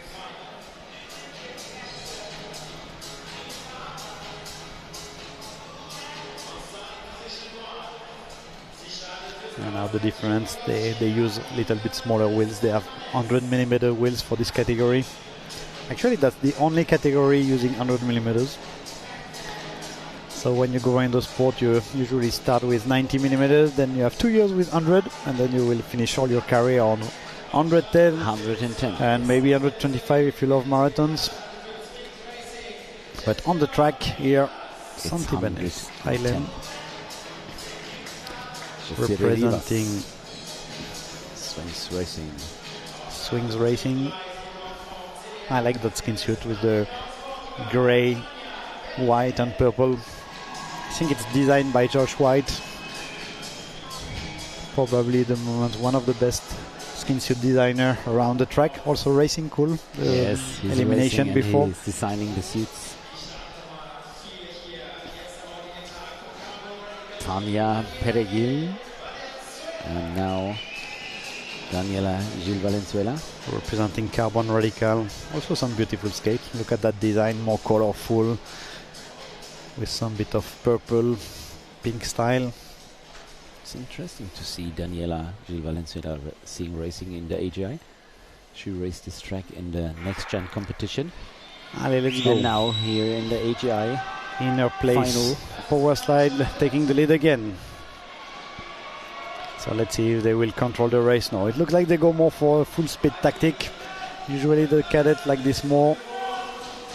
Allez, little inside pass. Ooh, little mistake here maybe from the swing skaters. They will fight a bit at the entry, not giving up anything. Wow, nice protecting position. Yes, well done. Good job. Last lap. Let's see, they still go fast and protecting a little bit, but they play more on speed than on control here. Allez, last straight line, probably a photo finish again. Nah, too fast for power slide. This was the full throttle tactic. Yeah. Eileen Fernandez, Santibanez. Not easy to follow that. Winner of the Cadet Ladies 500 meters competition.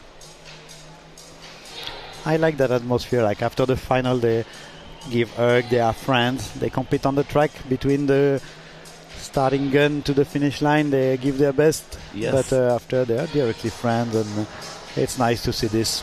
Better than seeing some fight sometime. But I love when the skater they directly go back to friends mode, and yes, this is what we want to see. Mostly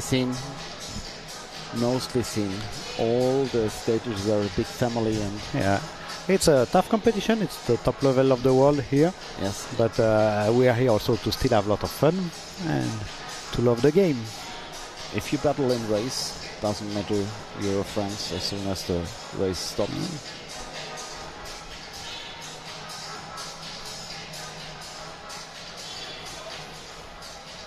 Now the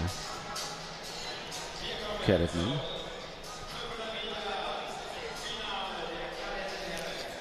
And we have Cadet Boy pretty soon. Again, one skater from the club from Madeira.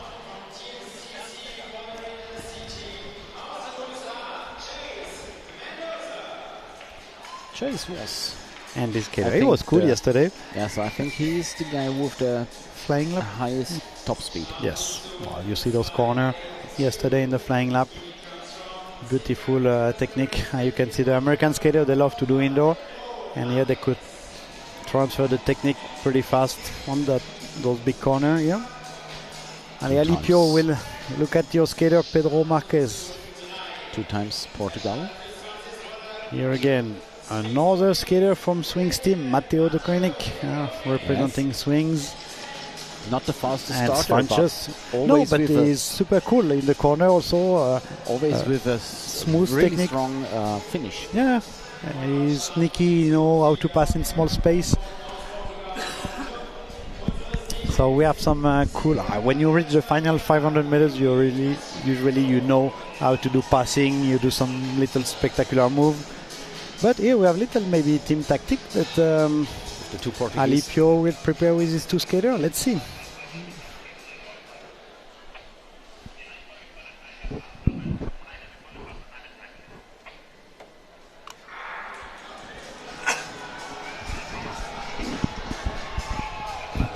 Races on. Chase. Aye, full speed from the start, and nothing to keep here.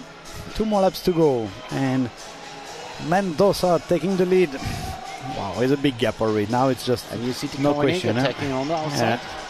But look at that gap, it's maybe too much for 1 more lap to go. It's almost... Maybe the second. Maybe second maybe place. Marcus. Mendoza in front. Well, that's impressive. And he's fighting hard, the Koenig. It's not very often you see like skater with so much gap, almost no passing in a final even for the cadet. It went just full speed. 43.6. 43.6. Wow. This is a fantastic time for the cadet man. When he won the Dobbin sprint yesterday, I could see her, I think it was her mother, got so happy, was jumping all around the track after. It's so nice to see the parents, they make all the effort also to bring the kids to the training. So when they can see the performance after, it's also a cool reward.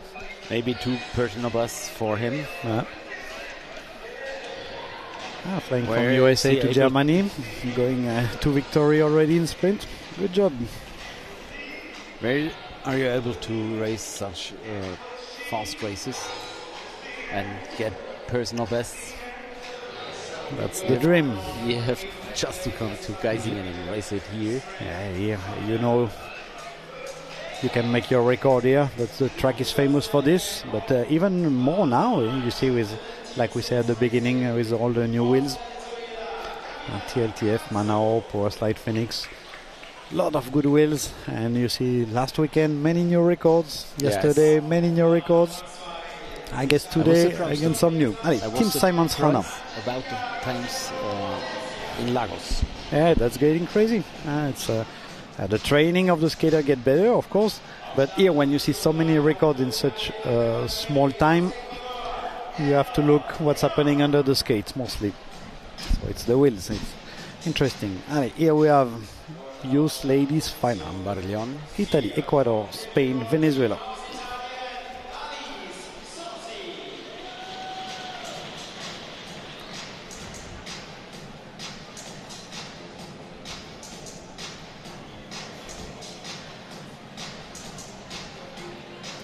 Team Simons, Team Swings, then Club Gabriela Cavalieri and Debbie Roller Team. A little more than 2.5 laps to go. Nice swings, nice starts. Final.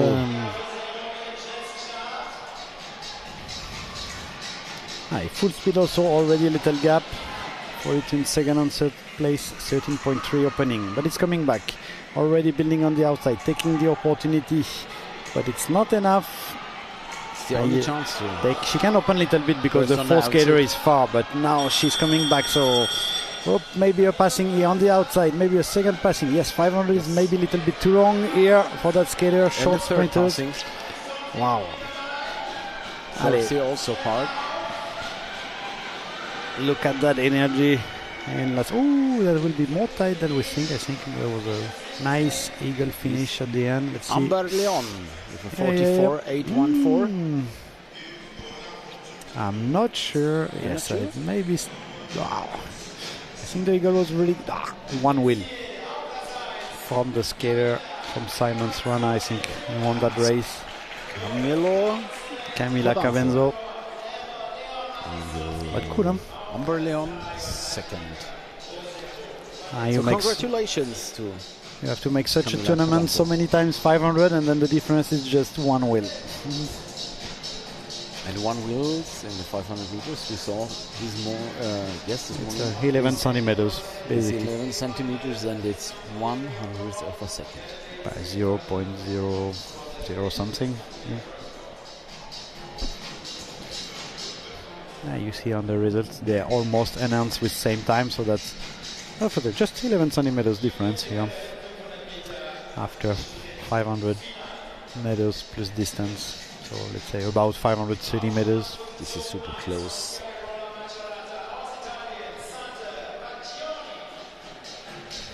first of the youth skaters. Sante Paccioni, Sky Roller, Macerata. Nice skin suit, huh? Very visible.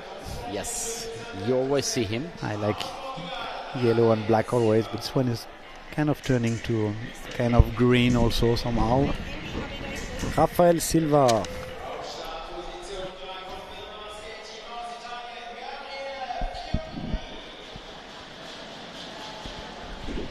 Skater now again from Italy, Gabriele Fiorini from Bima skate team, and they are doing good in juniors. They have a nice team. Yes, look, quite impressive. Yep. And lots of fast talents. This is also. And Vladimir Paolella, Emerald Coast Weber Racing. I like also his style yesterday in the flying lap, Dobin sprint. That was very cool. Yes. Representing Weber Racing, one of the best track in USA. Yes, they have 2 tracks.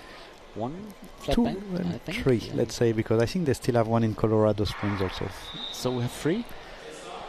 Let's say 2 real one, okay, I think, in Florida. and one in Florida that is more like a flat. Yes, it's inside the bicycle. Yes, but the one in Colorado Springs, I think it still exists. It's also inside the velodrome, but it's a parabolic track. Okay, and we have another parabolic track in the south of United States. Yes, in Melton or something like this. My geographic is not so good. But they organize a cool race every year in January, usually in Pensacola. It's near Pensacola. It's called Milton. Milton, a little bit northeast of Pensacola. If you have the opportunity, if you want to race a bit of indoor and a bit of track, let's go there. Looks the great. Weber's Skateway, they usually come here, and here they have some skater. Again, Ali, LGO skater taking a good start, but directly a good fight on the outside. Wow, that's a crazy start here. Oh, still fighting. 12.9 opening. That's sort of bump and little fight, but that's a sprinter day. You have to give some little contact with the shoulders sometime here. And that is a lot of opening. It was too easy to pass inside here. Yeah, a bit surprising to make it so easy, but let's see if Paccioni can get a good last straight line. Not enough speed maybe. Wow, little bit nice sprint. Vladimir Paolella, I think, got that victory. Second place, really tight. And maybe the skater on the outside. Yeah, no, not quite tight. Paolella. Actually, one good skate difference. Paccioni. Look how we lose balance in front. Happy that they could save it. Spectacular. It's not easy when you do this kind of finish and your skate is wobbling a little bit after the line, giving you a little bit more stress than the whole race actually, but they could make it. Those guys are agile on the skate. Yes, I know, man. He tells everything. You see the young skater. Everyone wants to hear it. Agility is the key. That's for sure. You see again some skater representing few brand. LGO here, Bont. Another skater from Bont, and then the last one, I'm not sure, Sofia here. What do we have to say about her? Wow. She's just a rocket. Yes. No doubt. Here, Alicia McBride, also another rocket. She's quite fast also, like not quite, like she's really fast. Improving a lot. I remember 2-3 years ago, going fast, but too much power, not enough stability. Now she's stable and powerful, so it really creates speed. Noéline Brel, also great sprinters from France, representing IM Sport from Dijon. A great club, one of the best French clubs. They organize nice marathons also. This is really from Bon Skate India. Italy, USA, France, India.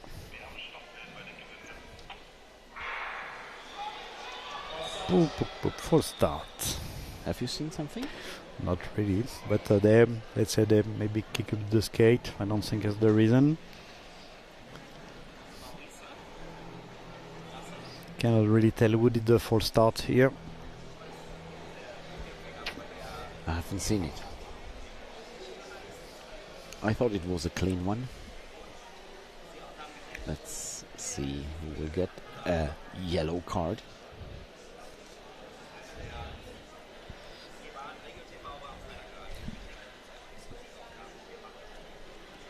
Who got it? Whoop. On the outside, India. A yellow card.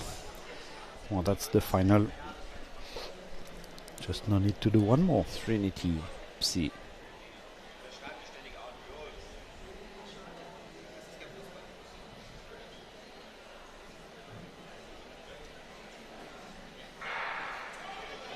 And let's go. Ali, another little fight between the French and India. Then the two big sprinter, Ali. Yes, you saw the quick movements, Alicia, the leg speed of Sophia. Well, that's a big gap. Yeah, So there is 2 races in the race. 1 race for the first place, 1 race for the podium. Yeah, let's say. Yes. But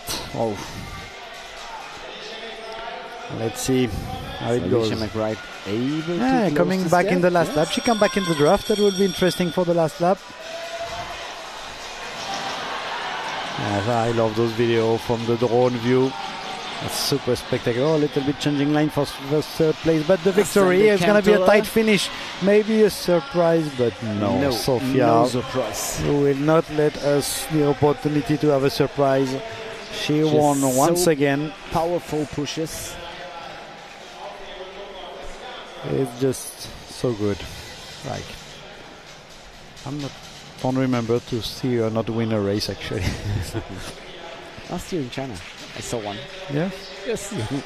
She was not amused. It was by decision of the judges, so there was one situation. I think decision was correct, but she was not amused. So now, Enzo Malfoy from France, 13.8 yesterday. In junior, you're junior and you do a 13.834 or something like this. Junior 13.8. You are a really quick guy. Crazy.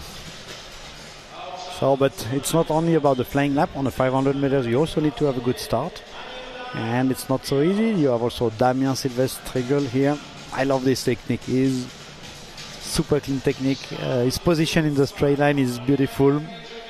In the flying lap yesterday, I loved it. It was there was a really big cool development seeing him 3 years ago to today. Yeah.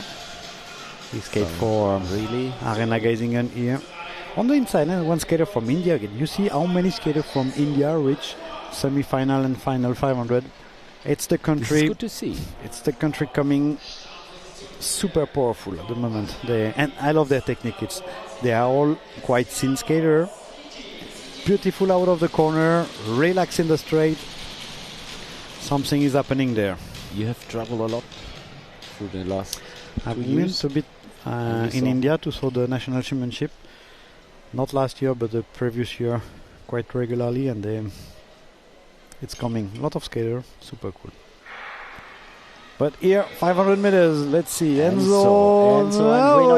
Yeah, completely inside from the India, but not easy to resist the power of the Enzo Malfoy. He do control it, but he will get past inside from Damien. Wow, that's quite a big mistake from him. Oh, pop, and again, maybe a fault here. Oh, he got a little push from there. They make the show, those junior. Protection inside from Damien. Enzo, he will be DQ. He stepped completely inside, I think. But okay, a little more contact. Okay, a little push again. Is it a 500 or a relay, that one? So Enzo, but final. Yeah, Enzo Malfoy passed the line first, but let's see, Damien again. Ethan Cristiano third and Finot fourth. A quite cool race, some action. Might but be discussions by the judges? I could imagine quite some discussion here. But for us, it's easy. We have the TV, we have all the good videos, but when you watch the race live from the middle of the track, I would not be in the position of Eric. Not even 5 minutes. So thanks for doing the job, all the judge, because it's not easy. I told him through the lunch break they did a real good job so far in this competition. So let's see. Well, from my point of view, I could see Enzo skating a little too much inside, actually. As soon as you go inside, you should be DQ, right? I think Winot was also in. Also, yes, at inside the track. After the start, he was 2 skates inside.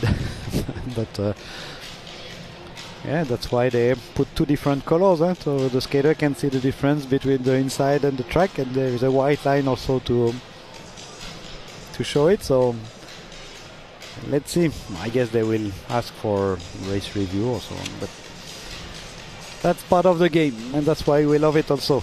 Give us some more commentary to do. So now 2 elimination races. A final of the Cadet ladies and Cadet men. And after that, coming back again to the 500 meters with the senior ladies and the senior men. With the finals. So can you imagine some cadet that just raced the final 500, at least 4 of them, and like a few minutes later you see the number 43 or 49, not sure, skater from Swings Racing. They are back on the starting line, ready for 7 kilometers elimination, and that can be surprising. So how come we have the same skater in sprint and in long distance? Some country they specialize the skater very early, but some country they still like to not give some specialty too early. And cadet is a category where you still need to race a bit everything, because you see the specialty come a little bit later usually. And if you do both, if you do the long distance and the sprint, you develop more tactical skills, more technical skills, more experience. So that's good choice to do all. The Colombian girls, they like the camera. Also the girls from Swings and Wings. Yeah, my favorite skin suit from the championship here. Then 3rd place, Carbon Radical skater.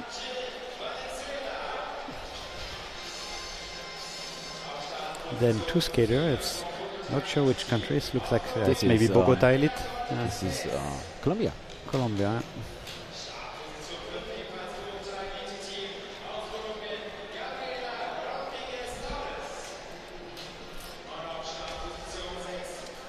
Bianca Nolli.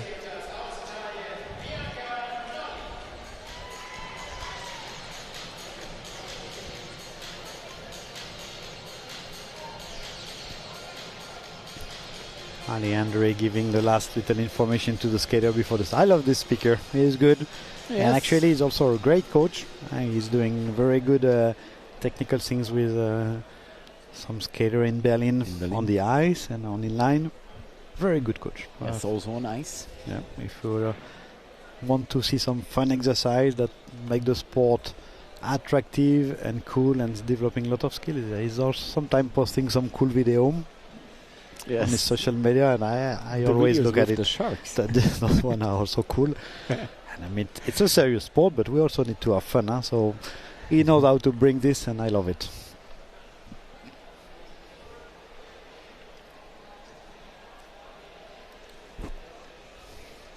So we have 2 more eliminations in the cadets and another 2 more eliminations in the seniors category.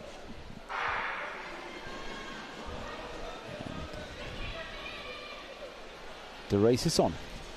Let's go 35 laps. My classic elimination. And the skater will try to stay in the top 5 as much as possible. Behind it's gonna be all you can do to save your position. Every 2 laps we will eliminate the last skater. I think we have 3 laps with no elimination, if I remember correctly the rule book, but on the 7 kilometers maybe it's a bit different, but not sure. So you see classic pack, almost top 5 in the line, and then behind a big bunch of skaters trying to passing inside and outside, and then at the end 2 or 3 lines of skaters who have to sprint. Next lap, elimination. You did double elimination. Yeah, double elimination is very hard. You do 3 laps and already 2 skaters out. Not easy only for the skater, but also for the referee. Actually, you see how tight it is. Look.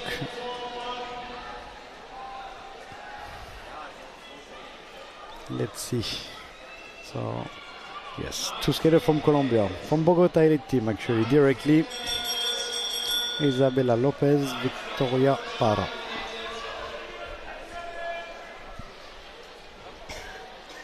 That's quite surprising. 2 skaters from Colombia out directly.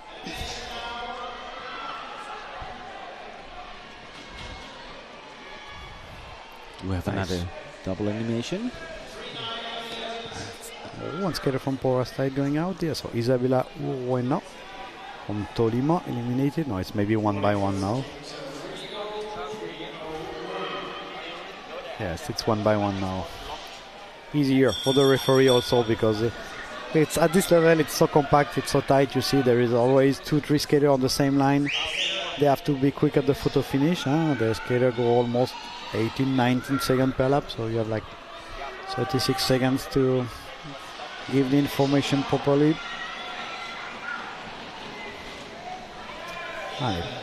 One more animation. Number 11, Santi Banez. She was in the sprint final not long ago. Yes. Actually, she won it, if I remember good. She won the 500. No? So maybe the leg's a little bit heavy for doing an elimination so early after. It's not easy in the program.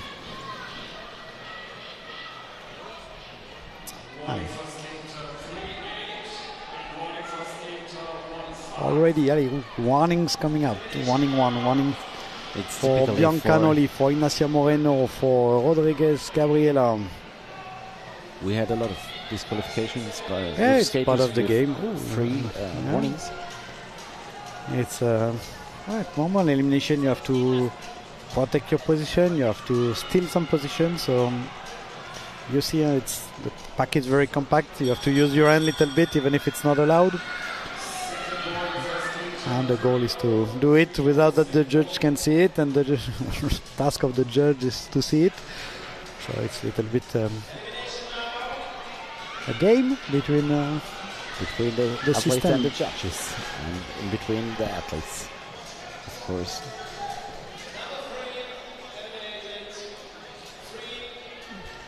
Amelie Gürk eliminated. Amelie is skater here from Germany. Yep. In Lensburg. She's pupil A. Yeah, okay. She got to the A final. That's quite impressive. Good. Good to see her racing as a pupil A in the cadets category.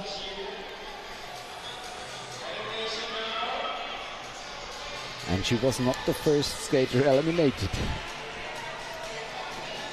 She can now say, okay, I survived 3 Colombian skaters. Number 91, Valentin, another Colombian out. And in front we have Bernard Meilard from France, Bianca Nolli, Juliana Poveda. Oh, second warning for Gabriela Rodriguez.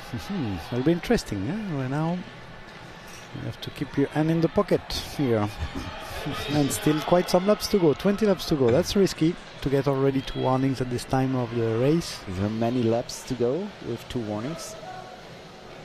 A lot of things can happen. Wow, another tight finish here. Ooh, I would say.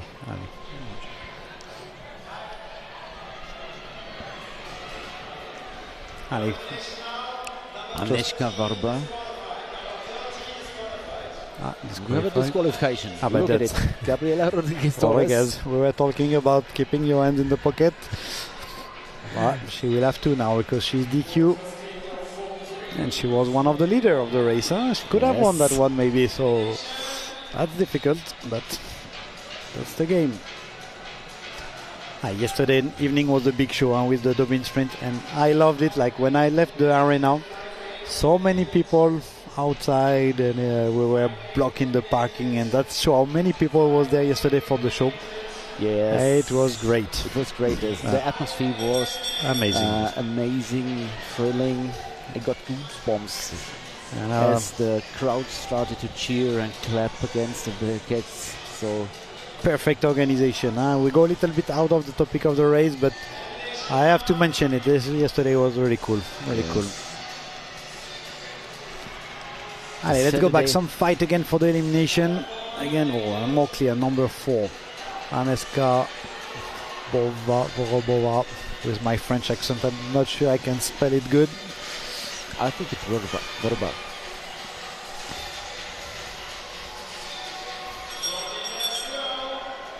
I should have asked all the skaters about the pronouncing their names. I need it through all 4 days now.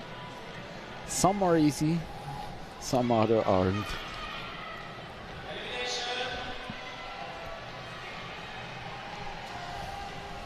One skater behind the pack. A lot of movement in that pack. It's not easy. Nobody's really strong enough to control. They change a lot of position. Julia Latino eliminated. They are young and they aren't that experienced. I think. No, but they spend a lot of energy at the beginning of the race, and now you see the pack is more like in one line, and so it's like a second phase of the elimination. It starts to be a different race. The front skater will almost not see any elimination. It's more the last 2-3 skaters who are fighting for their position. The rest is just like one big line. It's because the race is getting physical, and they already did a lot of acceleration, a lot of effort, and so it's a little more clean part of the race. Easier for the referee, usually get less warning at this moment, even if Camille Tokwa Schumacher just got one. It's usually a moment it's easier to understand what's going on. 10 laps to go. So 2K. Yeah. And almost one line, and that's why the skater on the outside, she tried to enter the pack, but not so easy. Annick Ritter eliminated.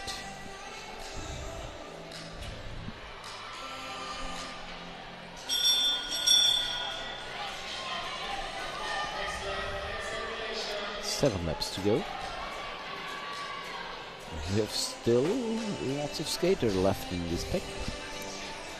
They go quite fast on.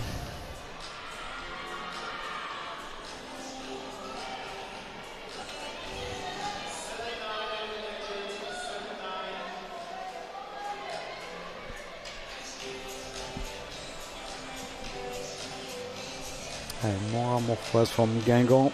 1, 2, 3. The club of Gwendal Le Pivert, if you remember that. Strong sprinters, same club in France. Main pack is 6 laps to go and still a lot of skater. I'm surprised to see so many skaters still. It seems like 6 laps to go. 5 laps to go, 1K. Yeah. And now, we finished with 5 skaters. It's nicer. Before the elimination was the last 3 skaters. Yes, with 5 it's much easier. I'm still not big fan of the 3 elimination in a row in the last 3 laps. Not easy for the judge, and little less show because they have to go all 3 laps full speed, and there is not this little moment of hesitation that give a bit of charm to the elimination. We'll have a bit less of it, but with 5 skaters, it's already a bit better, let's say. But for now elimination every lap. Yeah, Milan Bernard Maillard out. They will end with more than 5 skaters, I think.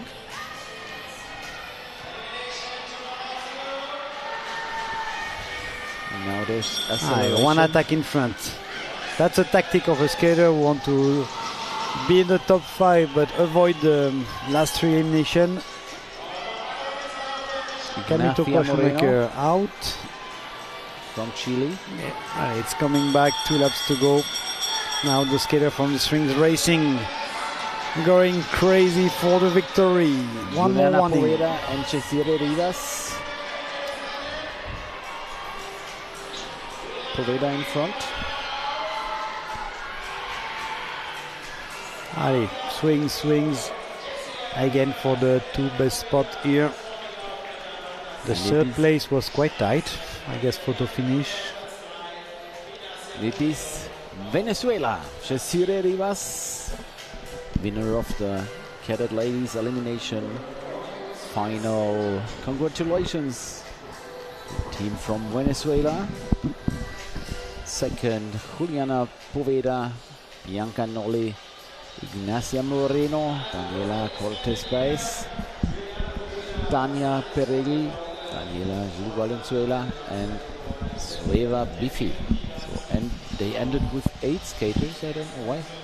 Maybe the protocol wasn't correct. I don't know. But we have the winner, Cesare Rivas from Venezuela.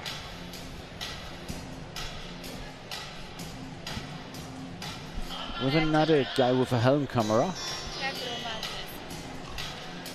He's the one with the number 162. Pedro Marquez wearing the helm camera. You can see the helm camera. And we have again Mr. De Koenig here, swings skater. You see, almost in every final, we had a skater from the swings team. Yes, that shows how good they are to pick up the new talents and detect them. So good job from them. They're helping a lot of young skaters, and you see them in every race. So it's important to be a good overall skater in the cadet. Yeah.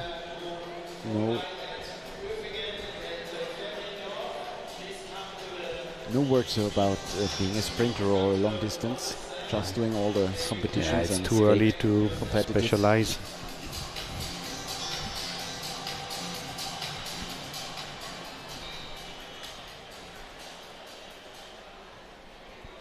Eric will give the last instruction to those guys. Get your hands in the pocket. Yes. Head judge of all the men races. Judge of the ladies races. Is it Gianluca? I don't know his name. Not sure. I met him at the lunch. I asked him if it's easier to judge the ladies or the men. I expected, he says it's easier, and he says no, not at all.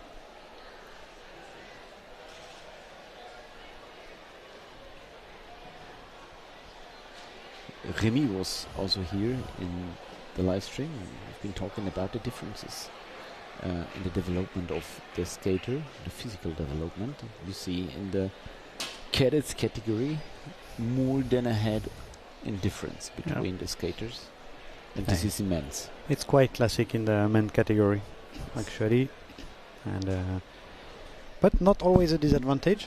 You see, look, Andy De Koenig is a bit smaller now, but it's forced him to also develop his technique to compensate. Yes. And I think I was also a bit smaller when I was in this category. I was not winning, not only for this, but it forced me to improve my technique, and I was quite happy a few years later to be forced to make more effort to compensate. And then when the power is coming later, it's helping a lot. I think it's a bit of an advantage, as you told, because you have to go with another strategy. Yeah. Not with the force of your muscle. You have to work on technique and make you fast. Maybe leg speed once, and coordination and technique second. And that's what we can see with the helmet camera. Yeah, it's pretty cool, huh? Yes, this is so cool. You see the dynamics, you see how tight they're together. And you see a bit more of the speed they're skating. Yeah. And you see in the corner or in the straight line, sometimes they put their right hand on the back of the skater in front of them. It's to protect their position, but also to feel on which leg they are. So to follow the same step, it's a bit extra information you can take. And at the moment you have your hand, you can also look outside and take information about the pack. The double elimination is done. Elimination. We will double start. Elimination. Yeah. Look at that. Those move. Quite some agility here also from the skater from Portugal. I guess we will see some little warnings coming here. They got eliminated. He also skated the final of the 500 meters. Yuri. Now coming back for the 7K elimination. Simone Campagna, the first warning. Skater from Italy, number 168.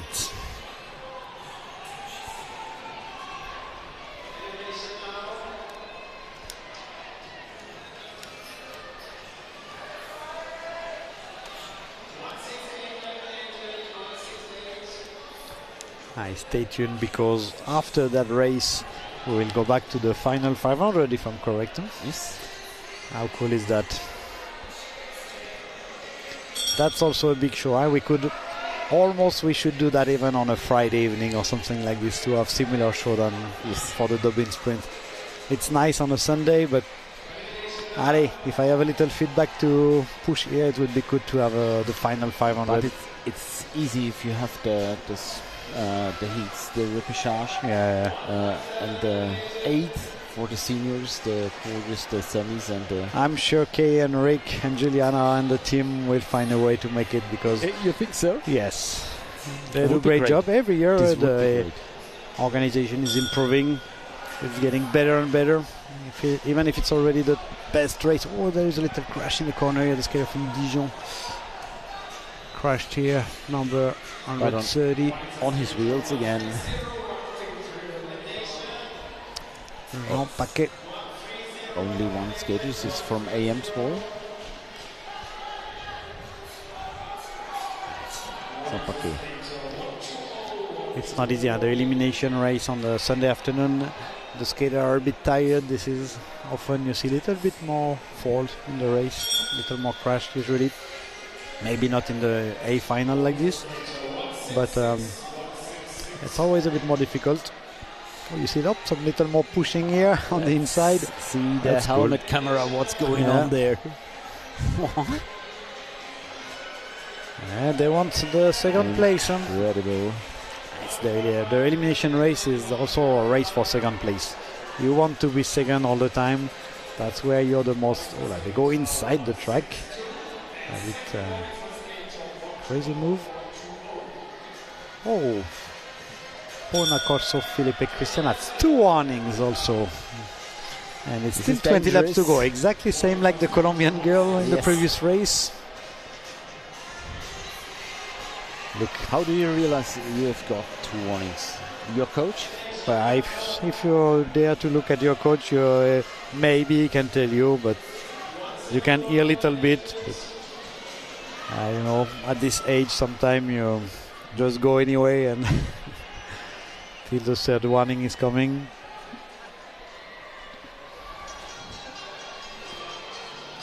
A skater from Germany in first position. Damon Petri. He's good. Good technique, super smooth.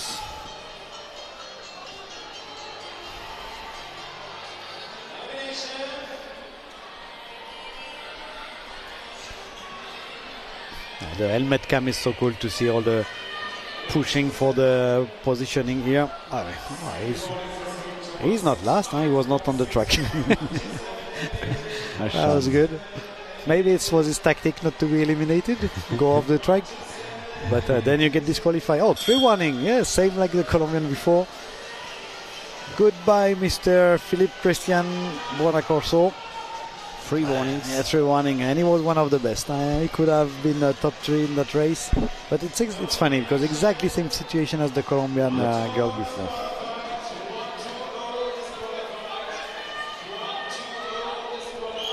And he's a good skater. So if you're a good and strong skater, how can 3 warnings happen? 3 faults?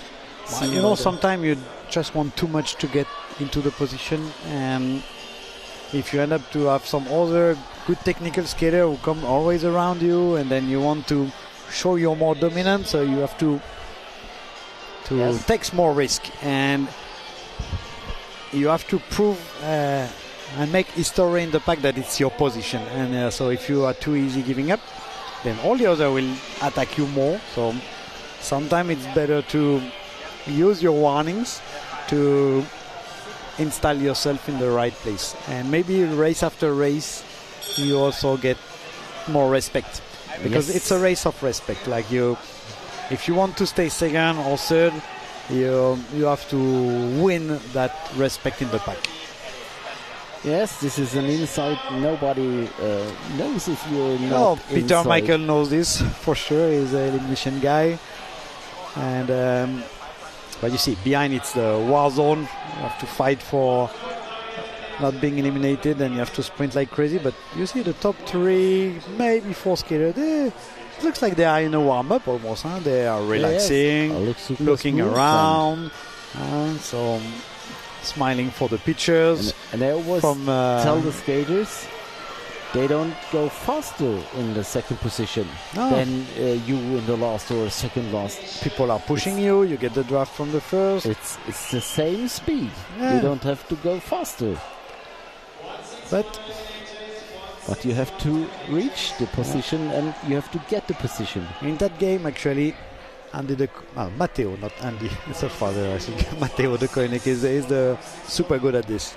He's always taking information, looking around, and really good. Hi, Matteo. The Svanches, they will have a great race also in August in Belgium. Yes, his father was upstairs here.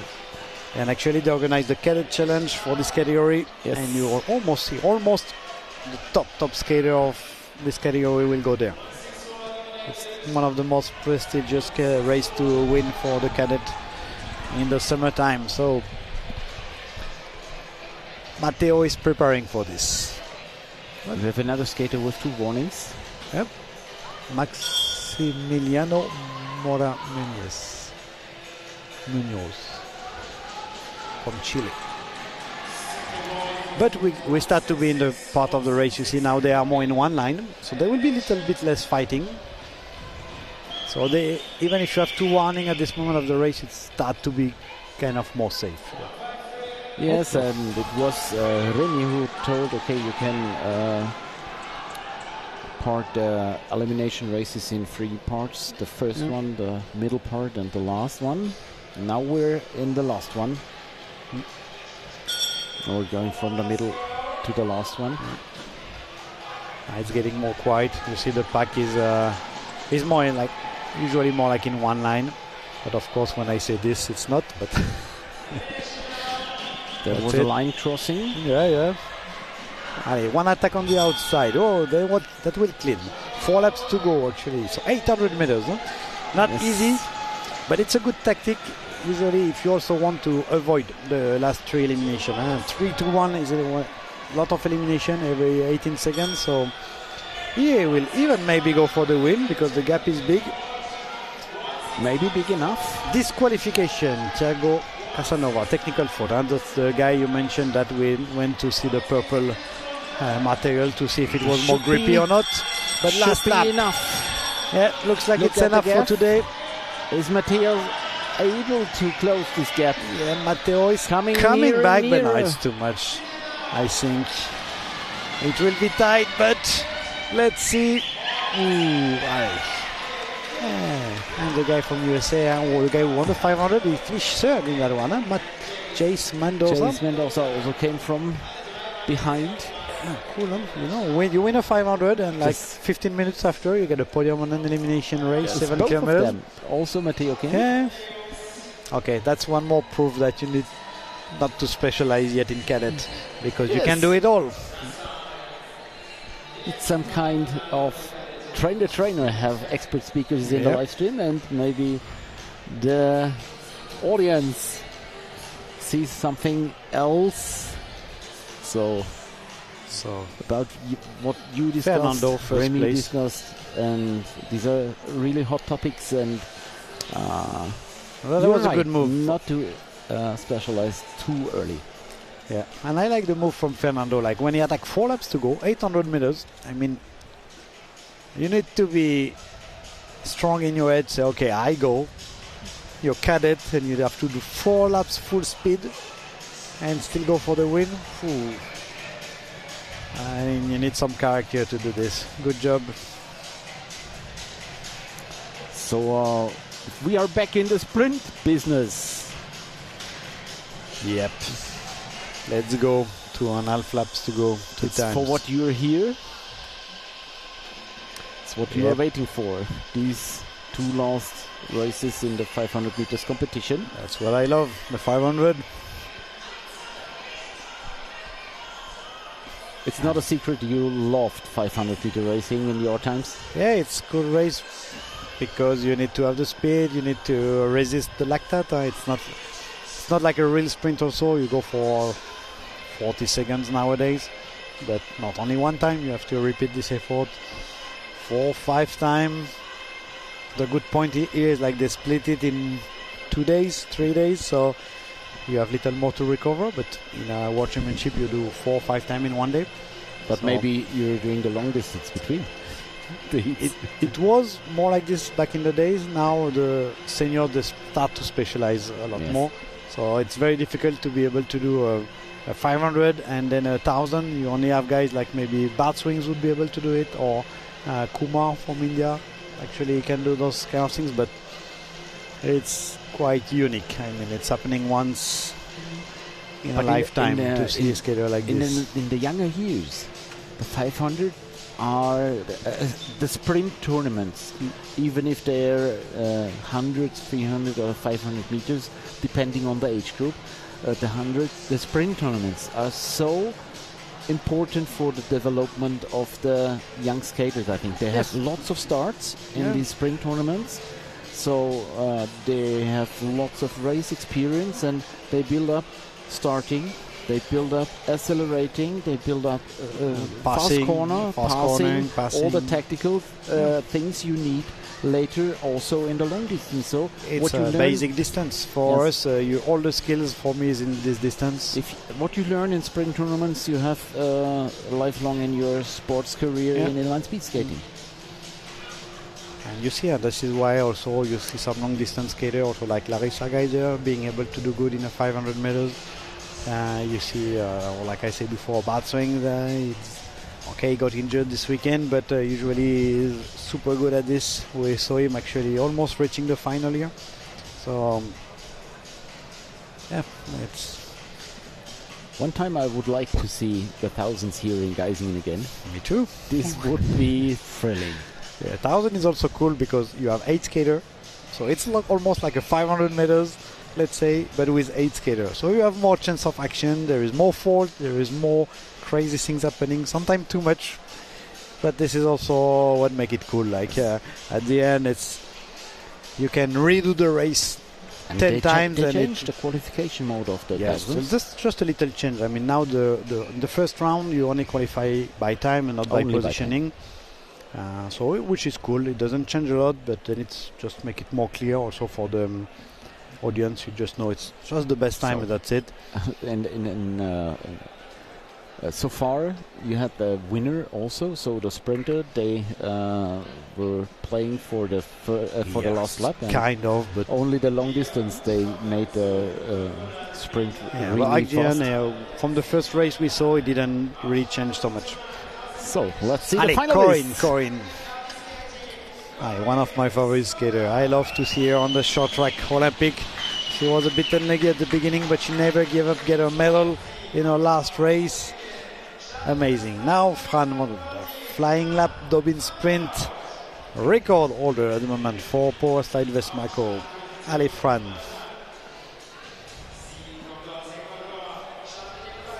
So far 2 skaters with really high speed. A different one, long distance skater. Yes. Gary Vargas, that's what we were talking about. If you're a good long distance but still have a high speed, which you need to have as a long distance, you can still reach final 500.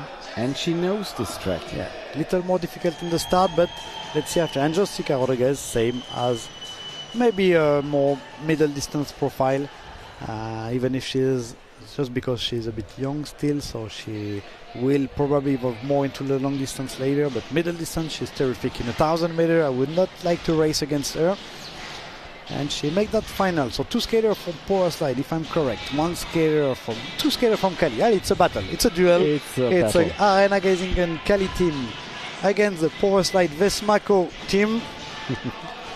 I'm sure one of each team will have one on the podium at least. At least. At least. So it's quite easy calculation here when you know you have two skaters of your team in the final, you know you have one on the podium. So okay, that's the dominant team of the weekend. We have seen the most. Also, Shea's stock team actually was quite good. But in the sprint, it's about pink, orange, and pink-blue color today. Fran and Corinne on the inside. Fran with a very, very quick start.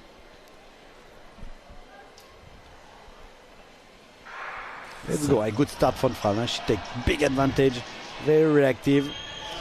Allez, perfect scenario. One of each team behind each other. No team tactics really possible yet.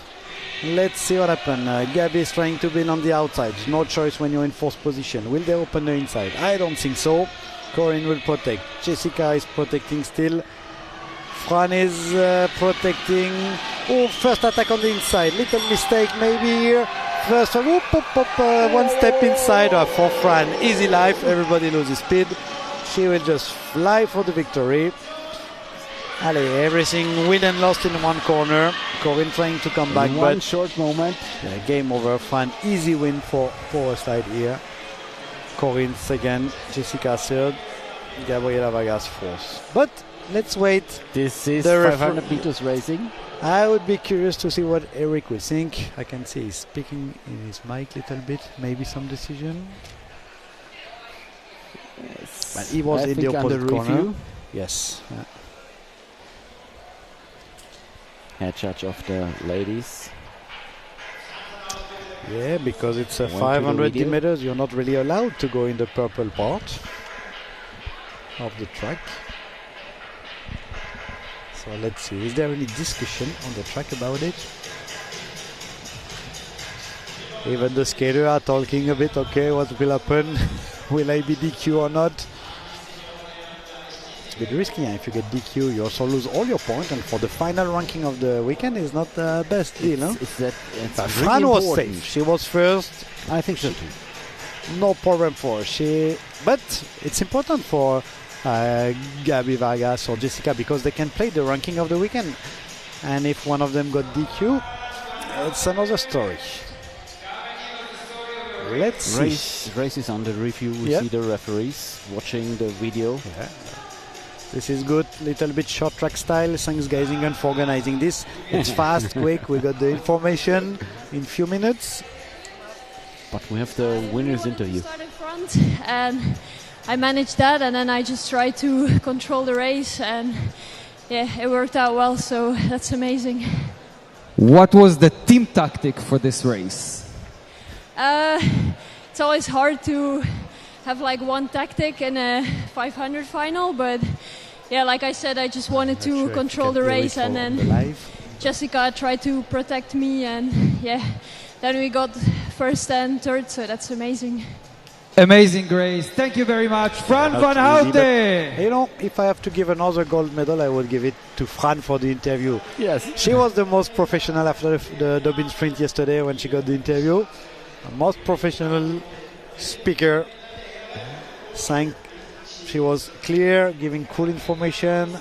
Thankful to the sponsors and everybody who helped. So, very cool. Good job, Fran. Is there an official announcement?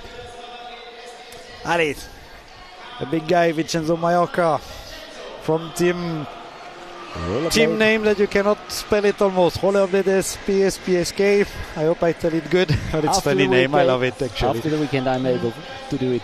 Yeah, but it's cool. And Arena Geisingen with also sponsored by SPSPSK, something like this. Even CVD. You look at those guys, huh? Quite some muscle on the starting line. Maurice Marosi. Also quite compact legs, huh? Yes. First year seniors making the senior. final. How often did we saw that, man? That's good. And look at that guy. The smooth guy of the final, I would say. Not that the other are not smooth, but this guy is next level. Huh? He can do passing from another planet. Yes. There is no space, but he will still pass it. It's the man, I think, for killer moves. Yeah, like out of nowhere. Oh, I'm easy, I'm protected, and then poof, he find a little space and take it. But with the Mallorca, with that start, it's very hard to have a tactical option. Let's see if Maurice or Ivan will get a good start too. Oh, they kick the skate, so Mallorca, but still he managed to get the best start. Let's see how, look at that corner, bailing full speed, already dropping Ivan from the draft, but not enough. So he will have to be maybe a control race. Let's see. So far, control race. Yeah, so far, fast control race, but he's opening a little bit the inside. Could give an option for Ivan, but legs too heavy for Ivan. He's also dropping Maurice in third place. Maybe we'll find an option. He's waiting. On the outside, Kumar is doing Kumar things, but it's going fast. He will try inside probably. No, again outside for the third place. Vincenzo first. Yes, he went. Maurice fourth. Vincenzo first. Once again. And Anand Kumar with a magic outside pass again. Pick up the last place on the podium. How cool is that? Good job, guys. That was cool. Thanks. So far, girls, great final too. 41,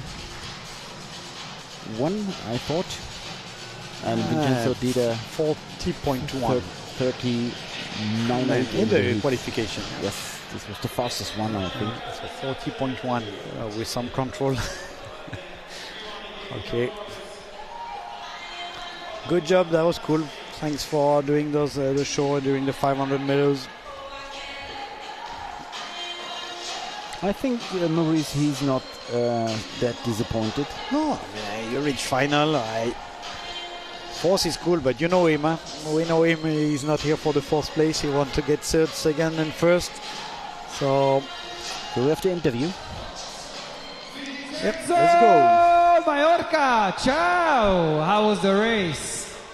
Ciao, it was good. It was fast, I hope so. And a lot of fun inside the arena, as always. So I'm really happy. Have you felt how close Ivan was behind you? I was searching to see who was behind me, but at the end I just think about pushing through the finish line, and it went good. So it definitely went good. Congratulations, Vincenzo Mallorca, the winner of 500 meters. Vincenzo. Cool guy again here. One of the stars of the weekend, for sure. Yes, of course. You win the 500, you win the flying lap, Dobbin sprint. Woohoo!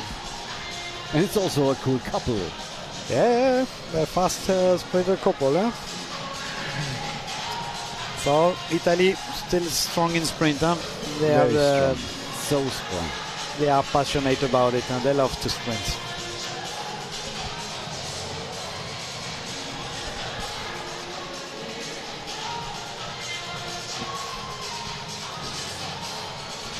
After this they do the podium now, I guess. Then after we will go back some long distance race, the final A, I guess, from all the categories, more or less.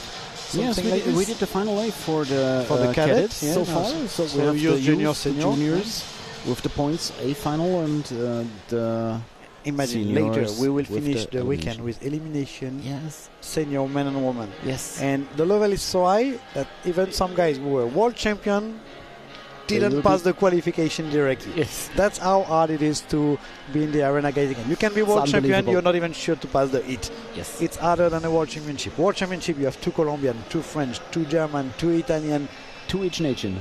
2 of each nation. Here, you can have 5 Italian, 10 French, X Colombian, whatever. It makes the race so much harder. You can be world champion, you're not sure to pass the heat. The world champion yesterday. In the points, yeah, he wasn't able to win this race. He didn't even win the B qualification. Okay, he was a bit sick, he say, which is true. Julio amazing, but also he's also top shape since 4 weeks. He was racing in Madeira and so on, Lagos. Impressive since 4 weeks. Very hard to pick and stay top shape for 4-5 weeks. But still, I mean, you imagine the show that we will have later for the elimination. They made the show in the point race yesterday. we had some crazy scenario. Jelek was chasing the Team Shea stock and couldn't come back on that Carlos. Super good. Martin Fayet was stealing the point to secure also the victory from that team. Let's see if they have a great tactic again today. But I can imagine also the skater from the Cali World Team Arena Geisingen will react. Yeah, I can imagine Livio will draw a nice plan with Jelek, with Niels Boonman. They have the guys to do the job. Cool podium. I like that we do the podium also directly like this. Yes, and look how many medals there are in the women's competition and even more in the men's competition. And Vincenzo, first place again. A good victory. Nothing to say. We're the fastest this weekend on the track. He won't ride his best, but little bit behind. And Mr. Kumar, third place.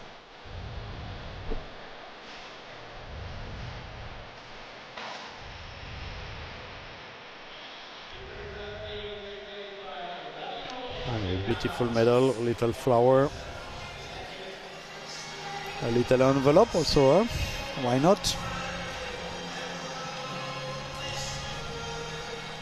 Gwendal giving the medals. Gwendal was one of the world champions in the 500. So congratulations to this podium. Cool podium.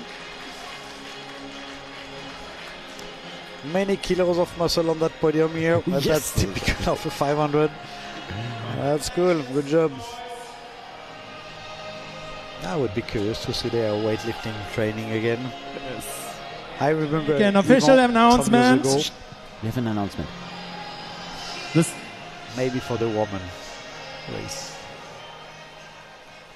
Attention, official announcement for the final senior ladies 500 meter. Number 662 disqualified for blocking 7676. 662 Gabriela Vargas was disqualified or re-ranked? Disqualified. Disqualified. Now we go under the Too victory. hard for the final ranking. This is bad This is, for the overall ranking. Yeah. Oh, it's opening a lot of doors for Jessica to win the ranking now, but because the battle was really tight between those two, they could make it to the final 500. But that's the game. You are not allowed to cross the line. So a bit unlucky from Gabriela, but she go full. She want to win. She took all the risk, and that's it. So third place, Jessica. I think you have to go full throttle. You have to go full risk in such a race, and it could happen. It was not made by intent, I think. How much quality? So many good skaters. If you keep 1%, you don't make it. So they know the job. Congratulations. Here, power slide. Cali skate, power slide for the podium. And actually for the men and the women, we have the same winner. Dobin sprint and 500 meters. It's usually quite logical. And when you're the fastest on one lap, you have the advantage. That means, you know, if you are in front, you can control. Nobody will pass you. You're the fastest in one lap. And if you're behind, you can still pass because you're the fastest too. Only the start would basically make a difference. But and this is the fact why the super fast laps are so important. That was my favorite training. Doing flying laps, I was doing it every week. My goal was to be the fastest on one lap on every track. And when you have this, you have all the tactical options. So here, still true 20 years later. Not to say 25 or more. Good job, Fran. Corinne, superb. Just after the Olympics, being able to be here. Love it. And Jessica also. Not at the Olympic, but close. And she will make it, I think, in a few years.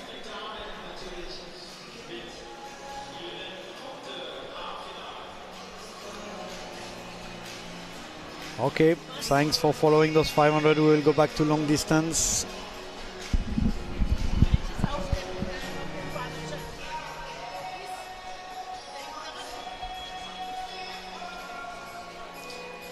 It's time to go back. We'll have few point race, I think, and few elimination race. Now we go to the points of the youth and the juniors, and then elimination we will race. finish with the elimination. It's a beautiful program. I think my job is done for the 500. Thank Yes, you thank for you inviting for being me here. here.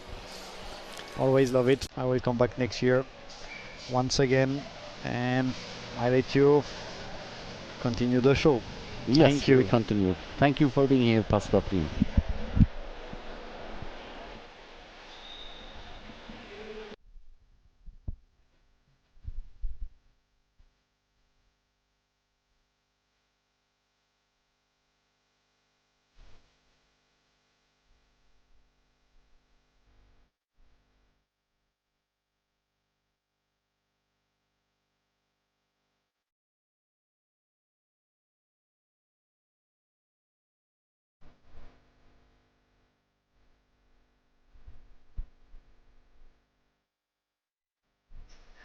So again, thanks to Pascal Priem for being here in these 500-meter semi and finals. So we're back with the long distance disciplines. And we're back to the youth ladies. They're introduced.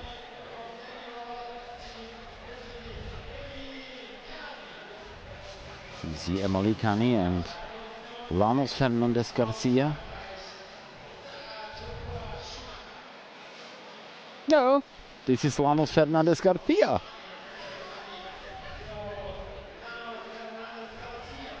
No, it's the right name.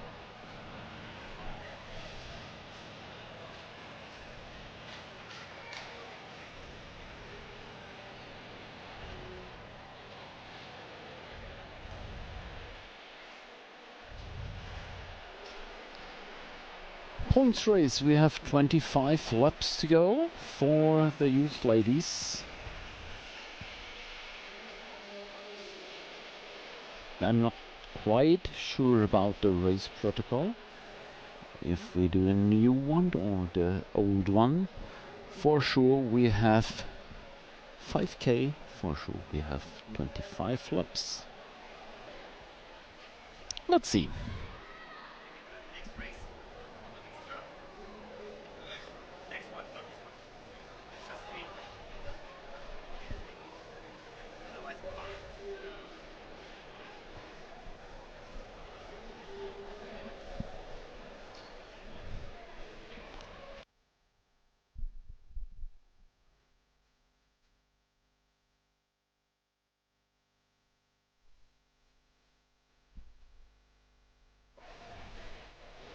So ladies and gentlemen, let's start this race. All of them are waiting for the A-finals. Now the A-finals of the youth ladies.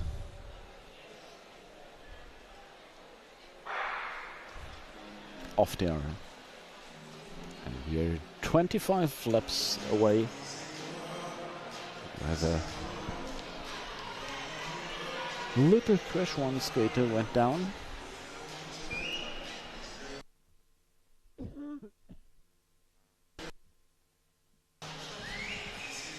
No Avio in front of the pack, followed by Lanos Fernandez Garcia. And we have German skaters in this pack. Madita Walter, Mia Cech,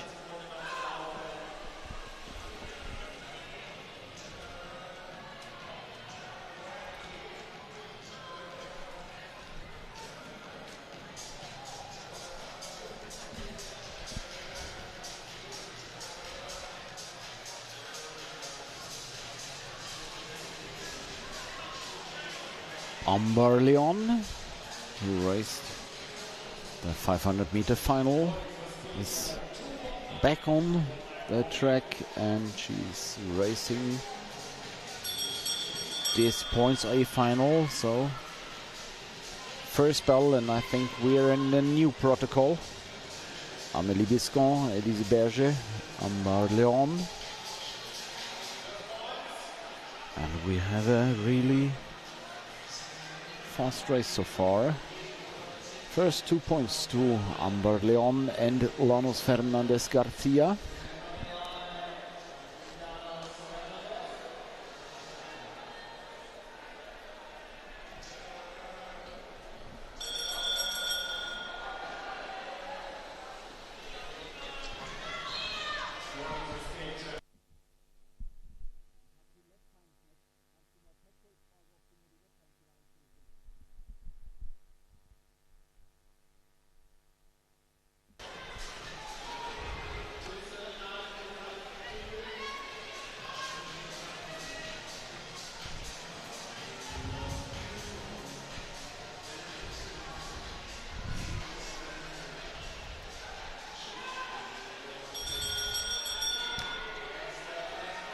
Next point lap, Nuovio. Front of the pack, Linnea Cartier. Also in front.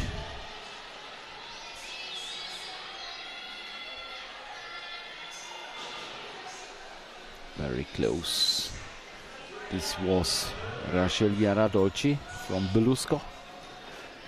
2 points, 1 point for Linnea Cartier.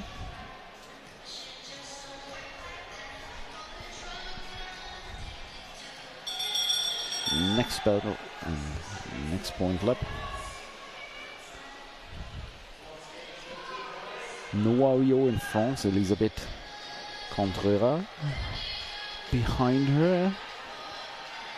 Attack from the outside, and this will be 2 more points for Amber Leon from Ecuador. 1 point for Elisabeth Contreras.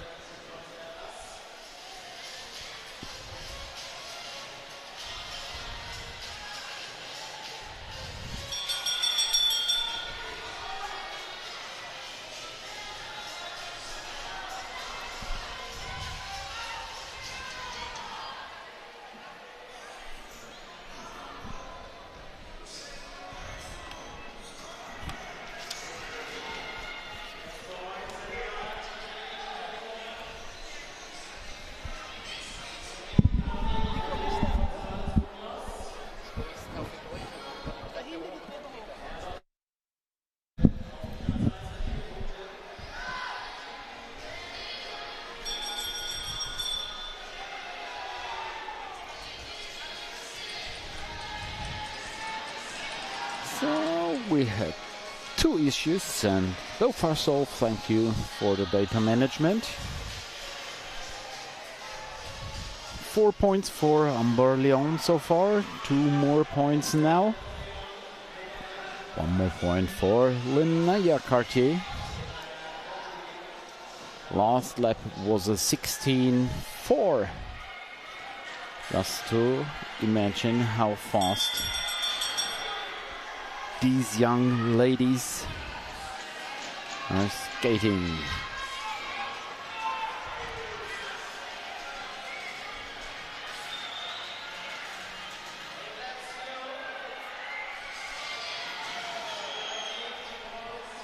And in front, Sarah Turqua Shoemaker.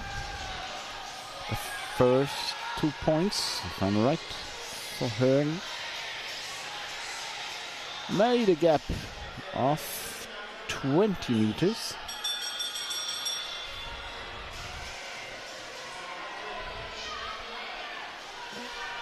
If you see the scoreboard, we have Amber Leon with 6 points, Linnea Cartier with 3, Sarah Turqua Shoemaker with 2, and there's another skater coming from behind. I think this is Amélie Bescon with her first 2 points. Behind her, Amélie Rosero and Nuovio.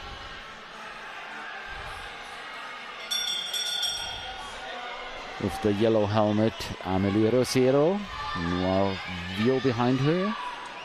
Alba Ruiz Corral from Spain in the red and yellow suit behind Nuovio. Is Contreras. Now with a burst from behind, and Amélie Rosero is along with her. Now past 3 laps to go. 3 laps to go for Kim Keun-Jim and Elisabeth Contreras.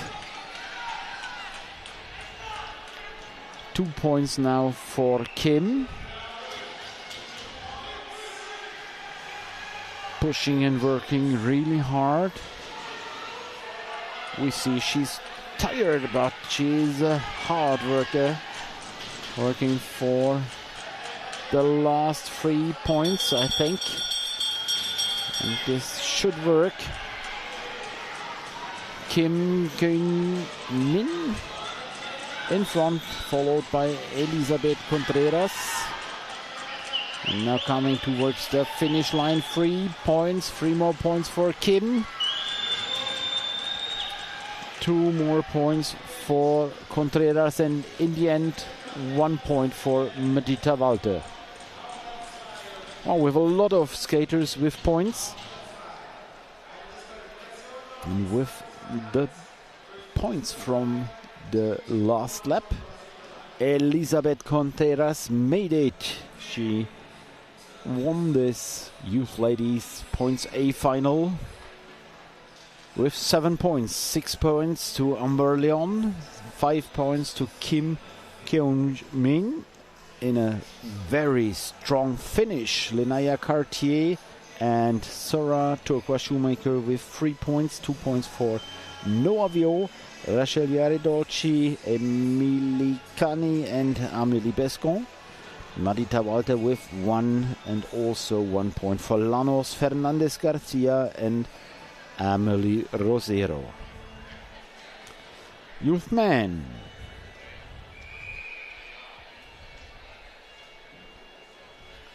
We have another skater wearing the helm camera.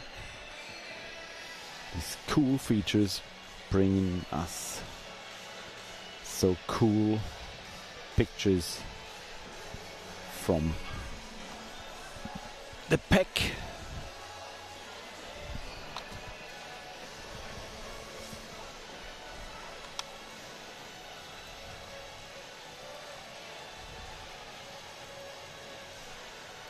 Next race, the Point A final.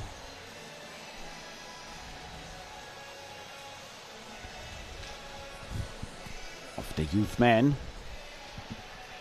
Let's see if the young skaters are introduced. Let's see, Raphael Esrich, French skater for the Arena Geisingen junior team.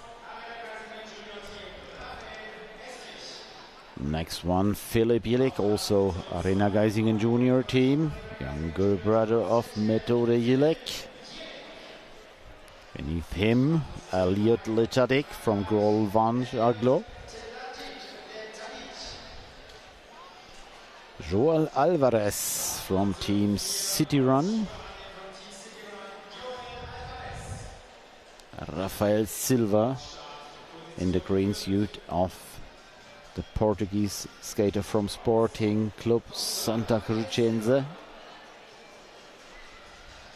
And Vladimir Paulella from TCC Emerald Coast Webbers Racing.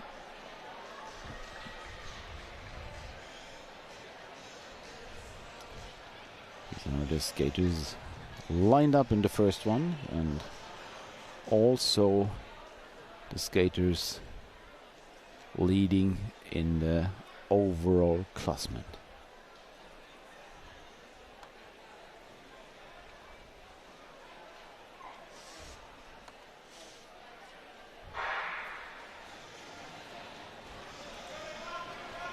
Off they are.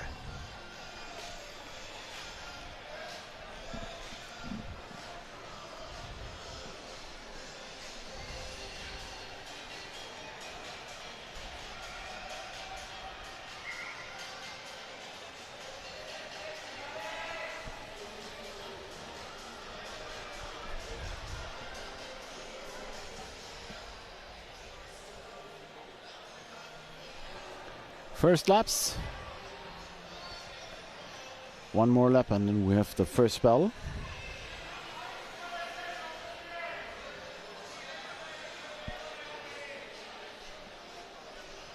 They're sorting out who will skate in front or in the back. So far with Luvansh Pandey in front, skater from India. Gabriel Fiorini, also Julianos Mateus Rosa, Benjamin Wilvis in front with the top skaters.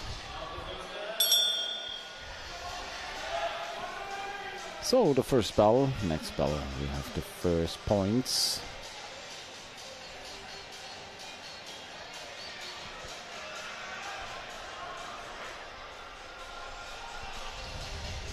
The First points for Lujan Pandey and Gabriele Fiorini.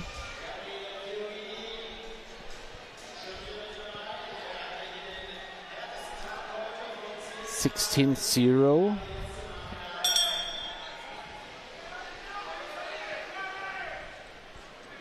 And we see the pictures from Joel Alvarez with the helmet camera.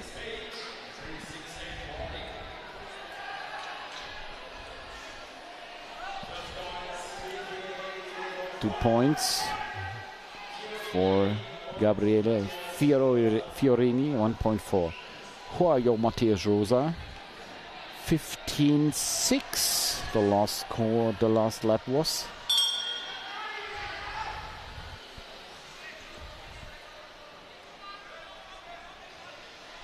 We have both skaters from Arena.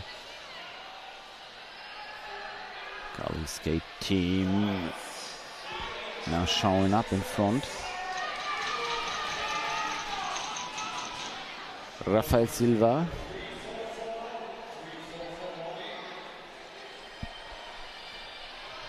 In front now.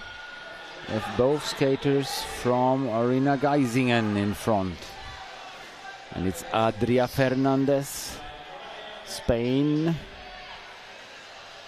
who was awake. And okay, there's the train going. I will join them. So 2 points for Rafael Estrich, 1 point for Philipp Gillett. Last lap was a 15-4. Points for the next points.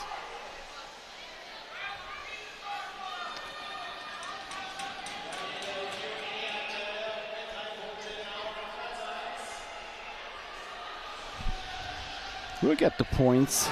Oh, very close. Philipp Jelic with 2 points. I think it was Adria Fernandez with 1 point. Rafael Estrich very close behind, but with no points, but now leading the pack.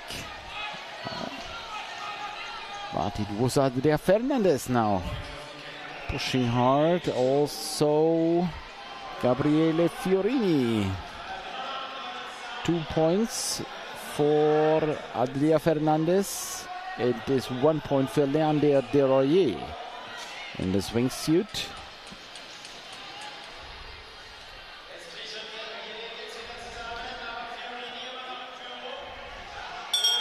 Now again teamwork. The Arena skater. Wow. Wasn't a perfect change in position. Now Rafael Estrich has to do it on his own. Oh, Fiorini 2 points. Philipp Gillek 1 point. There was crying. Maybe.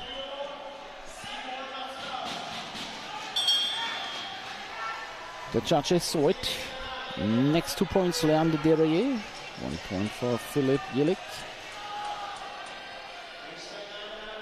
No points this lap, sorry. Now we have the points. Jelic and Deroyer with points. And again from behind, a burst from a Spanish skater. Adria Fernandez and Philipp Jelic second, but there's a gap between Fernandez and the main group, 10 meters. Rafael Estrich trying to close this gap.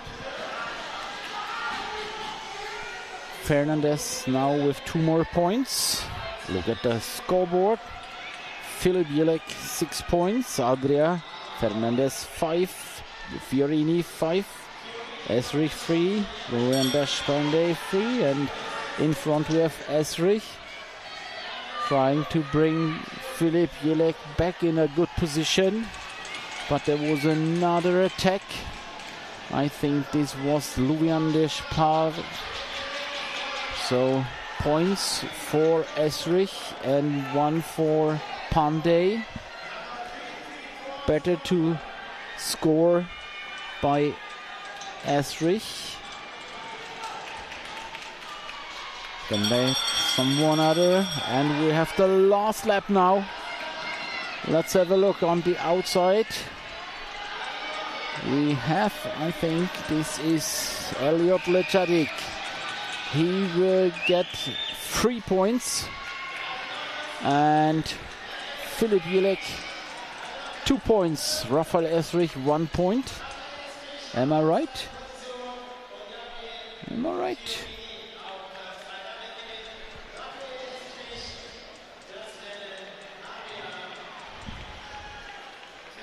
So we'll wait.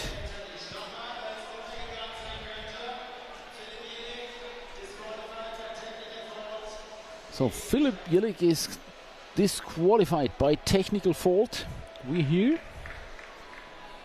So let's have a look on the scoreboard. We see Raphael Esrich with 6 points, winner of the youth men's point final. Followed by Gabriele Fiorini, 5 points. Adria Fernandez, 5 points. Luvianj Pandey, 4 points. Eliot Letadik, 2 points. Rafael Silva, 2 points. Leander Deroye, 2 points. And Joao Mateus Rosa, 1 point.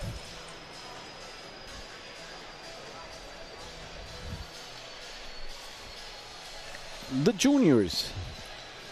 See them leaving the track, and Philipp Jelic still can't believe why he got disqualified.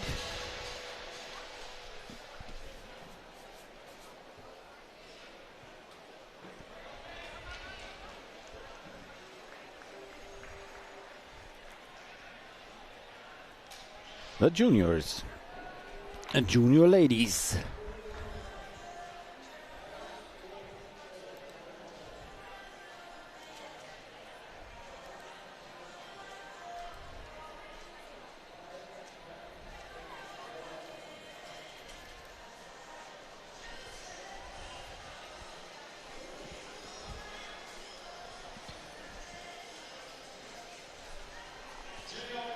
So let's see the introduction. Belinda Faria from Bourgeois Roller Sport.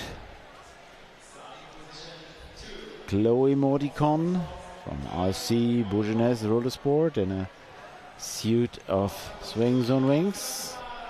This is Luisa Sandoval from the Guatemalan pre-selection. Manisha Kurt from Sheer Stokes Inline Speed. Paula Rodriguez from AD San Juan Donibane. And last but not least, Nele Gassmann from Arena Geisingen junior team.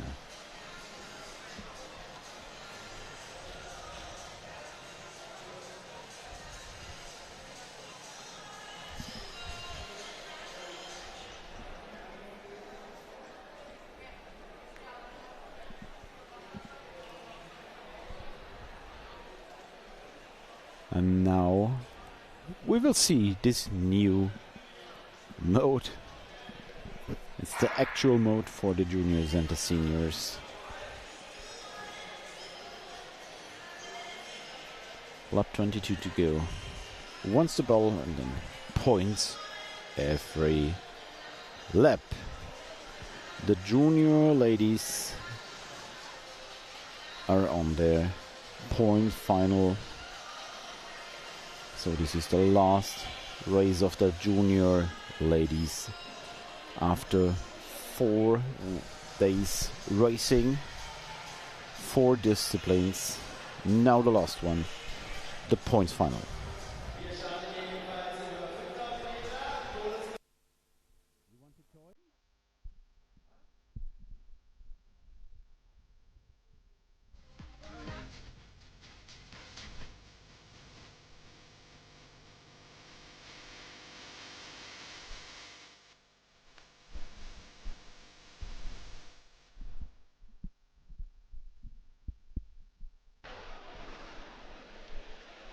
You heard the bell. And now we have the points every lap. Unpredictable.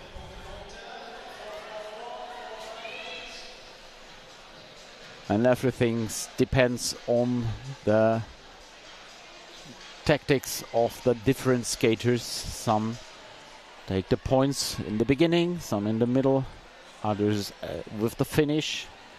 All belongs to the physics of the skaters. So we have points to Maëlie Lemieux, Javier Sandoval and Gianna Di Blasio. What an explosive start, and also Nele Gassmann scored 2 points. Maëlie Lemieux with another point.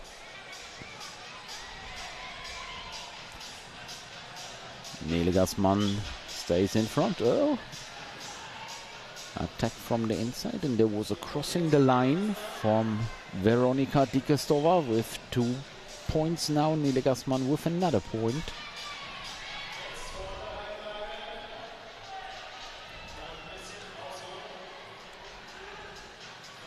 So 2 more points for Chloe Modicon and Belinda Faria. First points for them.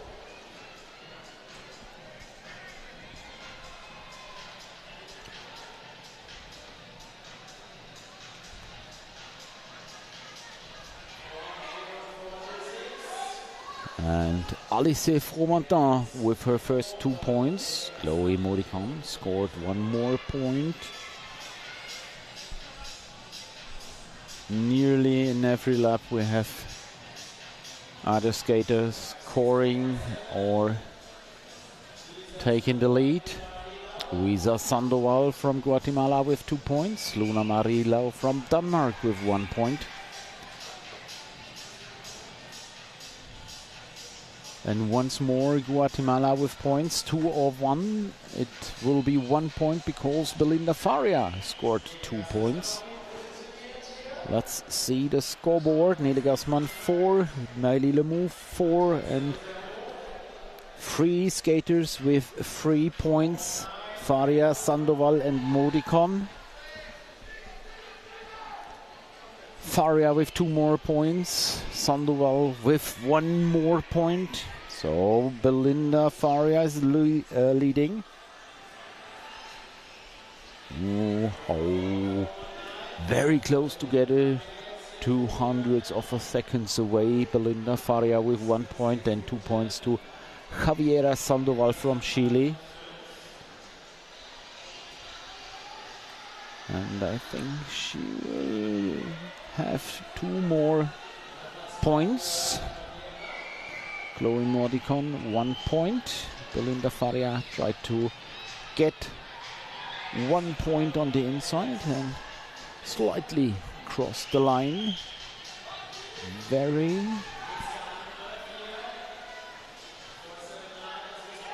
faster races. Yes, we have a 16-4. Paula Rodriguez and Carla Plana Olivares, the both skater from Spain, now scored. And Plana again. Pauline is also with her first point now. And we have 3-4 skaters in front. 3. And 2 points for Manisha Kurt from Switzerland. Carla Plana with another one, so it's on 3 in this point lap. And Belinda Faria also is in this quartet of the top skaters. 4 skaters away. Kurt, Plana, Seltzer and Faria.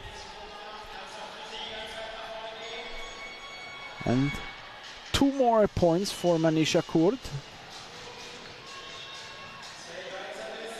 Plana with 1 more, so 6 points both for Kurt and Plana in the scoreboard. And who got points? Plana and Faria, both with 8 points now. so leading the scoreboard. And Javiera Sandoval with 7 points, not in this top group. So Pauline Seltzer with 2 more points. Faria with 1 point. Seltzer now with 3. And we have 3 laps left to score. Shia Stokes in front, and this means 2 more points for Manisha Kurt. Faria second with 1 point. Seltzer dropped off this top group, so there are 2 skaters in the top group. It's Faria and Kurt. Faria with 12 points, Kurt with 9 points. So they are leading the scoreboard now, but from behind they're coming back other skaters. Oh, fighting here for this position going into the last lap. There's Luna Marilao within 3 skaters in front. Luna Marilao possibly with 3 points. No, Sarah Scotta 3 points. 2 points Luna Marilao and 1 point for Sarah Bedia. So many skaters scored in this points final, and in the end most of the points go to Belinda Faria, France. Congratulations to Belinda. Second, with a strong finish, Manisha Kurt from Switzerland. And third, Clara Plana Olivares, Spain. Next positions, Javiera Sandoval with 7 points. 4 points to Maëlys Lemu and Nele Gassman. 3 points to Sara Scotto. Oh, disappeared. I'm afraid, sorry. It disappeared because they changed the race very quick. They changed into the junior men's category. Sorry. It was a good point race, I think.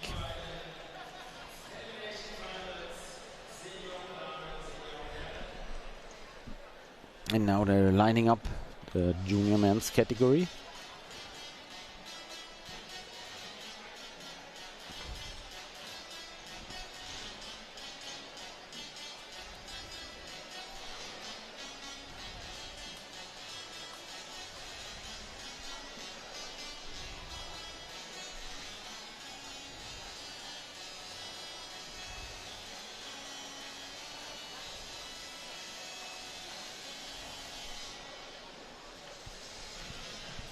Junior man.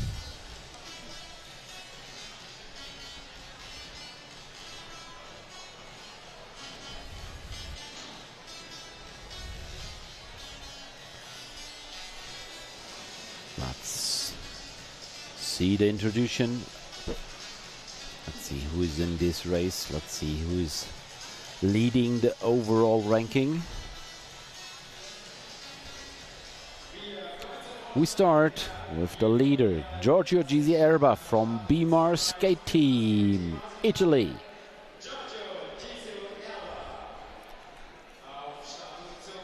On the right side, Johan Polydessus, Bimar Skate Team, man from Polespa, Bretagne. Joachim Loyola from LG Over Team, Ecuador. Axel Durand, Powerslide FP World, Polespa. Clubmate of Johan Polydessus, Raphaël Martin from SGS Roller Skating France. Jean Luna from SCD Rabadera.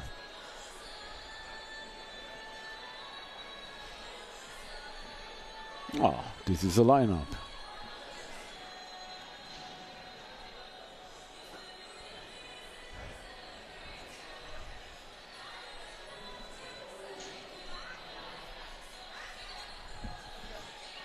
Now waiting for the judges. With just one skater down after the race, I think. I saw no crash, but one skater is getting medical care here.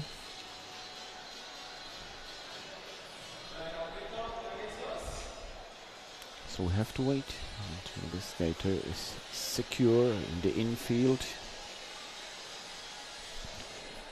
We haven't seen what happened to her, maybe after the race.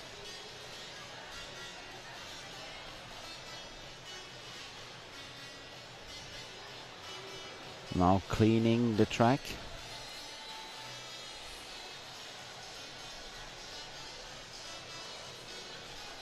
Security first. The track has to be dry.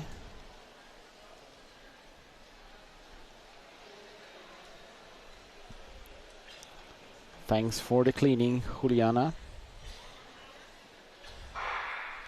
And off they are. The junior men are going fast for a last one. The junior men's points final.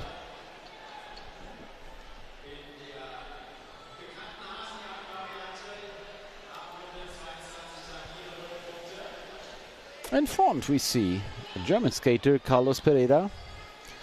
Behind him Giorgio Gisio Erba, Johan Paul Desus, Joachim Loyola, Rafael Martin, Adrian Tuqueres.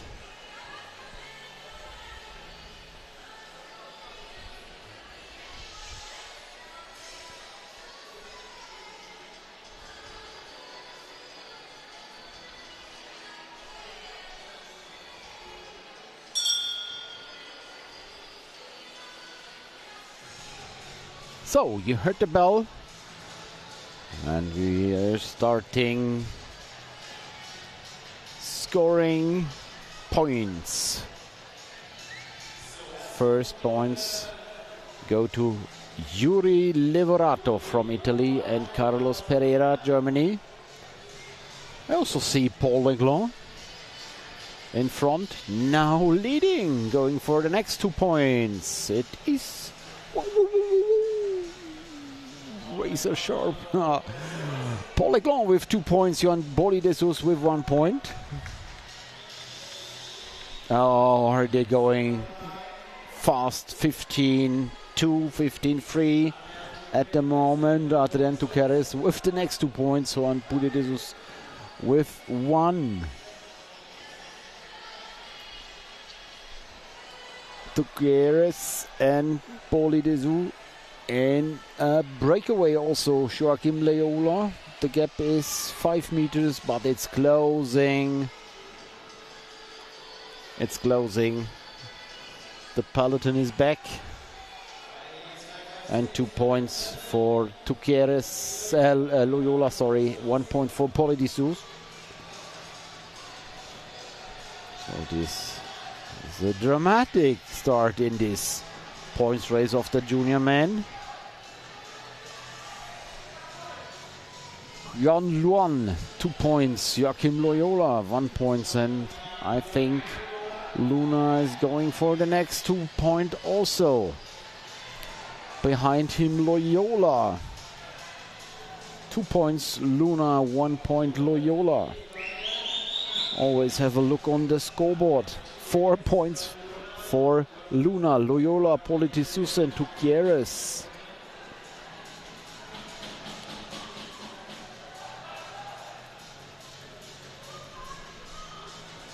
Points for Ponziani and Couto Radas.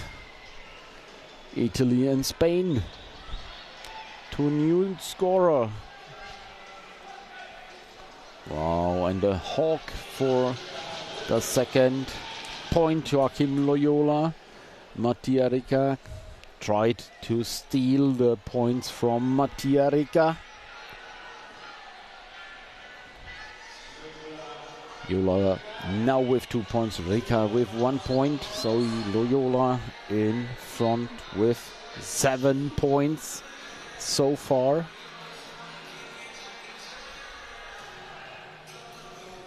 4 points for Poitiers, Tukieres, Luna. And 2 points for Anesti, his first 2 points.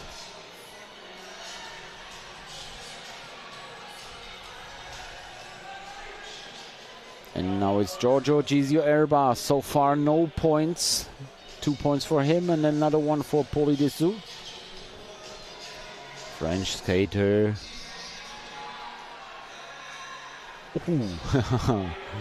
Hey. And this was Loyola in between Gizio Erba and Poitiers. And he demands, what can I do? They're blocking together. And in front we have now Axel Le Turon, another super fast French skater. Joachim Loyola, second. Oh, the Ecuadorian, he is racing very strong. So the Ecuadorian will be glad to have him for the World Championships in Paraguay. Can't imagine there's another stronger junior than Loyola in Ecuador. Axel Le Turon with 2 more points, Loyola with 1 more points. 10 points now for Joaquim Loyola.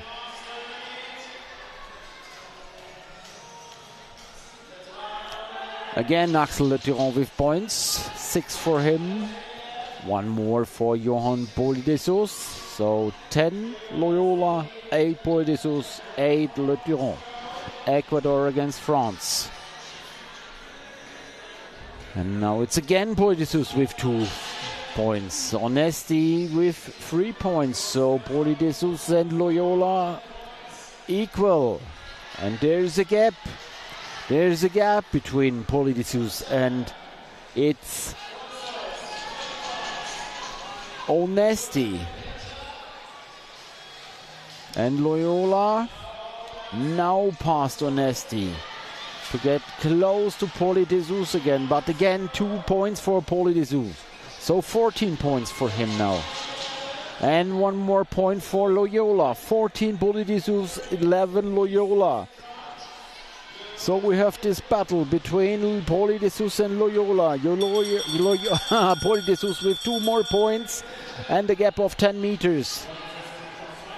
So the last 3 points also will be by Poitiers, and it will be Poitiers winning this point race of the junior man. Wow, what a race, what a battle between Poitiers and Loyola. In the end, Poitiers with 16 points and 12 points for Loyola. What a battle. After the both, Axel Le Turon with 8 points. And then we have free skater with 4 points, Francesco Onesti, Adrian Tukieres and John Luna. 3 points for Giorgio Gizio Erba, Mattia Ricca, and 2 points for Rafael Marta, Raul Coto Aradas, Mattea Ponciani, Yuri Levato and Paul Leglon without a time so far, but 2 points. We have to wait for the official ranking, and Carlos Pereira with a time and with 1 point. So let's wait for the official ranking. For sure, Johan Poitiers in really good shape and winner of the junior men's point final at the AGI 2026. Congratulations!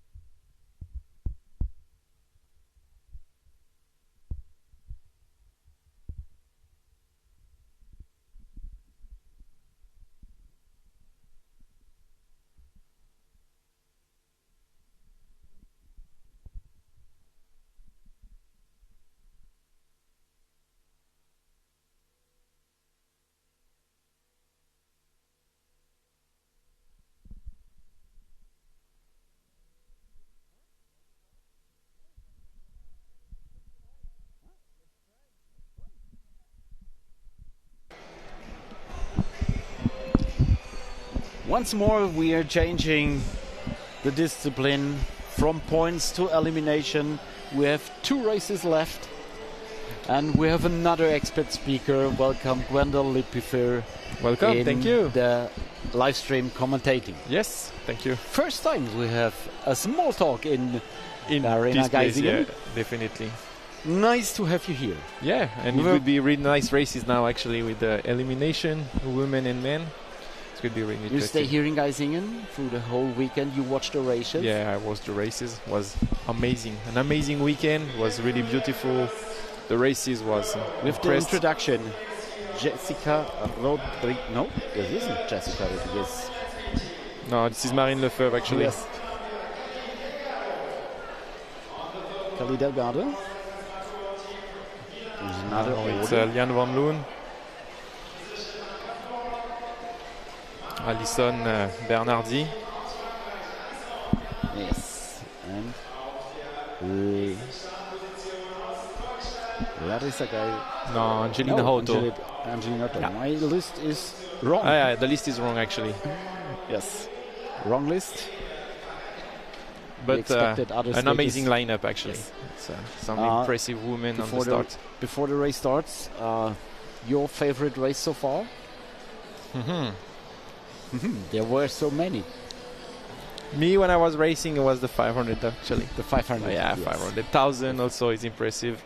You can race with long distance racer, short distance. So 1,000 was something special for me. Okay. And this weekend? This weekend, I really enjoyed the flying lap. The ladies yesterday with Fran was so impressive, and then after Vincenzo make wow. And so close behind him. Yeah. Jacob Melton. Jacob was really close. It was a really good fight, actually. So we have the showdown on the long distance now. Yeah. With the senior ladies, elimination of the R. There are so many strong skaters in this peloton.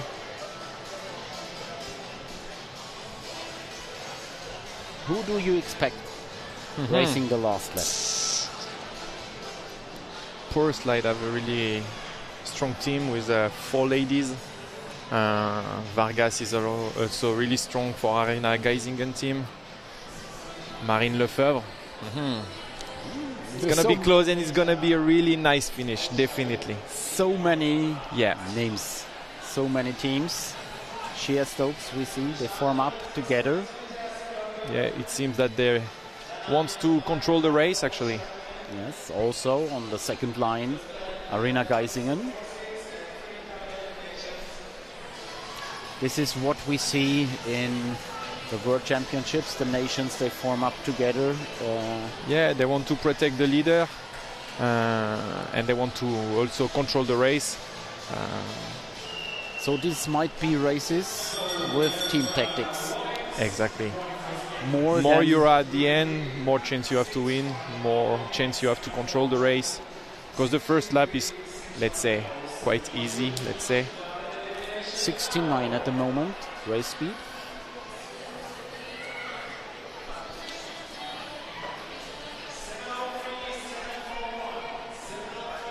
And 10K elimination at the end of a race weekend like this. It's always, it's a hard weekend because, as we know, it's the fast track, but it's also hard track. So at the end of the weekend, finish with a 10K elimination, it's really intense.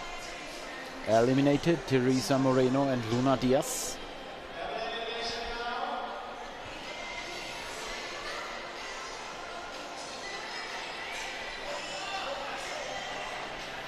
Oh.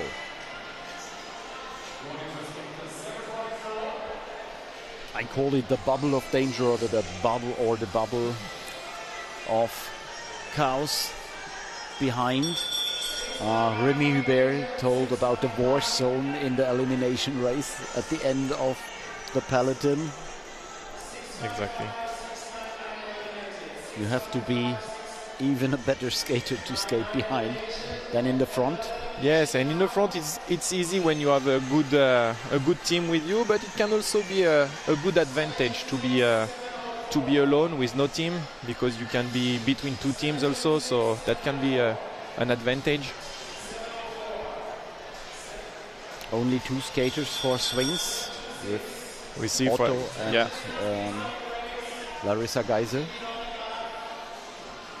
Little team. Yeah, and we see Alison Bernardi, for example, on the 3rd place, and she's between teams because she's alone. So it can be a really good advantage to be alone. Some people are afraid to skate alone and with no teammates, etc. But it can be a really great advantage. In front we see Marie Dupuy.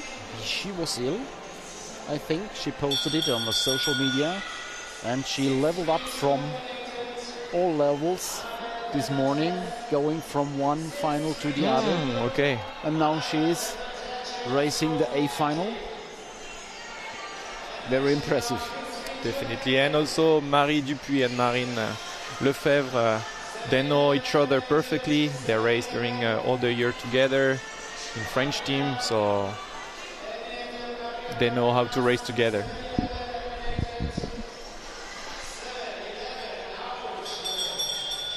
Another bell, another elimination. Shea Stokes in front. Actually, it's Aura Quintana. Oh, that's a crash, actually. Oh, So- with a skater from Arena Geisingen. This is Corinne Stoddard, Yeah. I think. Yeah, I think so. She's angry a bit. Clapped her legs. Did you see how it happens? No. It was into the Was peloton probably. Was a quick one. Yeah. Could happen, but she's on her wheels. She's firing up her teammates. Yeah. And actually they are quite on the back of the peloton. That's strange.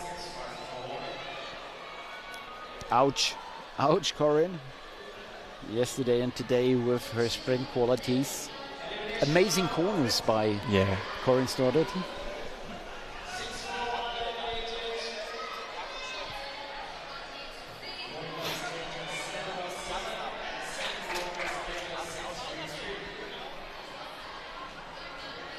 Aura is actually leading the pack, following by the teammates.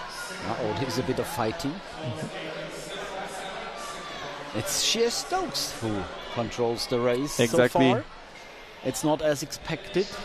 Power slide. I thought power slide would be But a bit more yeah, active. but Power Slide is actually on the good position, just not leading at the right moment. It's still 30 laps to go, so they have time to pass in the front also. There's no need for them. For now, no. I mean, they are on the second place, let's say, Yes. and it's comfortable for them. And behind the power slide lady, there's one skater from Arena Geisingen. This is Martina Pita. And behind her, I saw Swings on Wings. So now where's Gabby Vargas? Yeah, she's outside, and yeah. Trying to come to the inner line.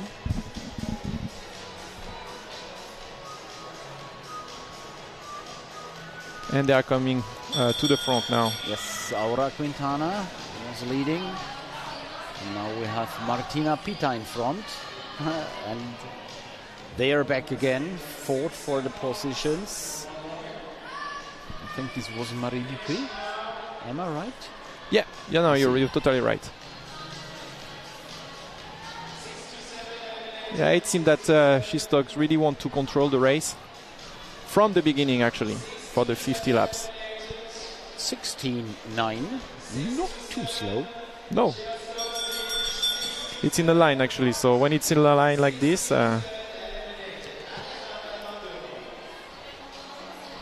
Alexandra Domio eliminated. It's the first skater from Shea Stokes who got eliminated, I think. No, the second. Second one.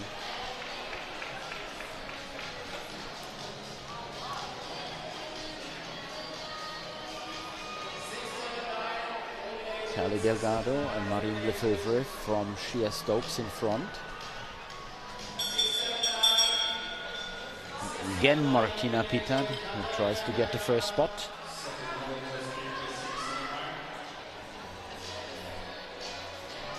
It's Domenica Gardi, I think. eliminated. And actually, it's Gabi Vargas closing almost the group. That's a bit surprising. A bit surprising, yeah.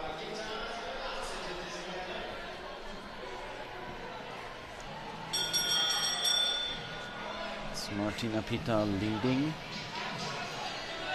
And it's good for Shistok actually, because they are saving a little bit of energy, just not leading the pack. And I think the race pace slowed a bit down.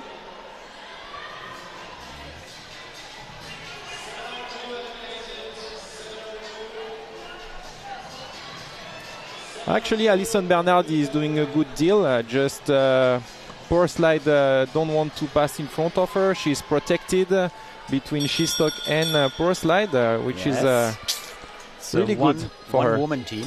Yeah. It's what you say. Place yourself between two teams. You are not attacked. And now it's Power Slide trying to make a second lane. No.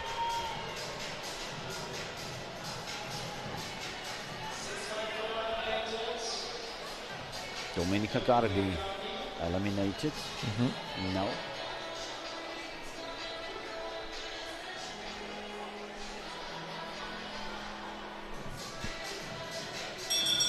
$18.3 for the last lap. 18.8.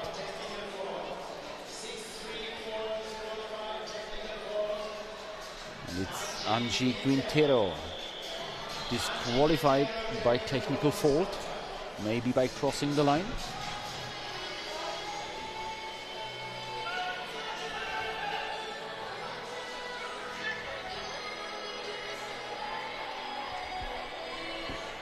You see Shea Stokes and Power Slide in between. Yeah, Power Slide is going to the front now.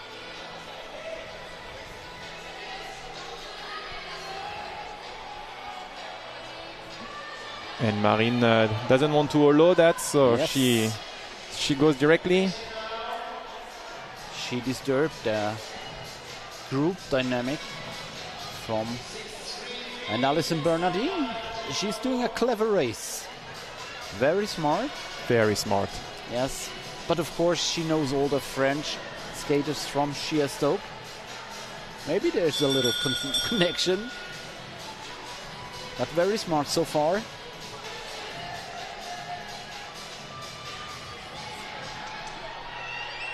Liane looks really good actually.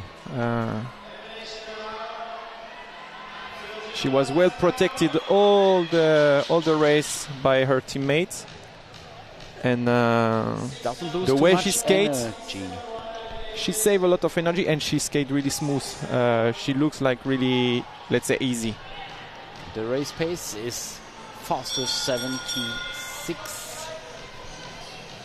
17.8 at the moment.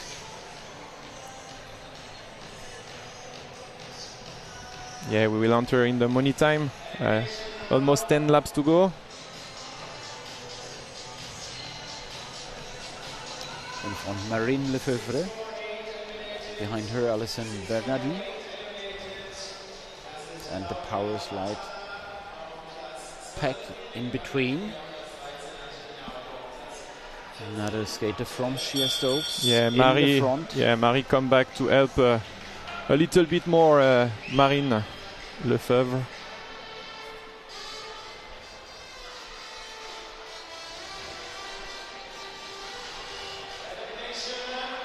Now the next elimination. It seems that it's Gabriela Vargas. Yes, I think so. Gabriela Vargas eliminated. So Martina Pita is the last remaining skater from Arena. Marie Dupuis now at the end of the peloton. Also Larissa Geiser. Also now a one-woman team. 7.25. This is Nicole Zigara. Also a one-woman team so far.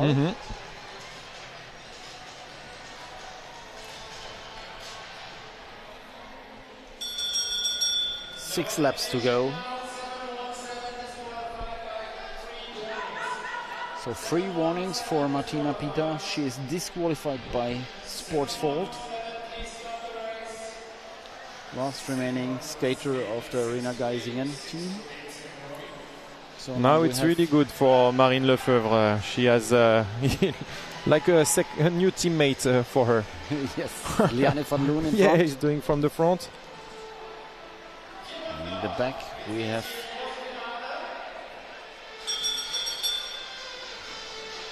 Larissa Geiser, but there's one skater dropped, so no elimination in the pack.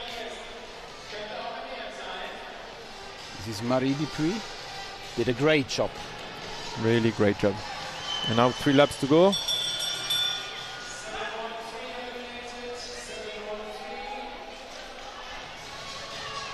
So the situation is we have Marine Lefebvre alone, Larissa Geiser alone, Alison Bernardi alone, and 4 times power slide.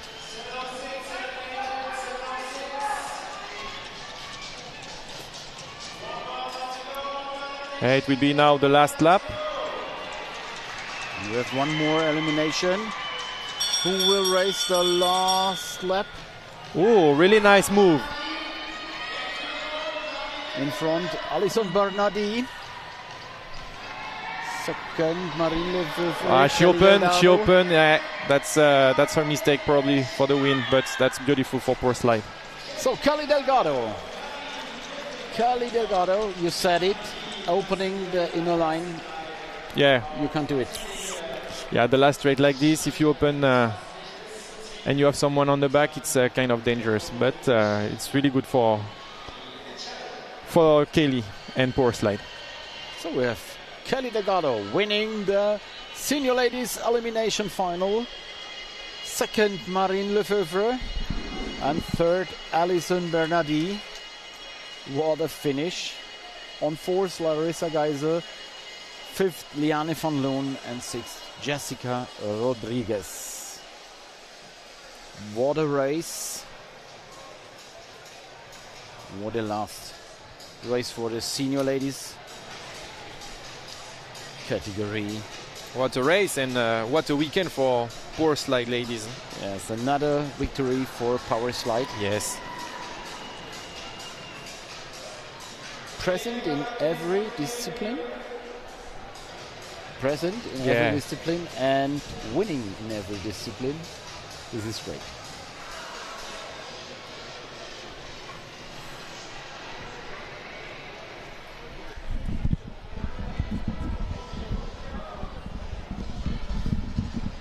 And I think we have a winner interview with Kelly Delgado.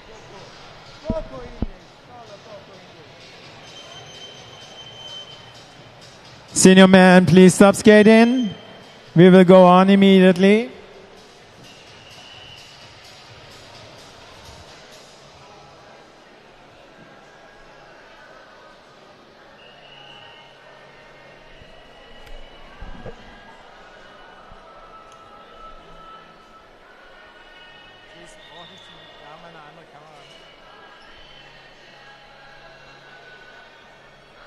You're waiting for the interview.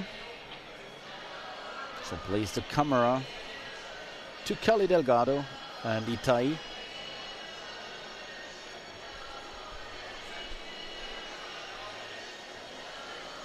So we have the camera. Let's get the interview with Kelly Delgado. Kelly, you just won the race. How do you feel after winning it? I feel so happy. It's very nice winning Geisingen. For me, is I think the most important. Something you want to tell for the people at home watching you? ¿Qué se siente ganar aquí en Geisingen? I think it's incredible because I training a little bit here and I know the track. And I feel very happy with my work and with the work of my team.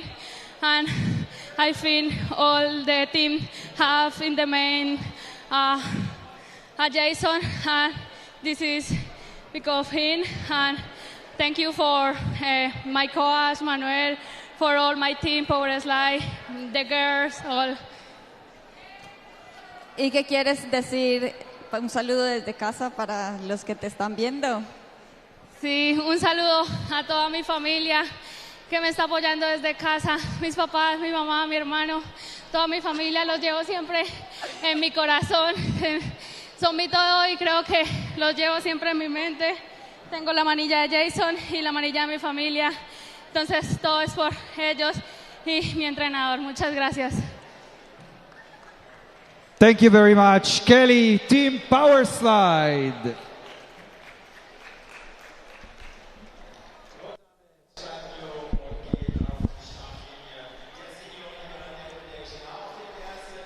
So let's see the men.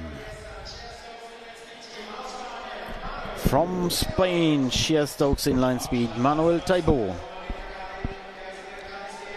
The next one, Methode Gilek, Olympic champion, Arena Geisingen, Kali skating. Marta Faris, sheer Stokes. Rollerblade SPS PSK World Team, Alessio Clementoni.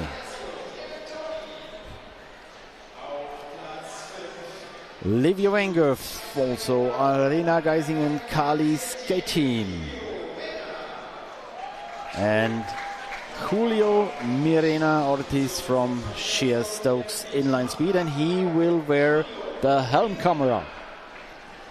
What a surprise seeing Julio with the helm camera. Cool feature to bring emotion, speed, and all the dynamic of this pack to your TV. Off they are, the last race of this weekend. The last race of the senior men with the 10K elimination final. We have several teams inside. First of them you see in front, almost in front, sheer Stokes. Harry Geary from Australia is in between. We see sheer Stokes. We also see Arena Geisingen Kali skate team. I see Rollerblade, SPS PSK. Also the suits from the team from Swings Wings. So world-class peloton for this last race. Yes, exactly. Yeah, it seemed that Shistok wants to do the same as the lady. They want to be straight in the front, controlling the peloton. Actually, they have someone in front, but they want to be in the first position. First, actually, Gabriel Reyes did a fantastic World Championship in China in the junior category. He's first year senior. Now leading this elimination race through the first laps. And I think there's another. Sensei Manuel Taibo was in front. Now they're so close together. These skaters are skating with top speed and it's so tight. 59 last lap. This lap 16.1 for Gabriel Reyes, still in front. With the first eliminations. Philip Durschmidt and Hayden Drews. Also Alan Lopez, or you see the decision, half of a frame.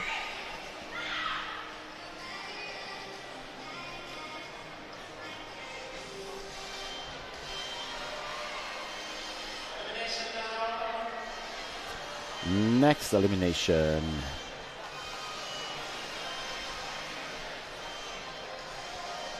Raul Pedraza from Chile. Surprise to see Raul Pedraza eliminated so early.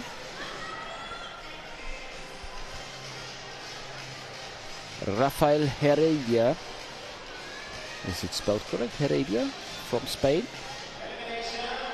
Maybe.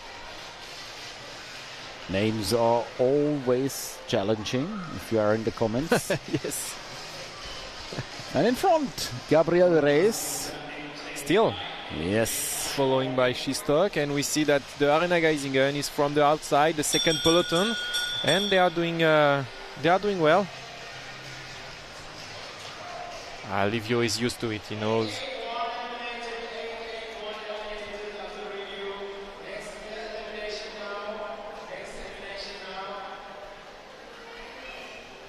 We can see some tension in the peloton. Yes. Yeah. There was a bit of fighting on the outside. Yeah, they all want to protect their position, and it's elimination race, so one spot is important.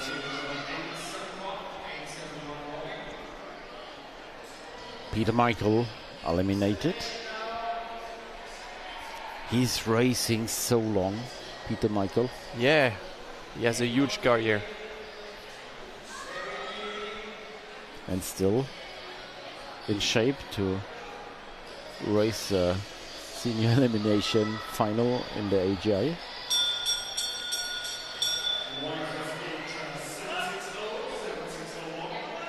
They had to work because they weren't qualified for the A final. They had to work during the B final to get this spot in the A final. So exactly, yes. But that means Hanan Kunar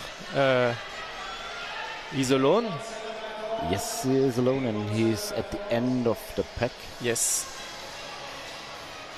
And if he wants to win the overall, he must finish in the at least 13, because he's actually leading the overall of the event. So let's go, Anand Kumar. Did quite a cool move to improve his position. But still at the end of this elimination pelotons. And in the front we still have Gabriel leading the pack, following by Shistok, then Rollerblade. He's doing SPSPSK 16.3 to a 16.8. This continuously. Yeah, it's a good speed. It's not too fast, it's not too slow, and he can control the pack from the front. A fight between Rollerblade and Arena Geisingen. Niels Bühnemann was involved. Reyes looking behind. Shia Stokes behind him. Once again, thanks to Julio bringing us the pictures from the helmet camera. They're so cool.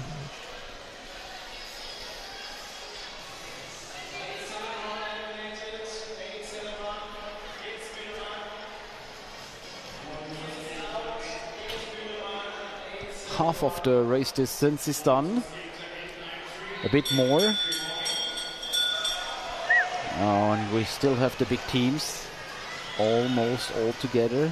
Now another skater from Arena Geisingen is leaving the competition. Niels Bühnemann is eliminated. And Hanan yes. This wasn't really good. No. Both of them. Yeah. And I see the judges talking each other, so yeah.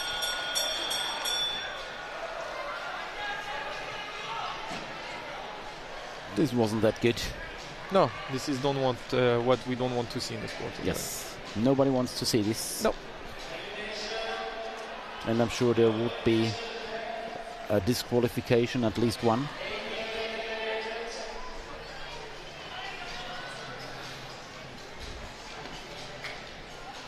And Gabriel is back in the front. Yes, he's doing a really good job as a first-year senior. But he was so strong in China. I love the way he did his races. Now Magnus Jorman Jeppersen in danger behind the pack. He slowed down. And we have now Germain Deschamps from Pro Slide World Team. He's alone racing with no teammates this weekend.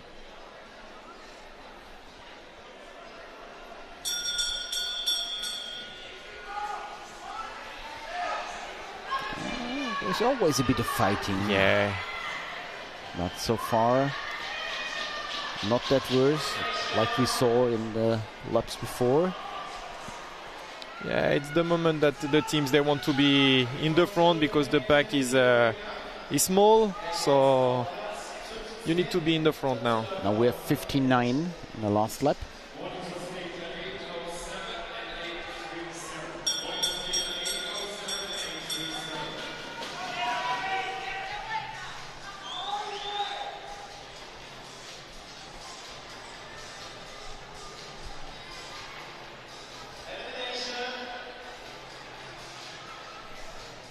Next elimination, Livia Wenger is eliminated. For sure, he wanted to stay longer in this race. But actually it's really good for Schistock, Martin Ferrier, Manuel Taibo, Julio Mirena. It's working well for them. Yeah. Now they are able to control the race.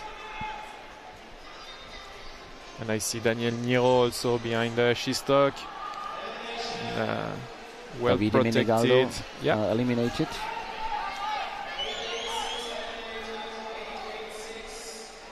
.886 eliminated. Ryan Dawson. And then the end we see Anand Kumar Valkumar. Always have an eye on his overall ranking. But he stayed in the back of the pack and always avoided the elimination.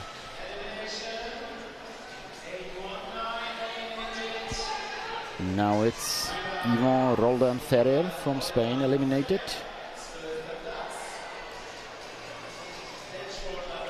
It will be an intense finish.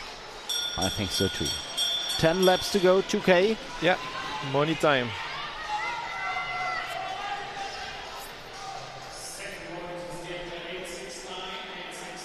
Nicolas Garcias with 2 warnings so far.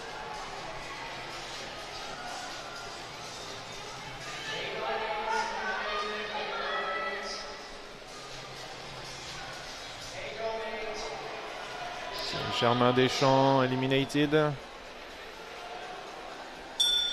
there are 2 skaters who love to skate in the back. Methode Gilek skated in the back often as a junior. Yeah, hand on the back. Yes, it looks chilled.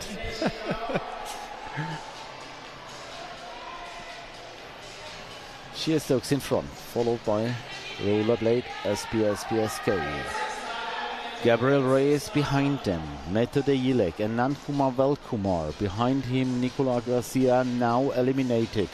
Anand Valkumar now dropped off this pack.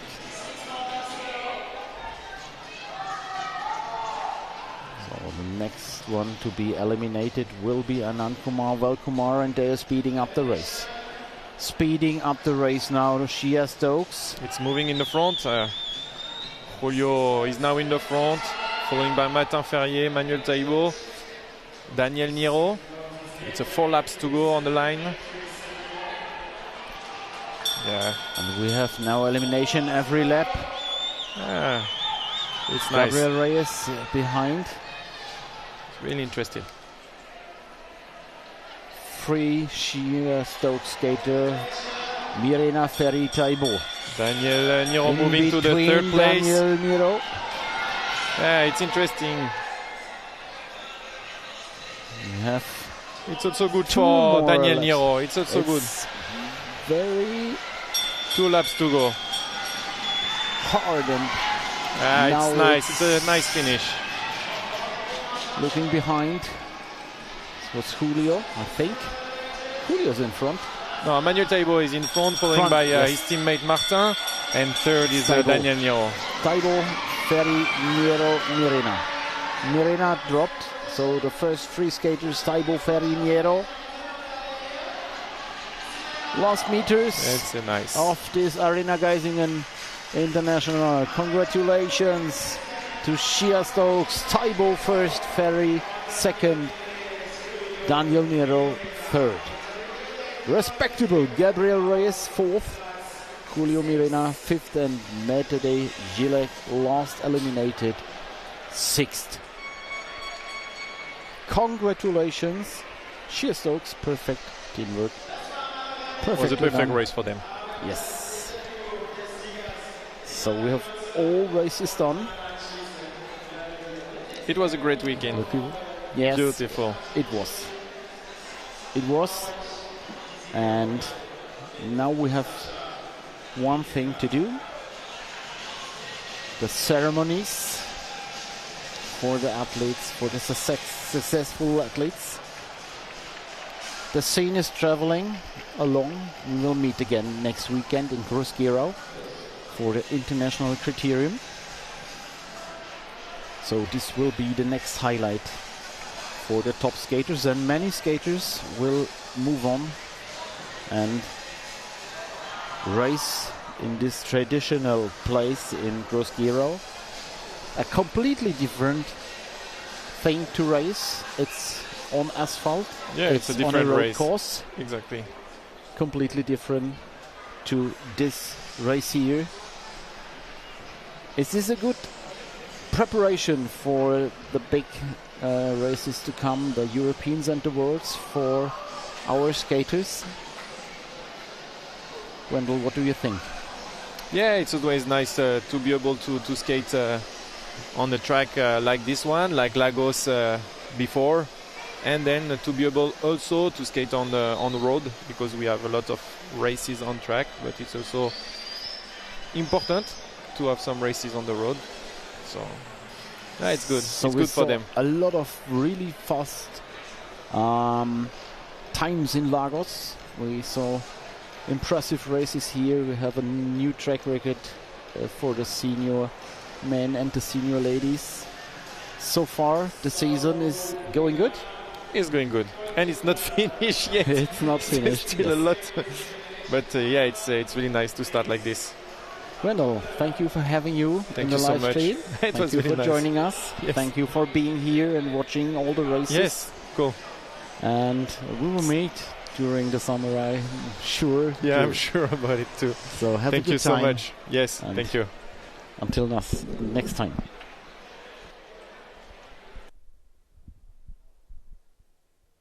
Manuel Taibo, what a win, what a race. How are you guys feeling? You control the race very good with the three of you.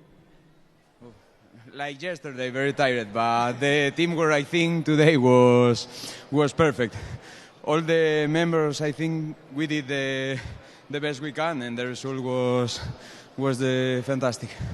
The teamwork looked amazing from the outside. Was it a hard race for you? Yeah, it was hard about the tactic because it's not a high pace like yesterday, and we have to keep calm and think in the last laps.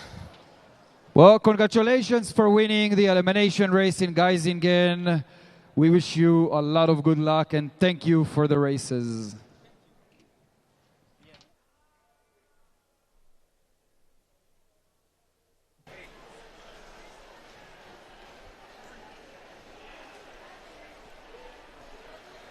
Nice to see the celebration of the skaters after the race.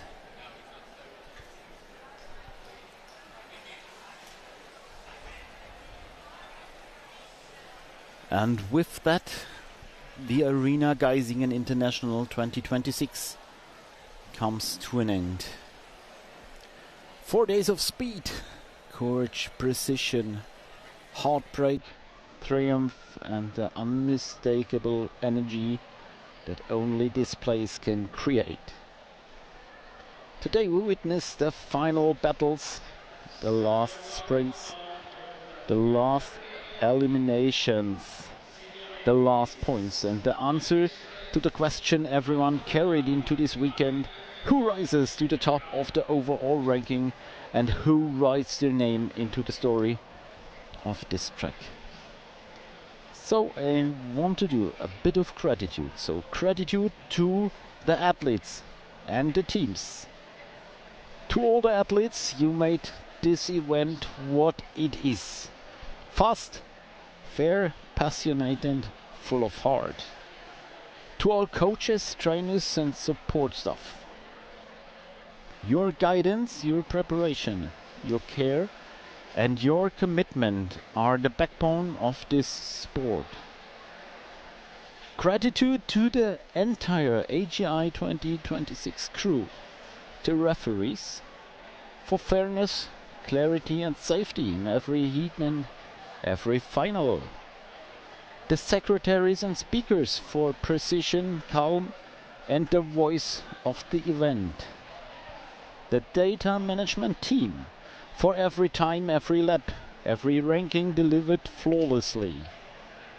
The live stream team for bringing geisingen to the world and the world to geisingen. All catering volunteers for keeping everyone energized when it matters most. The German Red Cross and the track docker for safety, professionalism and quick help whenever needed. The caretakers and good spirits of the arena for keeping this place running at the level the world expects from the fastest track on the planet. And especially Camilo, Kay and Juliana for the energy, the preparation, the dedication and the countless hours they make this event possible. And now we're in the prize ceremonies. So we're watching the ceremonies.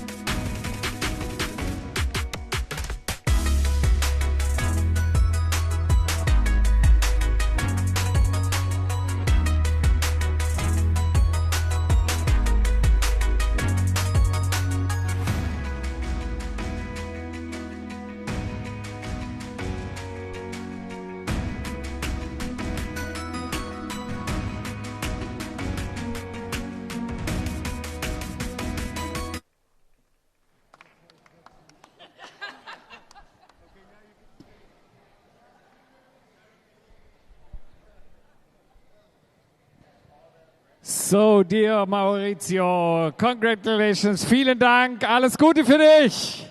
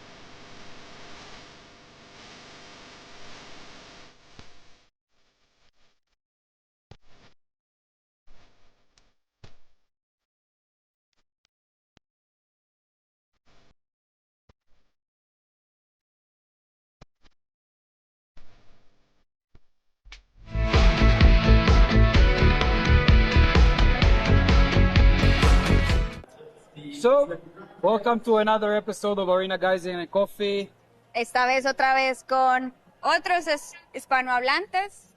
Estamos aquí con Chevy Guzmán y con Orlando. Special guests today, Chevy Guzmán joining us, coach of Chevy Guzmán. So, let's hear a bit. How are you doing? How is life? Thank you for the invitation. I'm super happy because this event and this track is beautiful and the people is beautiful. I feel the warmth of the people. I'm super happy here and thank you. Welcome. That's the coach. How it feels to be here. ¿Cómo estás? Muy bien, muy bien. Feliz de estar acá. Todos sabemos que Arena ese es el templo del patinaje mundial. Y no estar acá, no estar en la fiesta del patinaje es algo que nos pone triste. Así que este año estamos muy, muy felices de estar acá. Este año te extrañamos. El año pasado estuviste acá con el equipo de Ecuador. ¿O el año antepasado? El año antepasado, el 2024. Se pasa muy rápido el tiempo. Sí. Pero bueno, sí.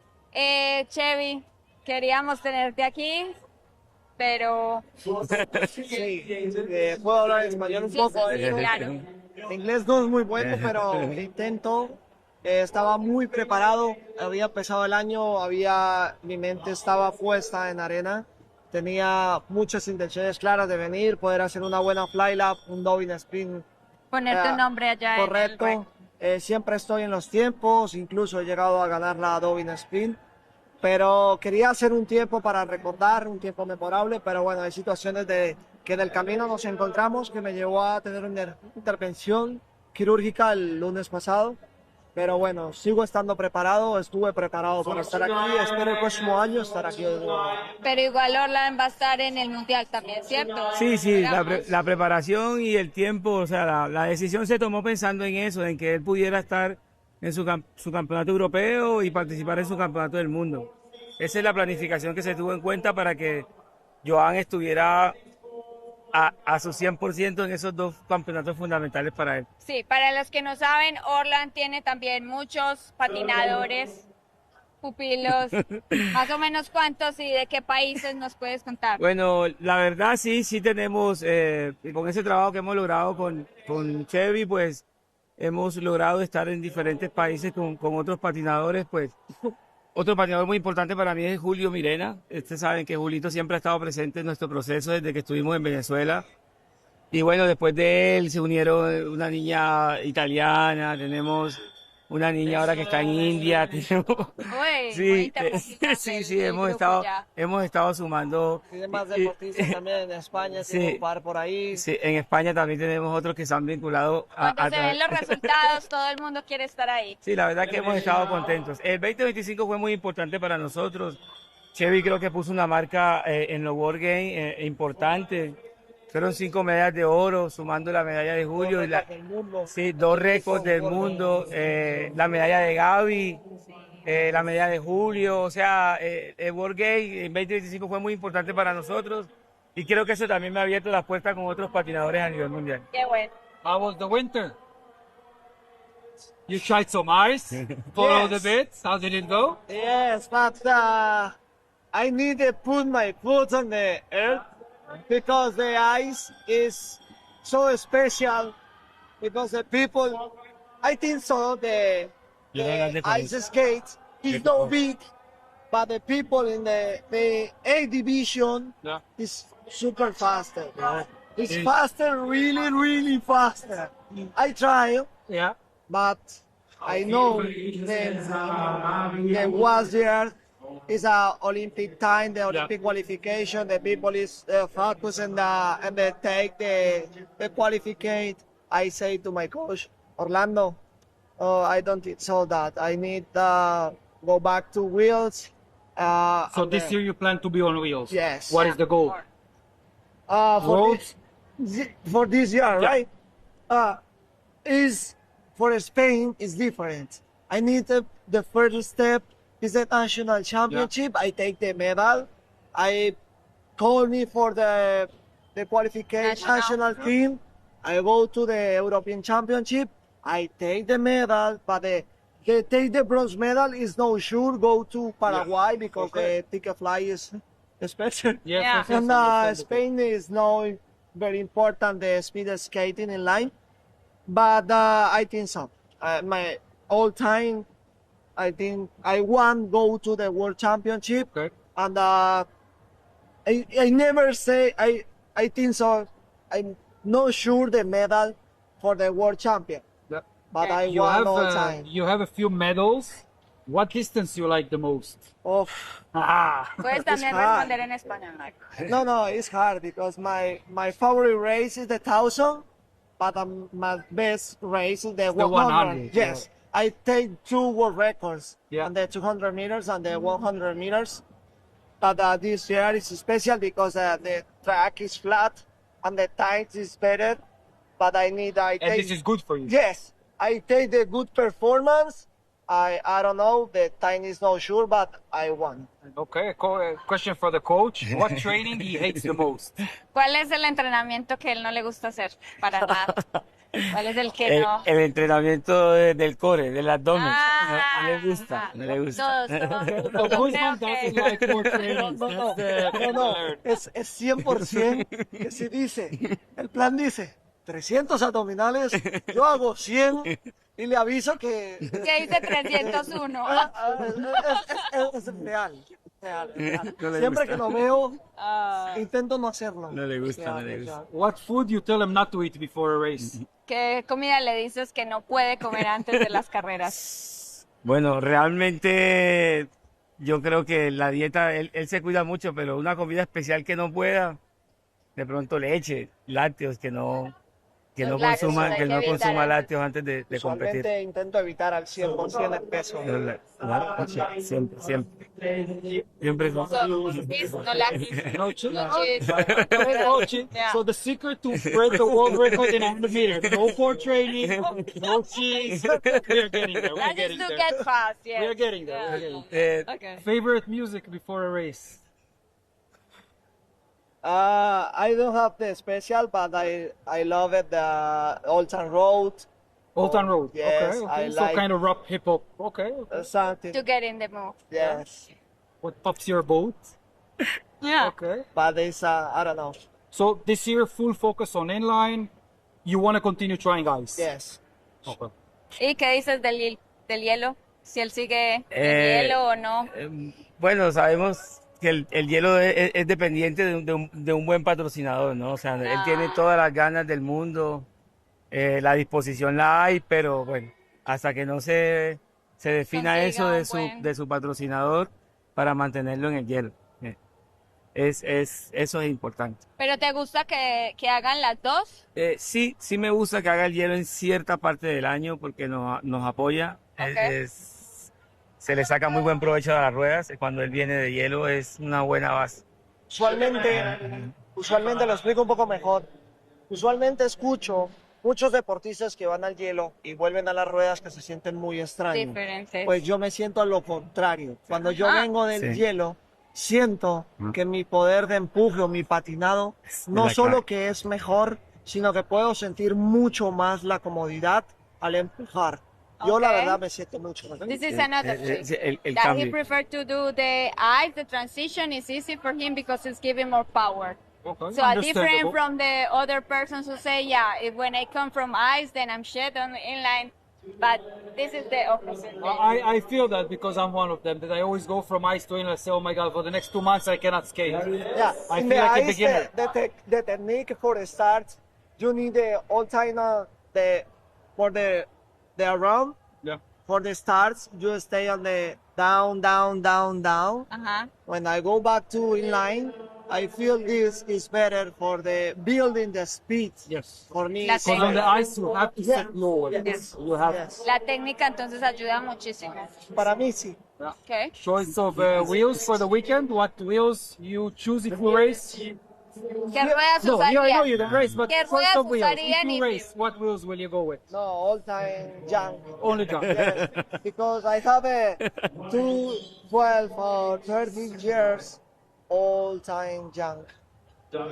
How do you feel the competition with TLTF, Manao, junk? Did you try the other wheels? I never. No. Oh. Loyalty. No, en Spanish, better. Yeah.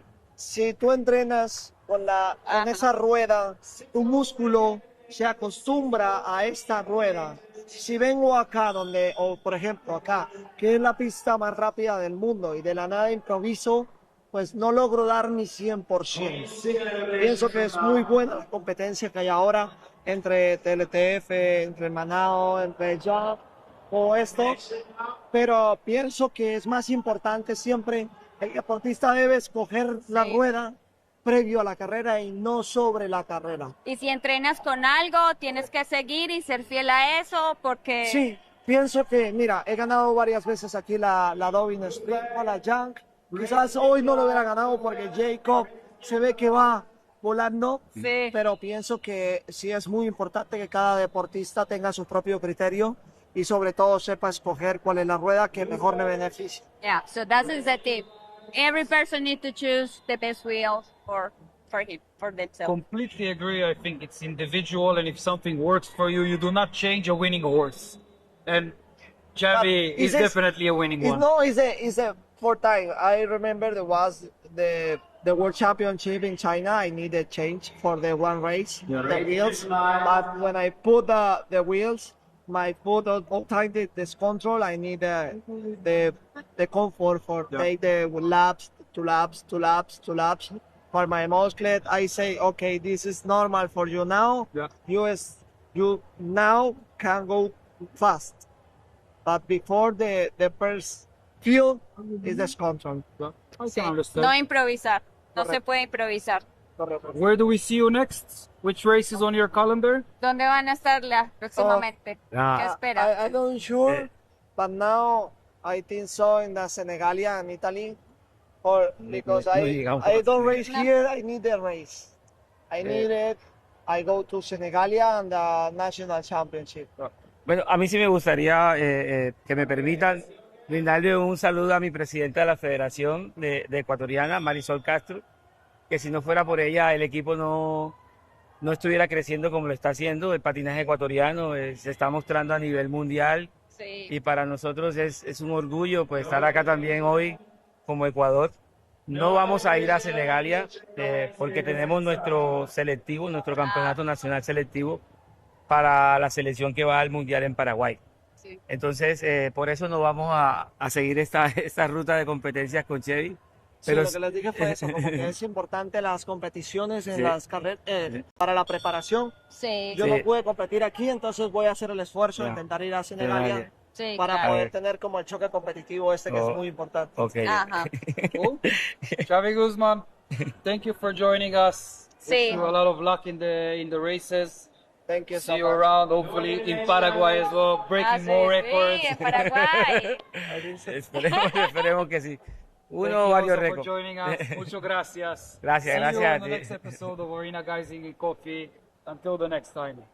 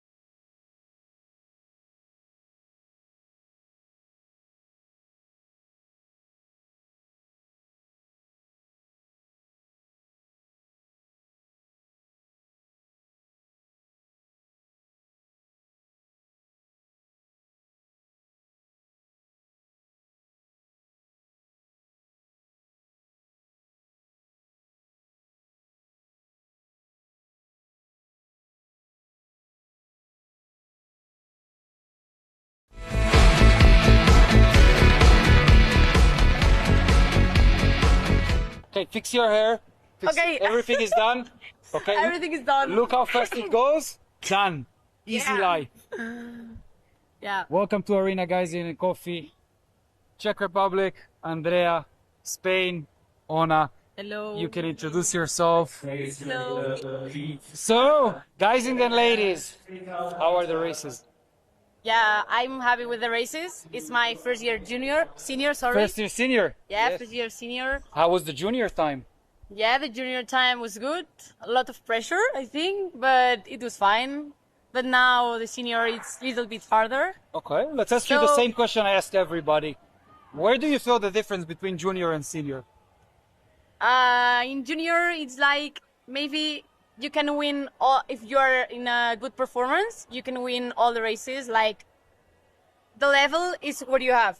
And then in senior, it's everybody, it's in a good performance. So maybe in one race you can do it really good, and then in the other one maybe it's not as good as you thought. Okay, and this is the first year you're a senior? Yeah, it's my first year. And this is the senior. first race as a senior as well? Or No, I you had raced Lagos in, before? in Gijón. Okay, Yeah. Gijón. Okay. No Lagos, just Gijón. But it was Andrea, fine. senior when? So I'm gonna be senior next year actually, so I'm still junior. Okay, so here's the question. What do you expect when you get to seniors? I have no idea. I'm excited to be honest. Like I'm scared too. Yeah. But I think it's gonna be totally something else that I'm expecting. So we'll see what it's gonna bring and Okay. Any tip you want to give her as a first time senior? Just enjoy your last year junior. I will. Yeah, for sure. I will. You have to enjoy it. And then the first year senior, I just thinking about enjoy it, and next year we will see. Okay. You did some ice in the winter, I saw. Yeah. How did it go? I stayed in ice since September, October. Where did you train for ice? Intel? Intel, yeah. Okay. So we stayed there, the national team, we stayed there like for 6 months. So in March, we came back home. And the ice season was really good. I'm happy for that. What do you like more, ice or inline? A lot of people ask me that question, but then when I'm in ice, I prefer ice. And when I'm in inline, I prefer inline, you know? Okay. Like for seed, you enjoy more seeing inline. But ice, it's also good. Because if you are a good performance, you just do a good time and that's Favorite it. distance on ice? 500 meters for sure. Okay. Favorite distance on inline? Last year, I will told you like 500. But now I think 200 meters. To the flying lap? Yeah, flying Okay. lap or 200 just with the start. How did the qualification go in the Dublin sprint? Yeah, it went good. Right. Yeah, it was not what I expected. Like, I thought that it will be, like, it was difficult. But I thought I wouldn't pass. But finally, I'm in a final, so I'm just happy for that. Okay. So Andrea? let's see. well, Favorite distance on inline? I know your answer, but I'm still gonna ask it. so it's probably 100 and 200. I still cannot Hashtag sprinter life. Yeah. No, but I don't know. I just like the top speed and this kind of stuff, you know. So I'm still trying to find some love for the 500. Love for the 500 or love in general? In general, I Oh. guess, but it's getting better. I think year by year, I'm feeling more confident in the 500, and it's getting better. Okay. But I'm still gonna be the lover for the 200 and 100. Okay. Plans for Paraguay? Well, we'll see how it's gonna go. Okay. You plan to go Paraguay for the Worlds inline? I don't know. Because it's October, a bit late. Yeah, it's a little bit late, and also we have a hard senior ladies in Spain, so we will see. Who's your biggest competitions for the distance you want to race? My biggest competition, like In Spain. Okay. You want to get a spot in the team. Who do you need to compete for the spot with? Yeah, so Luisa and Ruth. Yeah. Yeah, they are so strong. So just let's see how it goes. Okay. Where's your qualification, trials? Just first we have to do the nationals competition, and then When is that? On 22 of May. Okay, so May, coming soon. Yeah. And then we will have like a training camp, and then the coach will say who goes and who doesn't go. Okay, Andrea? Well, Same for you? we have it a little bit different in Czechia. Yeah. So first we need to get some points from the European Cups. And then when we get the points, we are qualified. But of course, We need to have a good performance during the Czech Championship, and later on we are. You have nationals because Czech is much smaller. Yeah, we have nationals. Okay. We do, but just the track. And basically, there's the national team announced, and after that we go to Euros. And if we do well on Euros, we can go to the World. So. Okay. Track or road? Oh, basically. I Which mean, one? Mommy or daddy? Track or road? You have to pick one. Oh my god. Probably track. Probably track. Track or road? Track, I think so. Track as well? Yeah, I think so. Very disappointed. Nobody picks the asphalt. Okay. I need to interview people who don't have a track and then they will say asphalt for sure. Yeah. Favorite track outside of Geisingen, because obviously Geisingen will be the obvious answer. Yeah, for sure. The best location for racing after Geisingen. I'm not sure. Favorite what? For the place, not for the track, because the For track. the place. For the place, Yeah. Lagos. Lagos. I love For Lagos, you? really. Oh my god, like I've never been to Lagos, so I cannot tell. But I really like the atmosphere in Gera. Gera. It's very nice there, and to be honest, it's just probably one of the most chill races, I think, for me. So the atmosphere itself is just very nice. Your girl's sharing a room in the guest house as far as I know. You're transferring secrets on your first year as a senior. I didn't understand that. When you share the room in the villa, in the Geisingen Arena. Ah, yeah. You stay in the same room. Yeah, it's funny so for us. You share secrets about the For first year sure. senior. For tips sure. for the future. Yeah, I mean, I'm the youngest one in the room. That's right. So for me, it's like I always go to bed the earliest. Yeah. And it's just, yeah, it's fine. I really. Yeah, it's okay. Yeah, it's okay. We have fun all together. Yes, we do. I think the atmosphere is always amazing. I always try to explain for people from the outside when I say, okay, how is the difference between ice to inline? I say ice is amazing, but inline is a family. Yeah. So you always have this amazing vibe that everybody knows each other, everybody's cool with each other, Yeah. everybody's talking to each other. While in ice, it feels a little different. Yeah, in ice I think it's like more for yourself alone, and here is like more like a family. So how is the Geisingen Arena family? Like the Kali skate, you both skate for the Arena Geisingen. yeah, It's amazing. You have a huge team this year. yeah. We do. Like I never spend like a lot of time here. I just live in Barcelona, Yeah. but when I came here like last week, and really I feel like it's like a family, a big family, and we like love all together, you know. What training you like the most? I didn't do so much, but Type of training. Kaylin Yeah, but- comes and says training and says, shh, I love this. but Which flying one? lap one I like. Flying lap, okay. Yeah. Andrea? I think it's probably on the road, actually, when we Okay. have a 100. 100s on the road. Yeah. Okay. Favorite song before a race? I don't know. I really put. If I tell to people, they will tell me that I listen to strange things, but it's just to be Go focused. ahead, try us. And We've it's had like, quite okay stuff here, so go ahead. Tell me. No, like I don't know the names exactly. Like if I have a playlist and I just put it, but it's just like a ritual, you know. Like I have to put that, and the race will be good, you know. Which artist? Um. We had Michael Jackson, we had Drake, AC/DC, Guns N' Roses. Go Oh, ahead. no, not this type, but Dutch techno, Belgian techno. Go ahead. a little bit of techno, but not a lot. And then like the most reggaeton, trap, and yeah. Okay, okay. The most. Paraguay is calling reggaeton. Good music, good music. Yeah. Andrea, favorite music before a race? Well, for me, it changes quite a lot, but lately it's probably a Czech artist. His name is Kalin. Okay. So Can't say I know him, but okay. yeah, it's a Czech The artist. type of music? The type of music, I think it's pop. Pop? I think not like Czech pop. No, not like a Czech pop. It's like more of rap. English? No, it's in Czech, Ah, okay. but it's more of like rap-ish. Like Choice of wheels for the Dobbin Sprint. you start. You start. She said it. You start. Choice of wheels. I will choose TLTF for sure. TLTF. TLTF, hard TLTF. Yeah, I have the same. RTLTF. Yeah. Okay, okay. Expectations for the final? Andrea? To be honest, I really want to have fun. As Ona said, like the last year junior, but for me personally too, because it's really emotional to be here with the team and like racing itself. I really want to enjoy it. That's the most important thing, is to enjoy it. For sure. Yeah.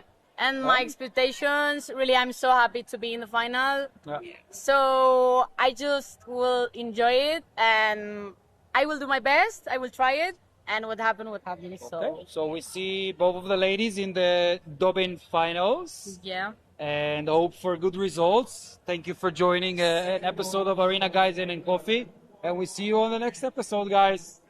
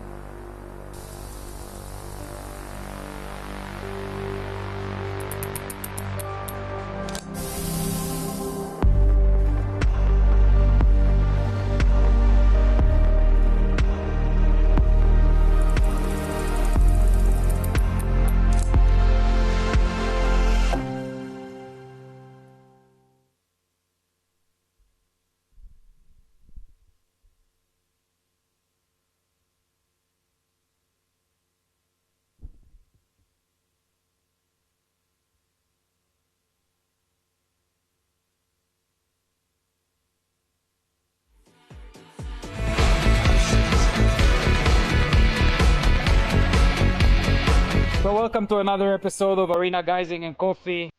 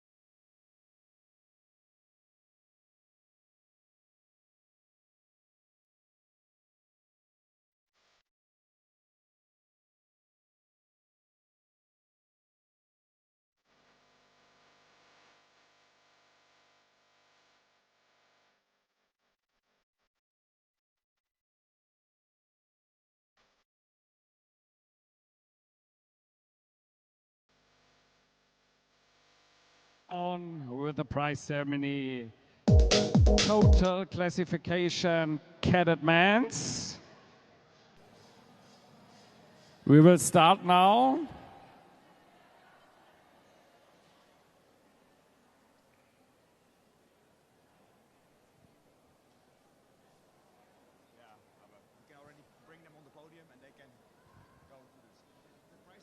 So they can do it easy. Okay. Met een drinkflasje voor de 4 of 5. Ja? Oh, dat is again. Oké, is het possible? Ja, als ze er zijn wel. Drink, if they are there. Ja, drink bottle is possible.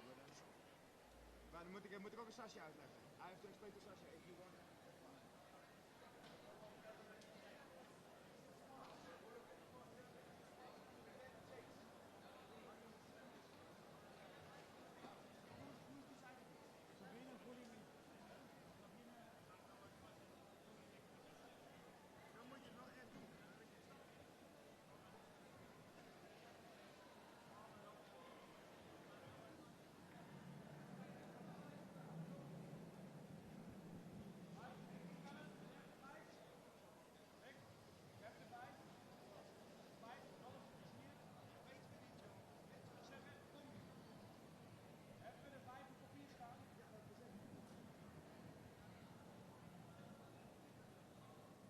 Now they are thinking and deciding, yeah, but you do 5 because we have 5, so that's okay. We have also 5. It's no problem.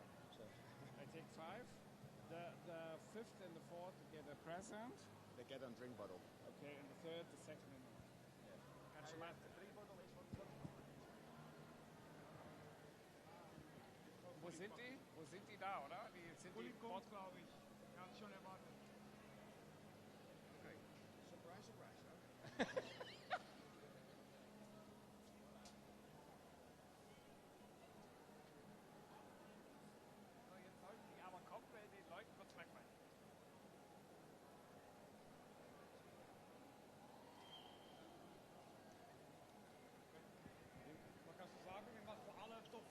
Immer Top 5.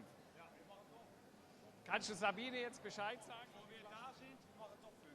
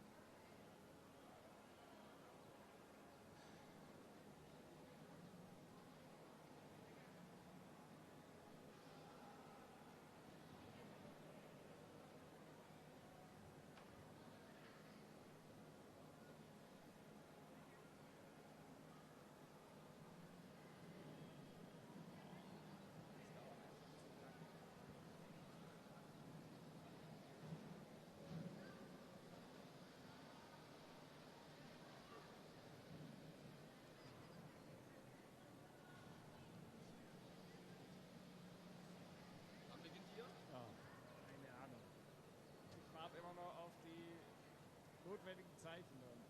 Ah, okay. Jetzt würde ich sagen, dann gehen wir mal ganz offiziell einfach nach.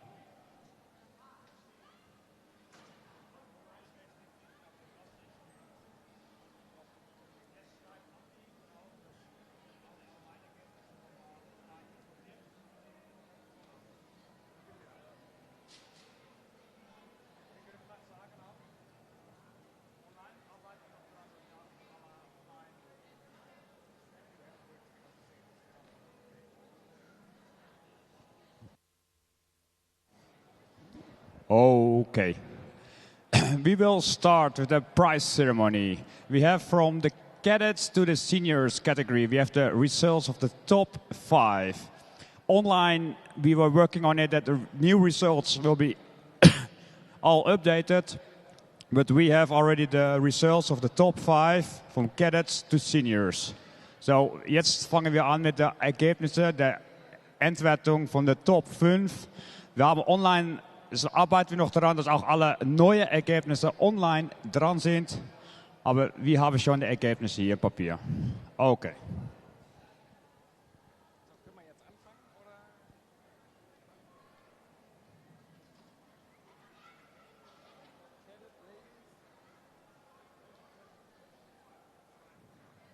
So, we will start with the prize ceremony. Cadet ladies, total classification. 5th place, Daniela Cortes. 4th place, Bianca Noli. 3rd place, Juliana Poveda. 2nd place, Daniela Gil Valenzuela. And the winner of the total classification, Cadet ladies, Yesire Rivas.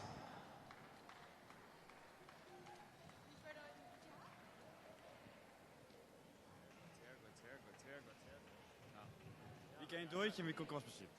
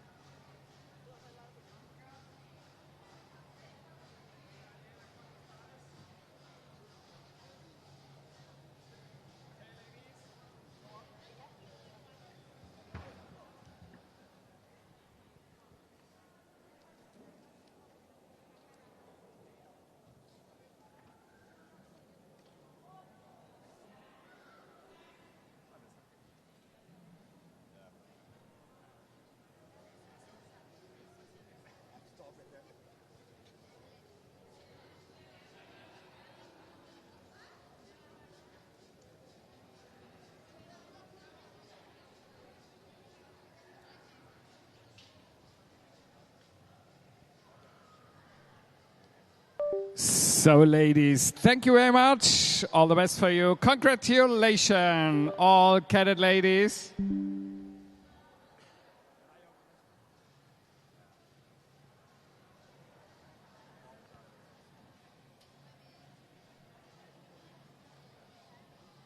Thank you. We will go on with the cadet men's total qualification, the best 5 skaters.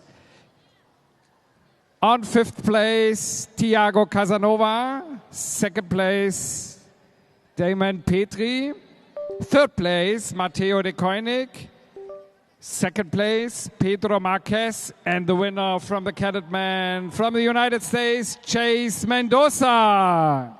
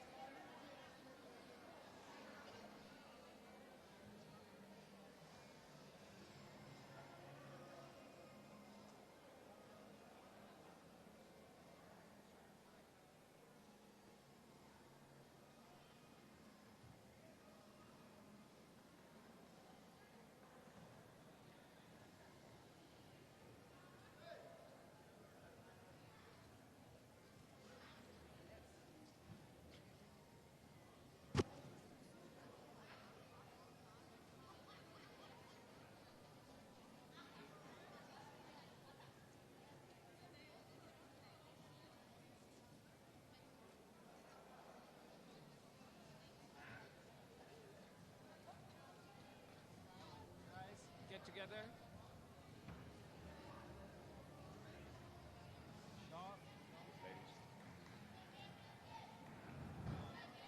Thank you very much, guys. Congratulations for you. And now we will go on.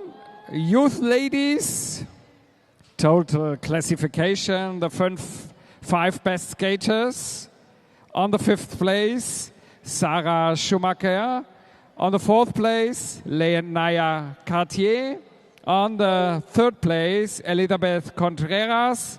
On the 2nd place, Yara Dolci. And the winner, youth ladies, Amber Leon.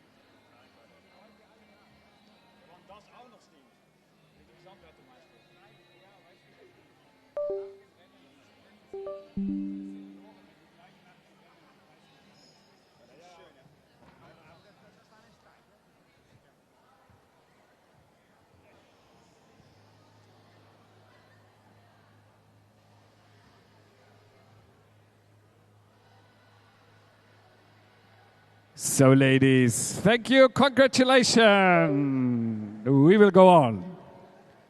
Youth men, total classification.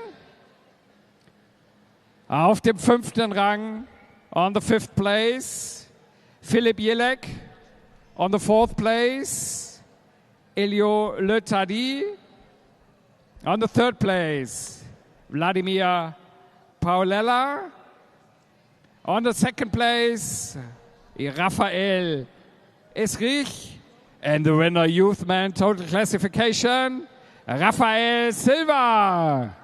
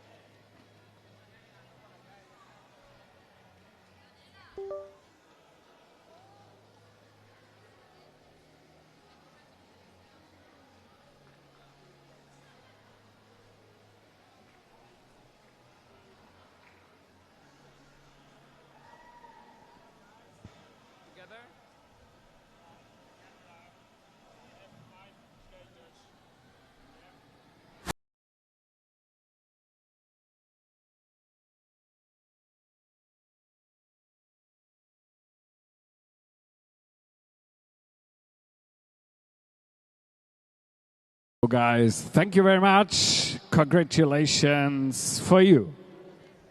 We will go on with the junior ladies total classification, the best 5 skaters. 5th place, Luna Marie Lau. 4th place, Sarah Scotto. 3rd place, Alice Fromentin. 2nd place, Maëlys Lemoux. And the winner, junior ladies, Manisha Kurt.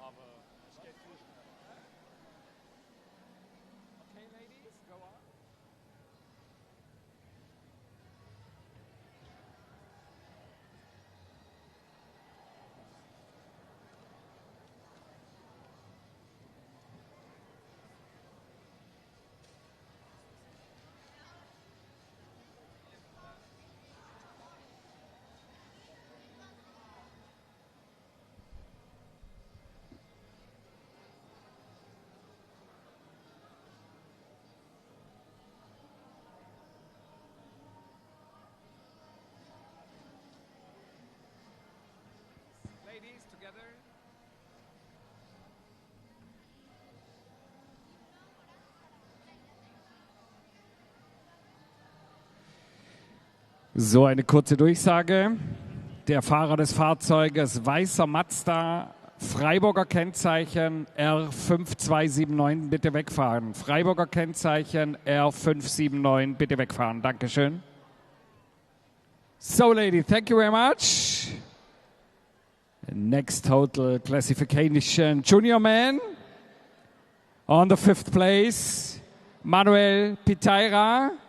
4th place, Damian Silvestres Riegel. 3rd place, Lorenz Müller. 2nd place, Cadet M.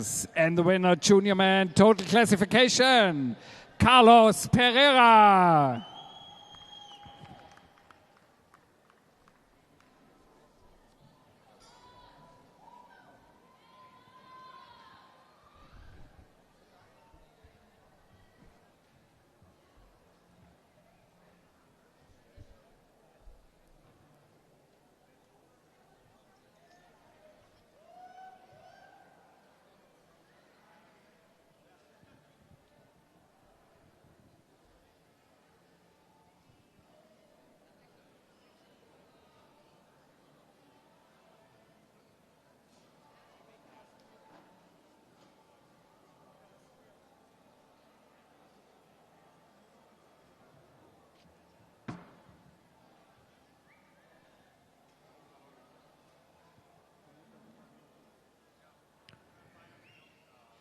Thank you, guys. Congratulations.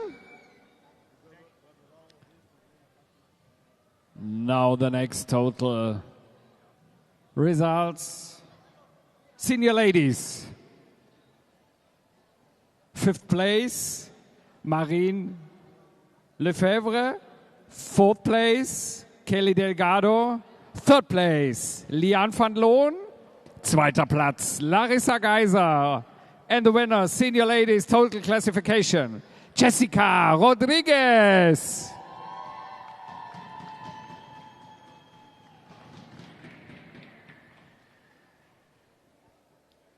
So where are the ladies? Close the suite.